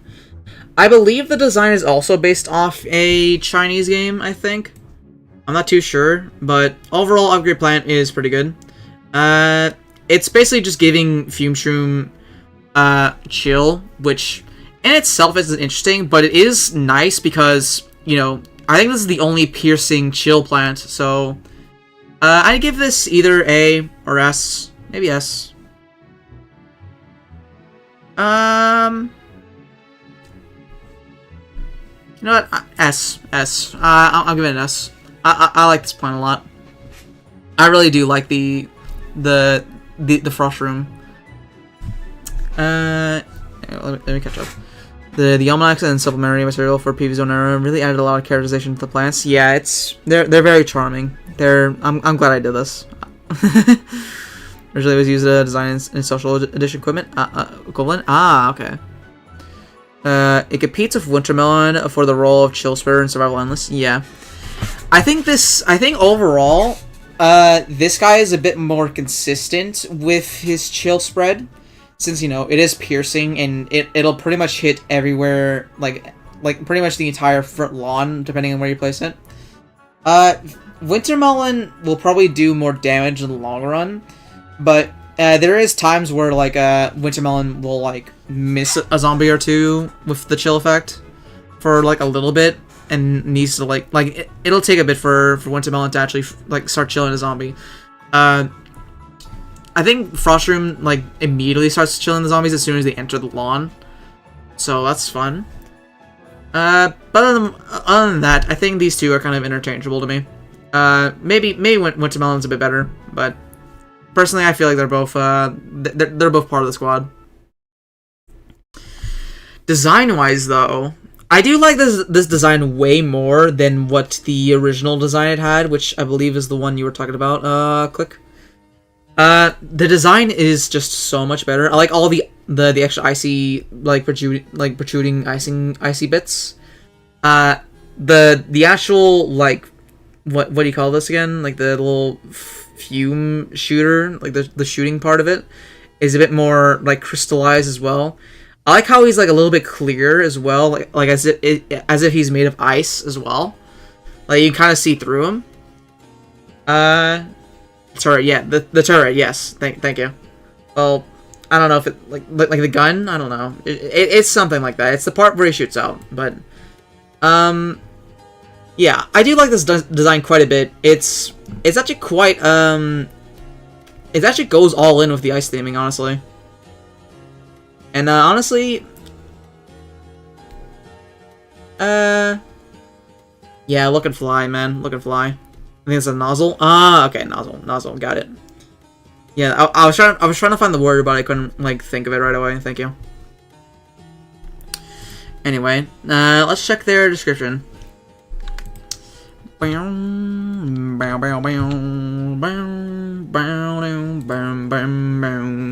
Alright. Having close relations with Ice Shroom, Frost Shroom also suffers from a paralyzing injury causing a permanent resting birch face. He copes with this by running a small snow globe shop down in Minnesota during the wintertime. It's a solid hustle, but deep down he aspires to be an accountant. Aww. Like long lost brothers from another mother. Man, they're both. Why are both of them paralyzed? Why are the ice mushrooms paralyzed? No, someone help them. Someone help them. I just feel bad, honestly. I just feel bad, honestly. You know what? I think that's another sympathy S tier. I think that's another sympathy S tier. Also, good for him for aspiring to be an accountant, I guess. That's another sympathy S. Nice sympathy S. I mean, amazingly well written. All right, next up we have Green Chomper, or as I like to call him, Omega Chomper, or whatever you want to call him. I strictly remember this design because of one Chinese ad with Green Chomper drinking milk. I think I don't know. it was some weird commercial. But yeah, this I will say, Green Chomper, or like whatever. Hold on, what's this guy's actual name? Let me see. Devour. Yeah, I almost forgot. Devour. Devour is really good because not only does he eat multiple zombies in front of him, I think he also eats Gargantuar. Correct me if I'm wrong, but I remember seeing that somewhere. Is that this guy is also capable of like eating an entire Garg. I don't know if that's true or not, because I don't know, my memory is kind of fuzzy with that type of thing. I could test it. Like just really quickly. I don't know, maybe in a bit. But also the fact they take less time to digest, and they're just overall a lot better at dealing with groups. They're basically just like a squash. They turn like Chomper from a Tangle Kelp into a squash, basically. So I think that's the best way to describe it. Cool and awesome. I really like using Devour. Next up is the design.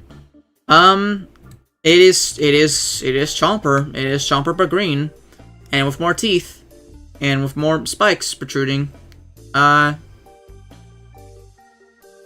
guess like nice. I don't know. I don't rate it as much as like Chomper, like a right Chomper, to be honest. I don't know. I like the purple more, to be honest. No real big reason for putting him lower. Just I just don't like the colors as much. Anyway,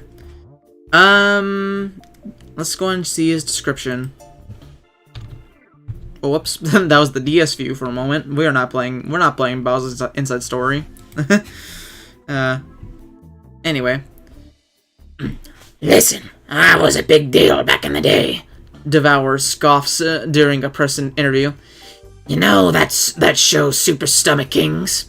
It was a big deal. We were eating up the schedules, landing market deals left and right. I even had my own plush toy. His overconfidence slowly faded into disappointment. But then I ate it. Even the voice box was still in there. Well, we could be playing PvZ DS. That's true. I guess this is a fun bit of dialogue for him. Him referencing I'm assuming a show that doesn't exist. His overconfidence and having his own plush toy and all that. It is kind of funny, I won't lie. But yeah, let me put that in, you know what, we'll put that in I don't think it's like haha hilarious or anything, but I do think it's good. It's solid. Solid description. Alright. Now for Plasma Wood, I believe. Dude, Plasma Wood kicks ass, bro. this is such a cool idea for a plant. Like not only like giving turning all the fire peas into Plasma peas, which honestly I love the Garnifer thing as like the Garnifer like an inspiration, I want to say. Formerly known as Flamewood. This guy was named Flamewood? I always thought it was I immediately forgot what his name was. I immediately forgot. Plasmawood, yes. I don't know how I forgot that. But I just like the fact that Plasma peas are like an actual thing in this mod, and that there's the next tier after Fire Pea. Also, he has a bit more of like a bit more to him than meets the eye. He has the gimmick of where if he gets destroyed, he does the PvZ2 thing where he does a flame like a lane wide explosion, like kind of a jalapeno effect, which is pretty cool. I don't know how much damage it does, whether it's like an instant like a jalapeno or not. I wouldn't be surprised if it does a decent amount of damage, but I don't think it does as much. But it's a cool little thing that I don't think many people know about Plasma Wood.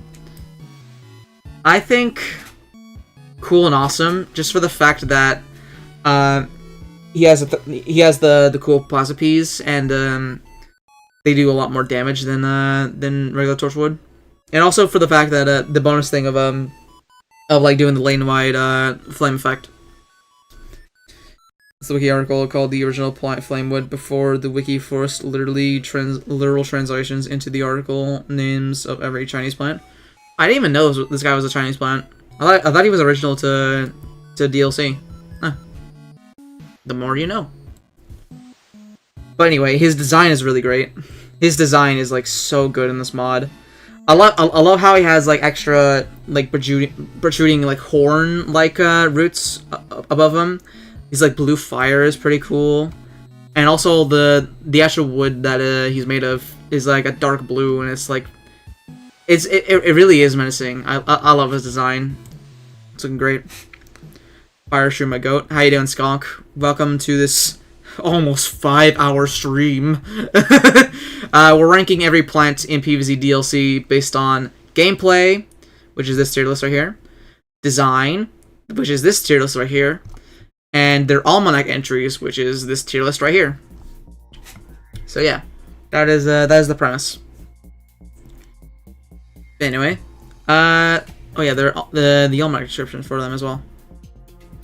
From Self Edition alongside Icy Fume and Vine Nut. Oh, okay. I didn't know that actually. That's pretty cool. Anyway, Plasma Wood. Also, they have the extra part. Another little thing about the design is that they have these little particles show up around them, like that appear from like these little stems here, like the roots, which is also pretty cool.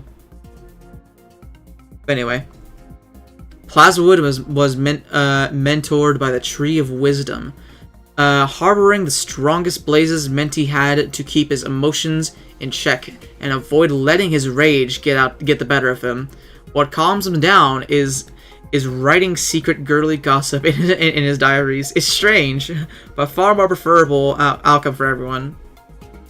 Didn't know he was down like that. Didn't know Plasma Wood got down like that, man. Silly little secret. I'm trying to think what that's like similar to. There's like a cartoon moment where like there's a character that has something like that as well. But I'm like, it's like blanking right now. Oh wait, it's like it's like the bowler hat guy from Meet the Robinsons, where he has like a diary with like with a bunch of unicorns on it, something like that. That's kind of given the same energy as that. I guess is the best way to summarize it. Yeah. The original almanac entry for social basically summarizes that he can read now. Oh yeah, Plasmawood can read. Torchwood can't. Oh my god. He learned how to read. But anyway. But yeah, that's kind of my thoughts. I think that's pretty good. I think that's a pretty good entry if you ask me. Let's put you... let's go into funny and clever. I don't think it quite makes S tier for me, but it's decently funny, and the fact that he could finally read is a big character improvement, like big character development. I mean. All right, it's time for Ice P, formerly known as Ice Queen P, I believe. She transitioned back to being a man. Ice Queen P, like gameplay wise. I really like using Ice Piece so much. Just the fact that not only does he have the freezing effect, but also he does a little bit more damage, but also freezes a zombie for a moment. He basically takes the gimmick that Penelope has a little bit, where like he stuns a zombie in place for a little bit, but applies the freeze gimmick to it instead of like the pushback gimmick, which is so cool. I love this. I love this upgrade plan so much. Part of the squad. This is like they're so fun to use. They're so fun. It's highly respected Torchwood became smarter by eating fruit from the Tree of Wisdom, even becoming illiterate. And in order to let the plants know who he was, he changed his name to Flamewood. Pretty sick. Pretty sick. But anyway, design-wise for Ice P, it's like you take Ice P, make his stem ice, and give him a beard, and there you go. You have Ice P. It's pretty much the same design, but a little bit more icy, just to signify that yeah, he means business. Also, it kind of makes me think he's like with the eyebrows and all that. It kind of makes me think he's a repeater upgrade, which I don't know. It would have been interesting to see, but it makes sense that he's an Ice P, a Snow P upgrade. But anyway, let's see what the Almanac entry has to say. Alright, Ice P. Ice P is just a chill dude. Nothing phases this absolutely frigid guy. Except lava lamps, he elaborates. No science can explain putting lava in a lamp.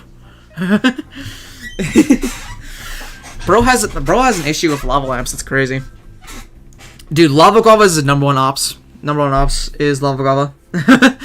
I guess it's somewhat like a fun entry. Nothing too crazy or anything. It's just, you know, expressing his hatred for lava lamps, I guess. We'll put that in solid. Solid description. Oh, I need to stretch. Ugh. I haven't sat at my desk for a while. Ugh. I really should have thought about doing like 3 different tier lists before committing to the stream. To be honest, I didn't know this it would take this long. But oh well. You live and you learn. Anyway, Vinenut. Vinenut is pretty good. Honestly, probably the best wall in this game. I believe that he takes the same gimmick as Fire Shroom, that he damages zombies that eat him, but also he has the extra gimmick of, you know, being able to stop oncoming vehicles like zombonis and catapults. So I think he gets 3 charges of those, pretty much similar to Spike Rock, but as a wall. So this honestly might be the best wall in the entire game. Man, this is tough. Yeah, I think it's S tier, honestly. Just for having like the health, not only having the health of Tall Nut, the damage of like Spikeweed or Spike Rock, and then also the versatility of like defending himself with like the uncrushable thing that Spike Rock has. Like, it has a few charges on him as well. I think that's pretty good. Alright, don't introduce Ice P to Cloud Flares. Yes, the capture company's open display wall of lava lamps they use for random number generation. Yeah, bro will be terrified, honestly. Alright, next up is design. I don't know if this design is from anywhere. I know you said Vinenut is from like a a China game. But I don't know if this is like the specific design came from that game, because I do remember Vinite used to have a different design in DLC. It was basically just Tallnut, but you make him look forward, and then he had just give him a few vines around him. But this one looks a lot more unique. I like how he's got more of a giant like browner walnut with like the crack in the top of his head. The vines look pretty cool as well. Honestly, I do like this design pretty like a lot. I think it goes into A tier. It's pretty good. It's pretty well designed, if you ask me. Here's redesign. Yeah, I kind of figured so. Still good design though. All right, let's check the almanac. All right, Vine Nuts. Vine Nuts pop tires, can't be vaulted over, and damage zombies that get too close. Yeah, so it's basically just the best alt walnut. They say that Vinette is a hard nut to crack compared to others in the walnut family lineage. Some say it was due to traumatic experience involving the mafia. Others say that he embraced the pain to practice endurance. Nope, a thorn pricked him and he never bothered to surgically remove it. Saves a couple $100. So no, like this is not something that he chose to do. He just kind of like, oh, a thorn. Fuck it, I don't care. That's actually kind of funny, I won't lie. Okay. Well, let's give that funny and clever, honestly. Bro does not give a fuck, honestly. I kind of respect that. I kind of respect it. Alright. What's up next? Thornmoss? I like Thornmoss decently well. I haven't used Thornmoss too much during my playthrough, but from what I remember, they're like okay, I guess. they're just kind of okay. I don't know. Just the fact that they pull in zombies in and then like damage them a bit. I don't know how much damage they specifically do, but I don't think they do enough to kill a cone, or maybe it was either cone or Buckethead. I guess they're fine. I don't know. They're more of a side grade to Spike Rock than anything. I don't think they're as good as Spike Rock, but it's definitely a fun plant to use. Design-wise, Thornmoss is great. look at this little pile of moss, bro. Captain Flair would be so thrilled. Flair would be so thrilled at this. You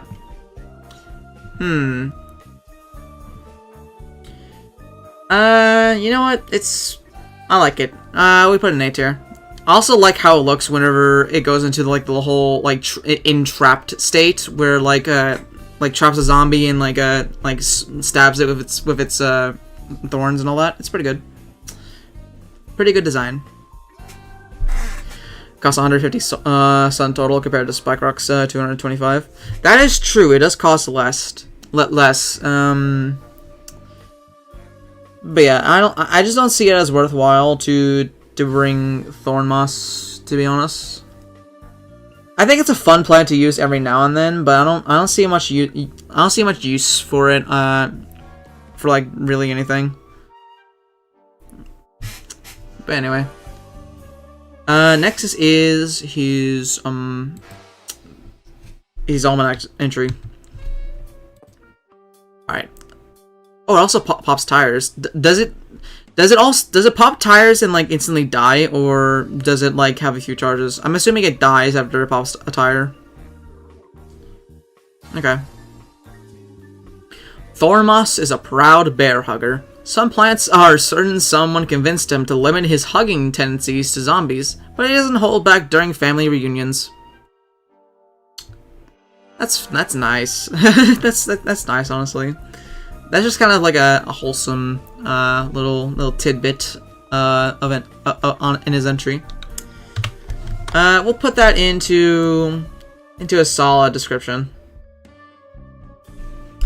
All right, next up is Bravery Shroom. Bravery Shroom. Bravery Shroom is all right at night. But in the day, you're kind of just paying, I want to say, so what? It's like, so it's 25, and like, this guy is like, what, 75? No, he's 50, okay. It's like 50, he's 150 sun repeater, basically, in the daytime. I don't know about that, to be honest.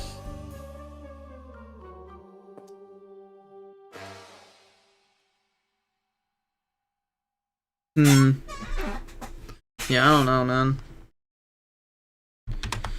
Just, I'm sure at night, this guy is, like, pretty great.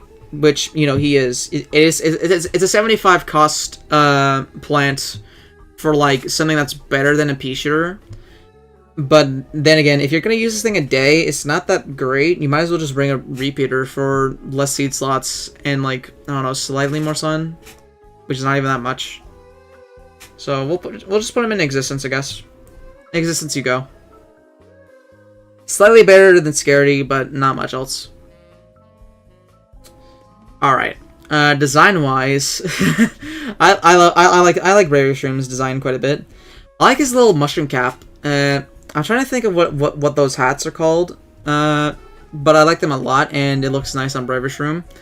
I also like whenever there's no zombies around for him to attack, he goes into a hiding state instead. That's a fun detail, honestly. Like the scariest thing is not having any zombies to attack at all. So that's fun. I'll put him in great design, if you ask me. All right, and now for the Almanac entry. Let's see. Bravery Shroom is a very courageous shroom. Despite witnessing the worst of the zombie war, nothing makes him flinch. Just don't introduce him to your cat. Fair enough. Okay. That's kind of your average description, to be honest. Bro has gone through the war, at least, so that's a new bit of information that we didn't know before. Bro has PTSD, so solid description, if you ask me. A lot of these plants have solid descriptions, I won't lie. There's not many that I don't like. Alright, it's time for Orbitus. Let me take a sip of water.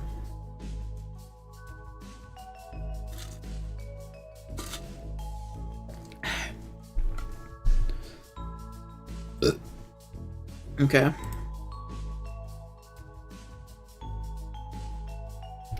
I'm just checking out something real quick.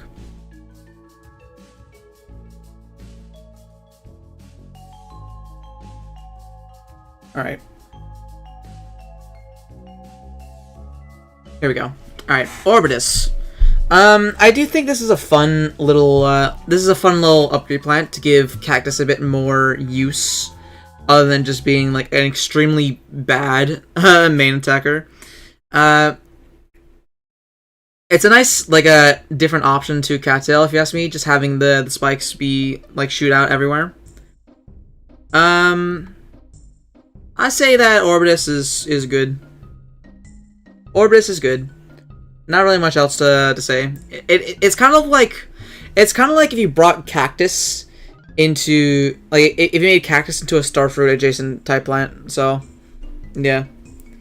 That is true. Cactus King did say it would be here. But he's not here, so I guess he truly hates Orbitus. I guess he truly hates him. I guess Cactus King truly does hate cactuses. Oh well. I guess we'll go on to the design. But anyway, design-wise, Orbitus, it is a strange looking plant, I won't lie. It's just like a cactus ball that has a bunch of like little what do you even call these little nozzles, little cactus holes where it shoots out of. I like the little flower hair that it's got. So it's definitely a weird design, but I'm not against it, honestly. I think it's nice. I think it's a nice design. Alright, let's go over to the Almanac entry. Oh well, I guess Cactus King is not gonna be here for this. Oh well. Anyway, I've said about being unable to hit targets behind cover. Orbis took to stargazing to find a solution. She was rather disappointed when she found out that the answer was in her name this entire time. Doi. Kind of a doi moment. It's like that one gif of like the one dude showing him the answer on like a laptop, and then like the guy like, duh, oh, thanks man, oh man. I don't know if you know what I'm talking about, but that, yeah. It's kind of a fun description. Let's go ahead and put her into solid description. Pretty good. Pretty good if you ask me. Has she been on like B tier across the board? Was she in B tier across the board? B. Oh yeah, she's just B tier across the board. That's fun. Alright. Now let's move on to... Okay, that's the last of the main upgrade plants, I believe. Yes, that's the last of the main upgrade plants. So now we're on the bonus plants. We're on the bonus plants that you can only get from Crazy Dave's shop. So like Fire Plant, Fire P, EP, stuff like that. Alright. So Fire P. I think I like the idea of Fire P being in PvZ 1 more than I actually like, you know, using Fire P in PvZ 1. It's just kind of like saving space on Torchwood, really, for a little bit less sun than a repeater. I guess, you know, just by virtue of just having, you know, fire, like it be a P shooter that shoots fire automatically. I guess it kind of has to be in B tier, but still not something like too crazy. But I do like that he's in this mod. He's very cool. Let me drink some water.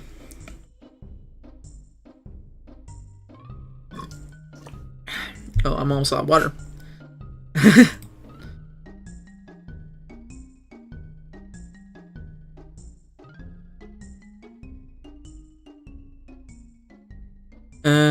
Okay, let me move this over here. Alright, Pepper Pult. I like using Pepper Pult in Versus mode a lot, strictly because no one really expects it, but again, not a Versus mode tier list. I think it is a nice in-between, like Cabbage Pult and Melon Pult. Like, if you don't want an attacker that's like so expensive, but you also want the splash damage from Melon Pult, I do think Pepper Pult is like a pretty solid option overall. I think you go into B tier. You're also pretty. Oh wait, I forgot the design and the Almanac entry for Fire P. All right, we'll talk about you in a second. Get back down here. Fire P's design. I always liked Fire P's design, to be honest. I've always liked how it's just like a red P shirt that's on fire. She's just like, I don't know. This design always just kind of did for me. I always like this design more than what Fire P is in the Garden Warfare games. Just a full-on like red P shooter with fire on the top of it, and with like that little gradient of fire inside its nose, its snout. I say good design. Pretty great design, if you ask me. Alright, now we go on to her Almanac entry. Okay. Alright. Fire P feels a bit disheartened that the other P shooters like hanging out with Torchwood so much. I'm just as fiery as he is, she says. What makes him so special? At least she has found a close friend in Snow P, who is also not a fan of Torchwood. Yo, Snow P is a hater of Torchwood. What? Imagine the two P shooters that have like either no effect or a negative effect with Torchwood are the two ones that don't like him. That's crazy. That's actually crazy, bro. That's crazy. You know what? I kind of respect it. Like Fire P and Snow P are just haters, and I'm here for it. Funny and clever. Funny and clever. Anyway, next up is finally Pepperbolt. Basically what I said earlier. I think it's nice to have like a in between Cabbage and Melonpolt, and having the splash damage, but also like having it be a bit more cost effective. I think that's pretty cool. Put it in B tier. As for design, I like the PvZ1 interpretation of Pepperbolt a lot. It's taking the PvZ2 design and basically bringing it back down to what the Polts look like in PvZ1. Again, with like the little catapult part and the leaves at the bottom. It looks nice. I say it's a great design for Pepperbolt in this game. Anyway, for the Almanac entry, let's see, shall we? Alright. Once I received a call for help from my cousins overseas. I expected them to admit that good recipes need spice, Purplepolt says. I couldn't have predicted a new job opportunity. Okay. Well, that's fun, I guess.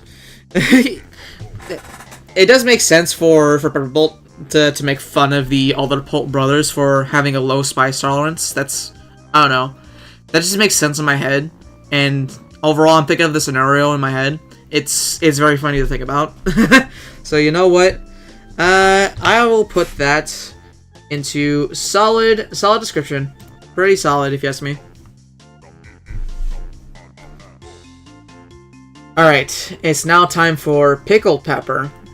Pickled Pepper is literally just jalapeno, but if it was actually insane. I think it used to cost the same. I think now it's like 150. But it affects an entire column and does the same damage. And like having lane-wide damage is like okay in PvZ1, but having column-wide damage is actually insane. This thing is S tier. Even after the nerf, after it's been like set to 150, dude, this thing still is like insanely good for wave clearing. So yeah, I came back. Why is Skunk here? Came back and Skunk was here. I don't even know if he's still here, but anyway, thanks for stopping by, Skunk, I guess. I don't know if you're still here or not, but appreciate you. Get a new PC already, nerd. Anyway. Next up is the design for Pickled Pepper. I do like Pickled Pepper's design a lot, like a decent amount in this mod. It's like he's a bit more devious than Jalapeno, than just like being like filled with rage. He's just very devious. He has something planned. And also I like how he's like slanted the other way. You know, he's like more up forward than like leaning back a bit, as you can see from like here. But yeah, I think overall great design for Pickled Pepper, honestly. It's just what I expected from like an opposite jalapeno. Pretty good. Oh yeah, and the design and the costume as well, which I believe is the last costume we have on the list. I'm pretty sure this is like the devil costume for Pickled Pepper. I like the little wings it has, and like how it changes the tail and the little horns. How it has a little red on it. I think it's pretty good. We'll put that in S tier. Yeah, that's a pretty good costume. It just adds on to the design, which is what a good costume should do.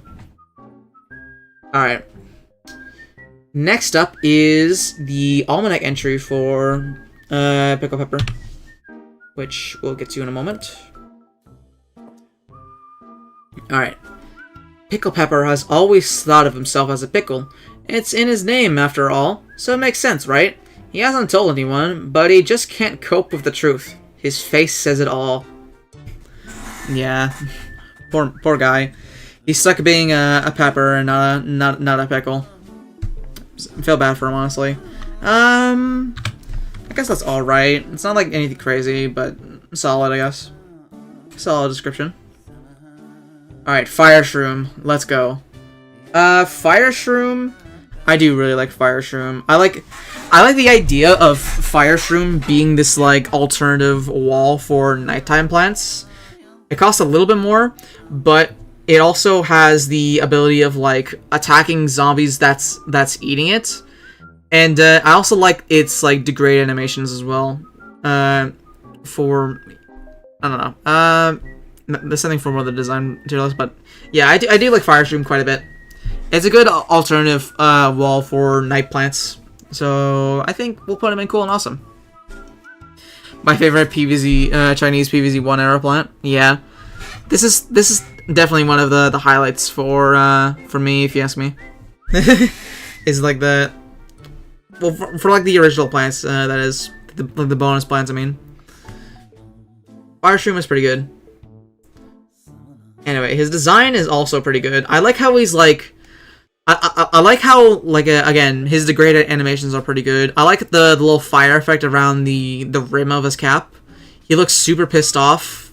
He kind of looked like he would be like a long lost cousin to Ice Shroom, having that whole grumpy look. Which I don't know if he's like paralyzed. Probably not. Hopefully he's not. I really hope he's not. But I guess we'll find out in the only way we know how, which is it's reading the Almanac entry. Let's see.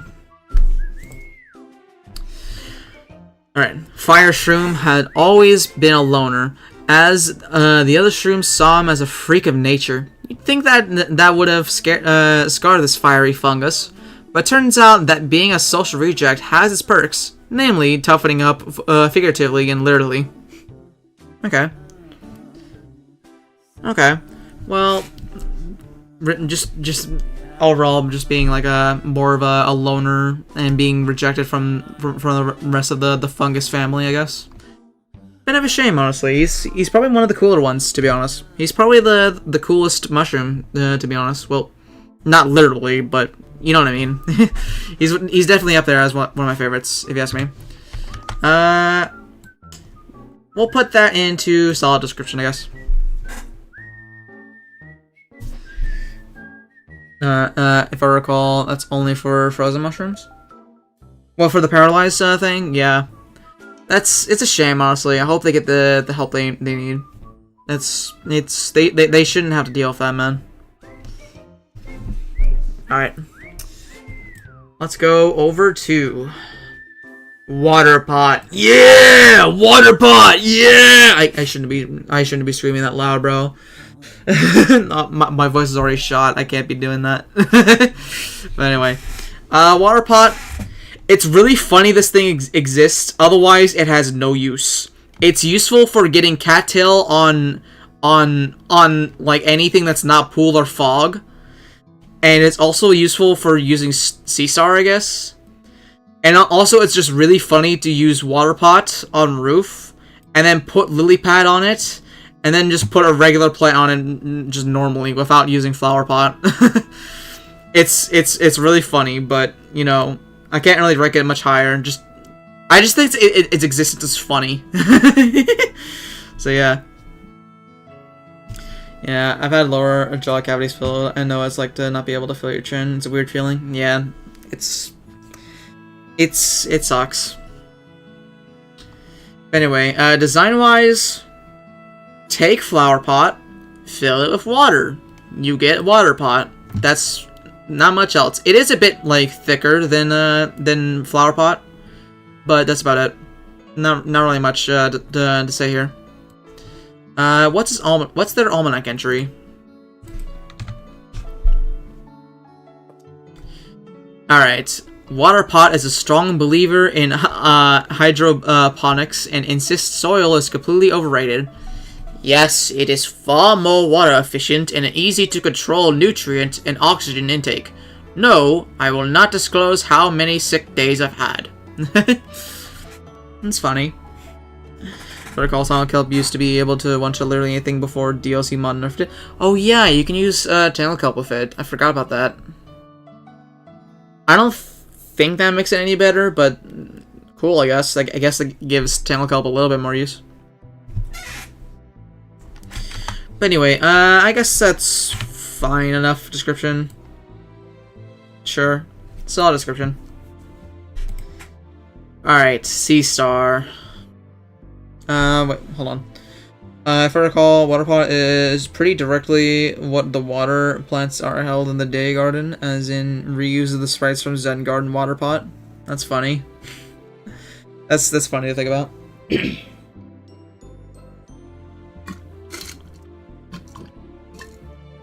I need more water. We're almost done. We're almost done. We got 6 more plants to go through. We're almost done. Alright, Sea Star. Sea Star is pretty good.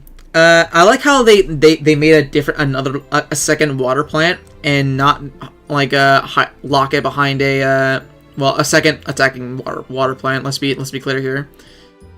A third one, I mean. I keep forgetting that some of them exist, like a Sea Shroom, Tangle Kelp, and yeah, that's about it. I just keep forgetting those two specifically.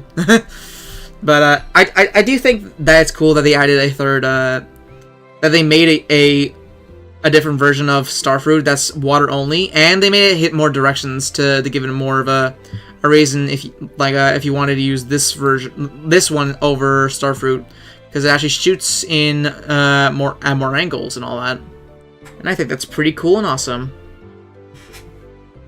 And again, you can use these. You can use them in the land levels with water pot, which is pretty cool. Design, I love Sea Star's design. It's so cute. It's so fucking cute. I love the little seaweed underneath her. I love the little sparkly eyes she has. The pink is very nice to look at. S tier design. I'm being completely biased here. S tier design. I love Sea Star so much. she's so nice. She's so pretty. She's so cute. All right. What about her almanac entry? Let us see. All right. Sea Star harbors a pure, inexplicable rage towards Starfruit. When interviewed about it, "My reasons for hating him are far beyond your understanding," was all she could say on the matter. She's a Starfruit hater? Ooh, that's a bit awkward. that's a bit awkward. That's rough, buddy. that's rough, buddy. Just for the I kind of fuck with it though. She's just a Starfruit hater, and you know what? More power to her. More power to her. Solid description.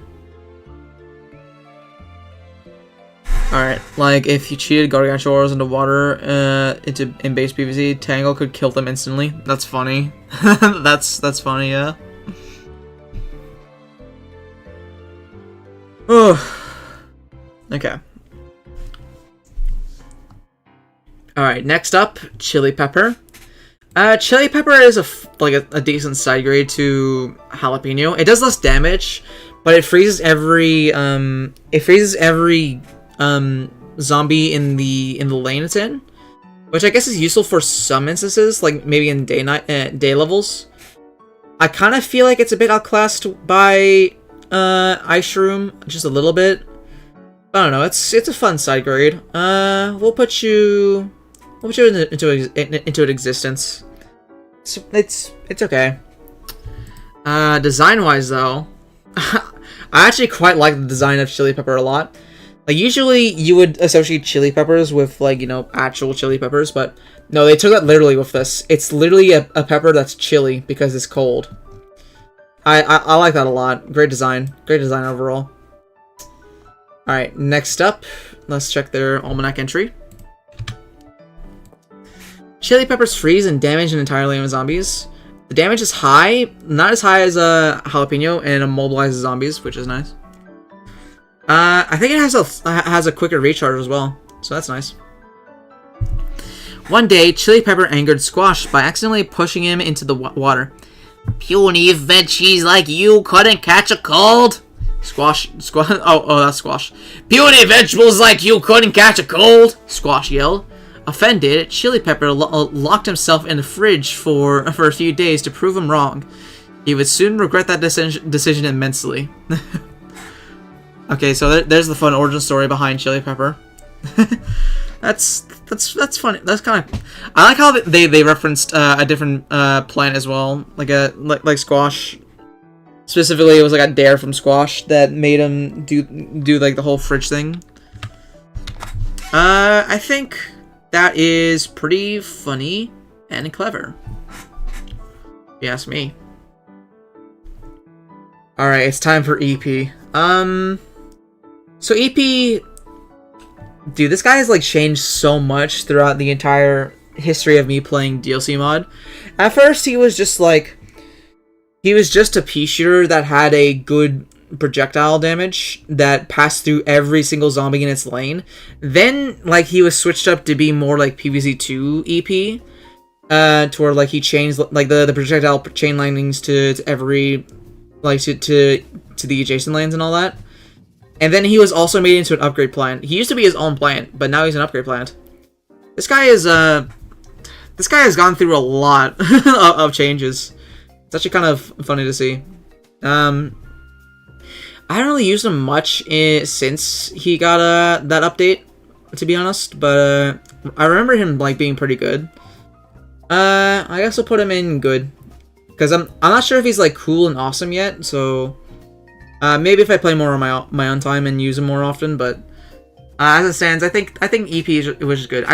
If this was like the EP I used to use, like the old one, he'd be up here, cool and awesome, definitely. But as it stands, I think he's just good right now.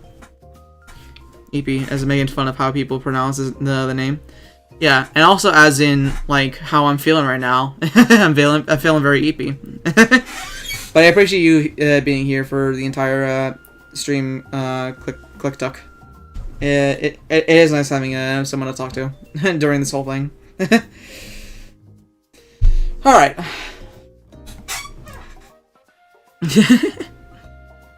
I joined to run Fog. That's still like a while ago. Fog was like such a long while ago, man. That was like what, 2-3 hours ago. Insane. That was what, 4 hours ago? Something like that. I don't know. I'm not keeping track of time. But yeah, I do appreciate you being here for like the majority of the stream. Anyway, EP's design basically is just like his design from PvZ 2 but translated to PvZ 1, which, you know, it looks fine. It's good. I like this one better than the Garden Forward design, if you ask me.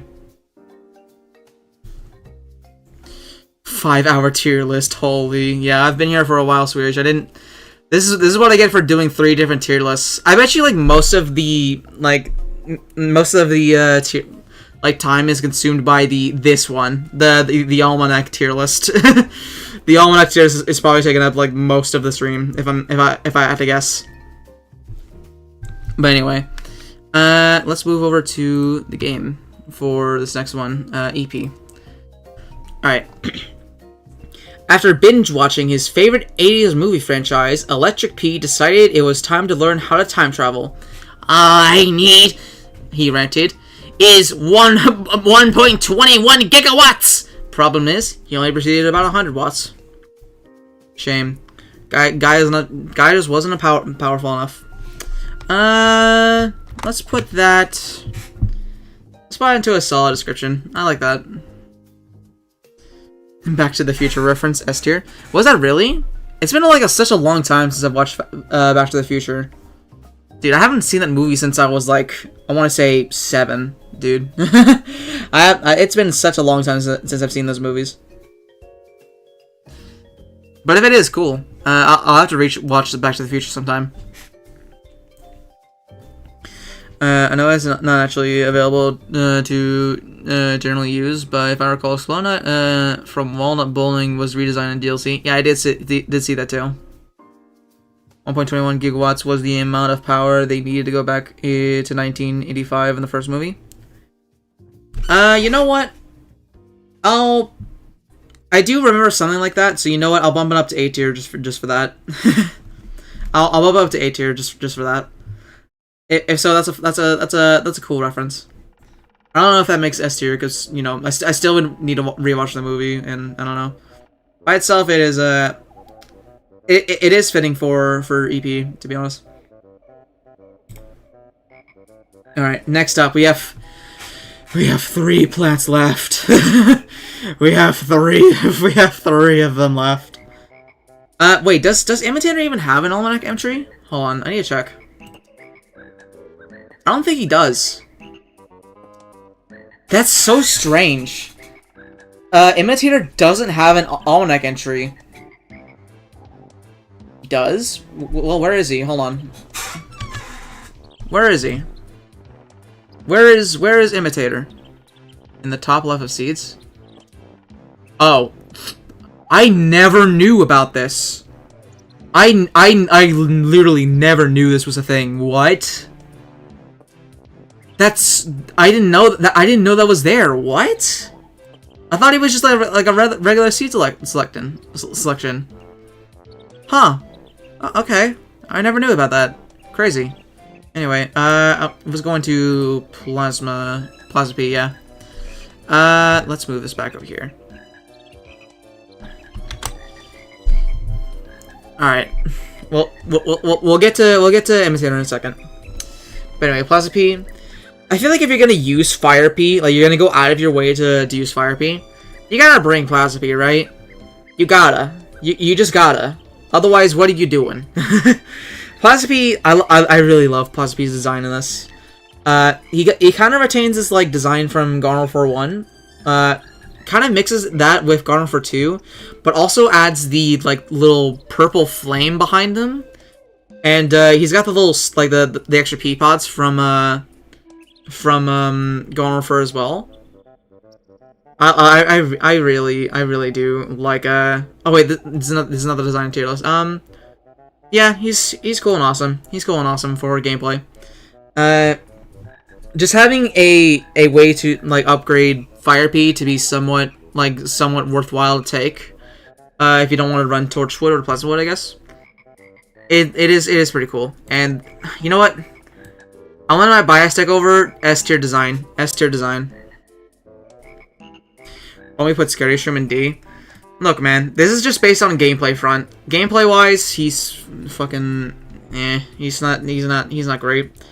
Like main thing with Scary Shroom, you can go back to the VOD and see my full explanation. But TLDR, he's not great outside of Night, and even then, Night he's like okay.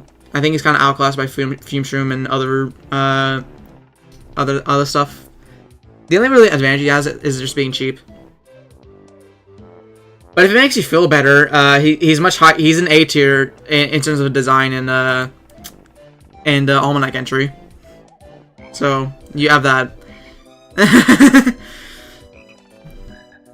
Yeah, design is peak. Yeah, very peak indeed. Now let's go to the almanac entry for Plasma P. All right. I wield the power of the fourth state of matter! Plasma P brags, blissfully unaware of the countless states that come after it. Okay. that's pretty funny, actually. Okay, you know what? That's pretty funny. I like that. Amazingly well written. Very well written, if you ask me. That's funny. Alright.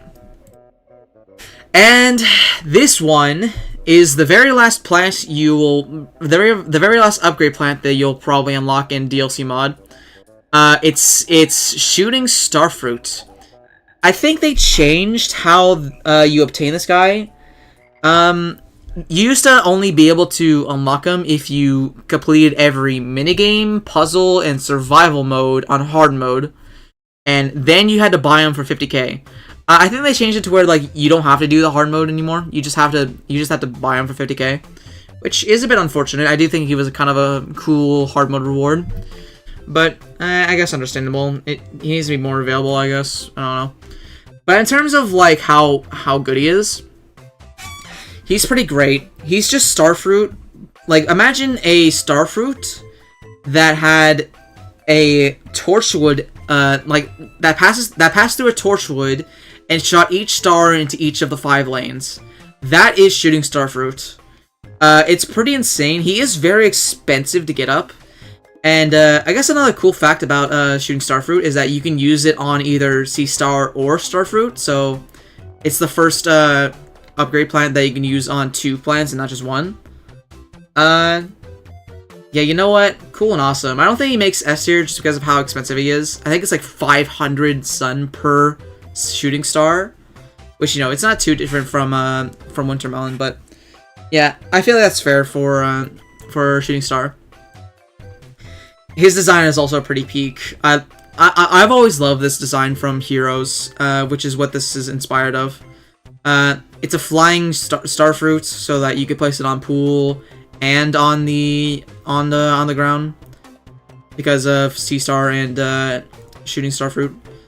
I like how the little glowing bits behind him. I like the little sound effects it makes whenever he shoots, like like the little shooting star sound. Honestly, just yeah, look and fly, man. Look and fly. I love this design so much. Let's check the Almanac description for it now. Alright. Shooting Star. Shooting Star comes from a long line of nuclear plasma energy. My family tree makes up a constellation chart, He says proudly. though my father's been wandering around the Milky Way for a while. Wandering on the Milky Way for a while.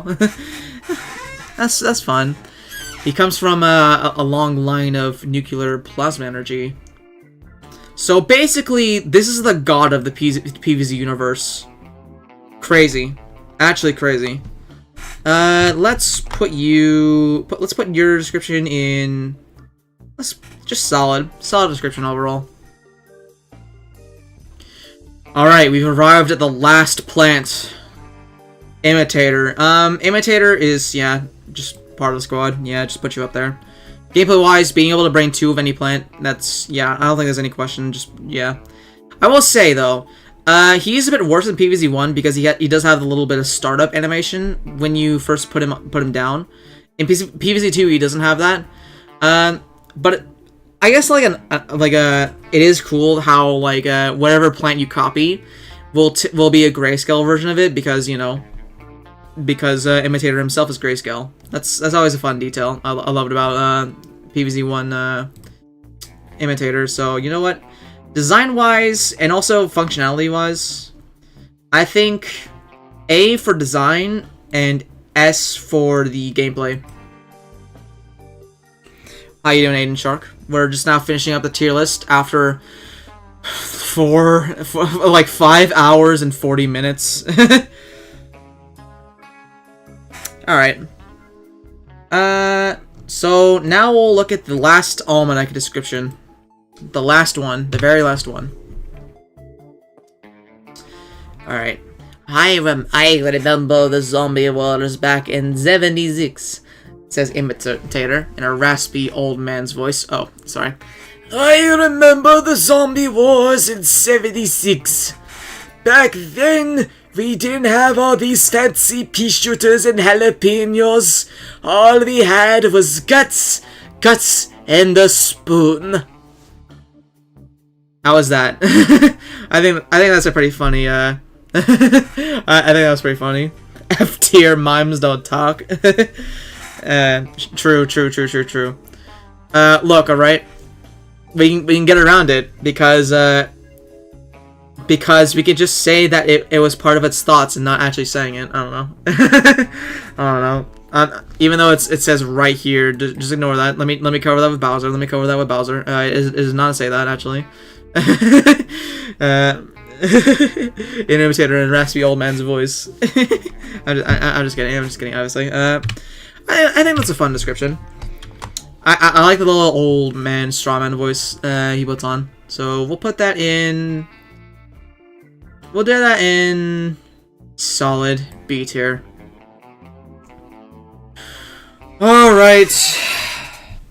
That is every plant in PvZ DLC Mod ranked based on gameplay.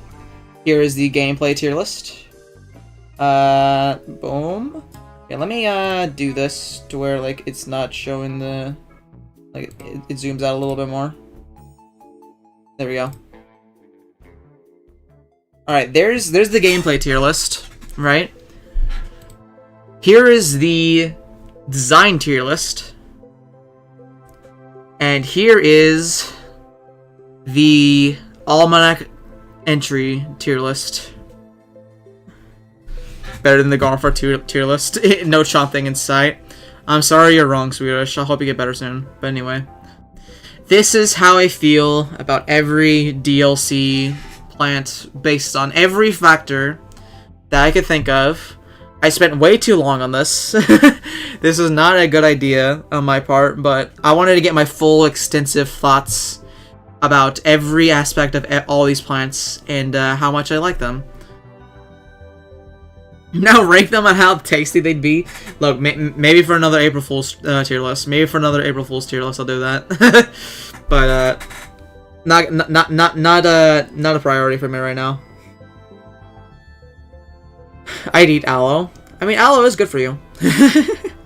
Honestly, ice cream is sad, especially considering both Almanac and OG TP1 entries facially paralyzed and Crazy Dave doesn't even know. Yeah, shouts to like my boy Ice Room and Frost Room. They're both paralyzed apparently, and that's why they constantly do their frown. I feel so sorry for them. This is why they're S tier.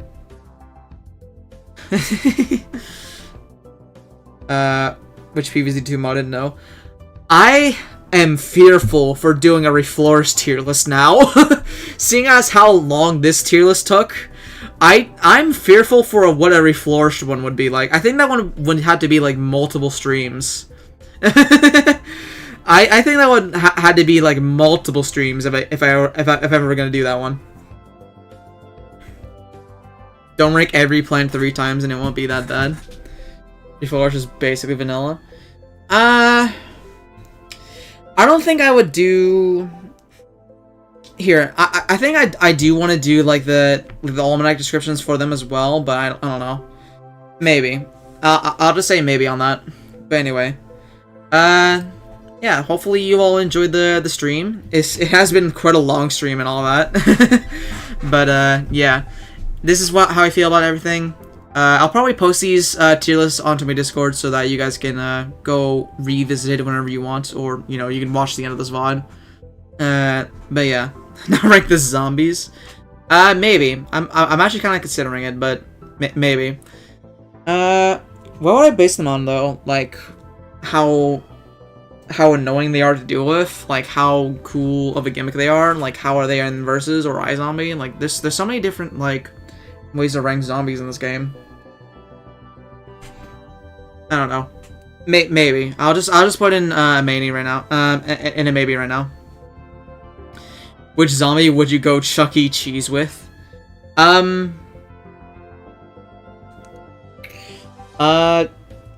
in the Box F tier.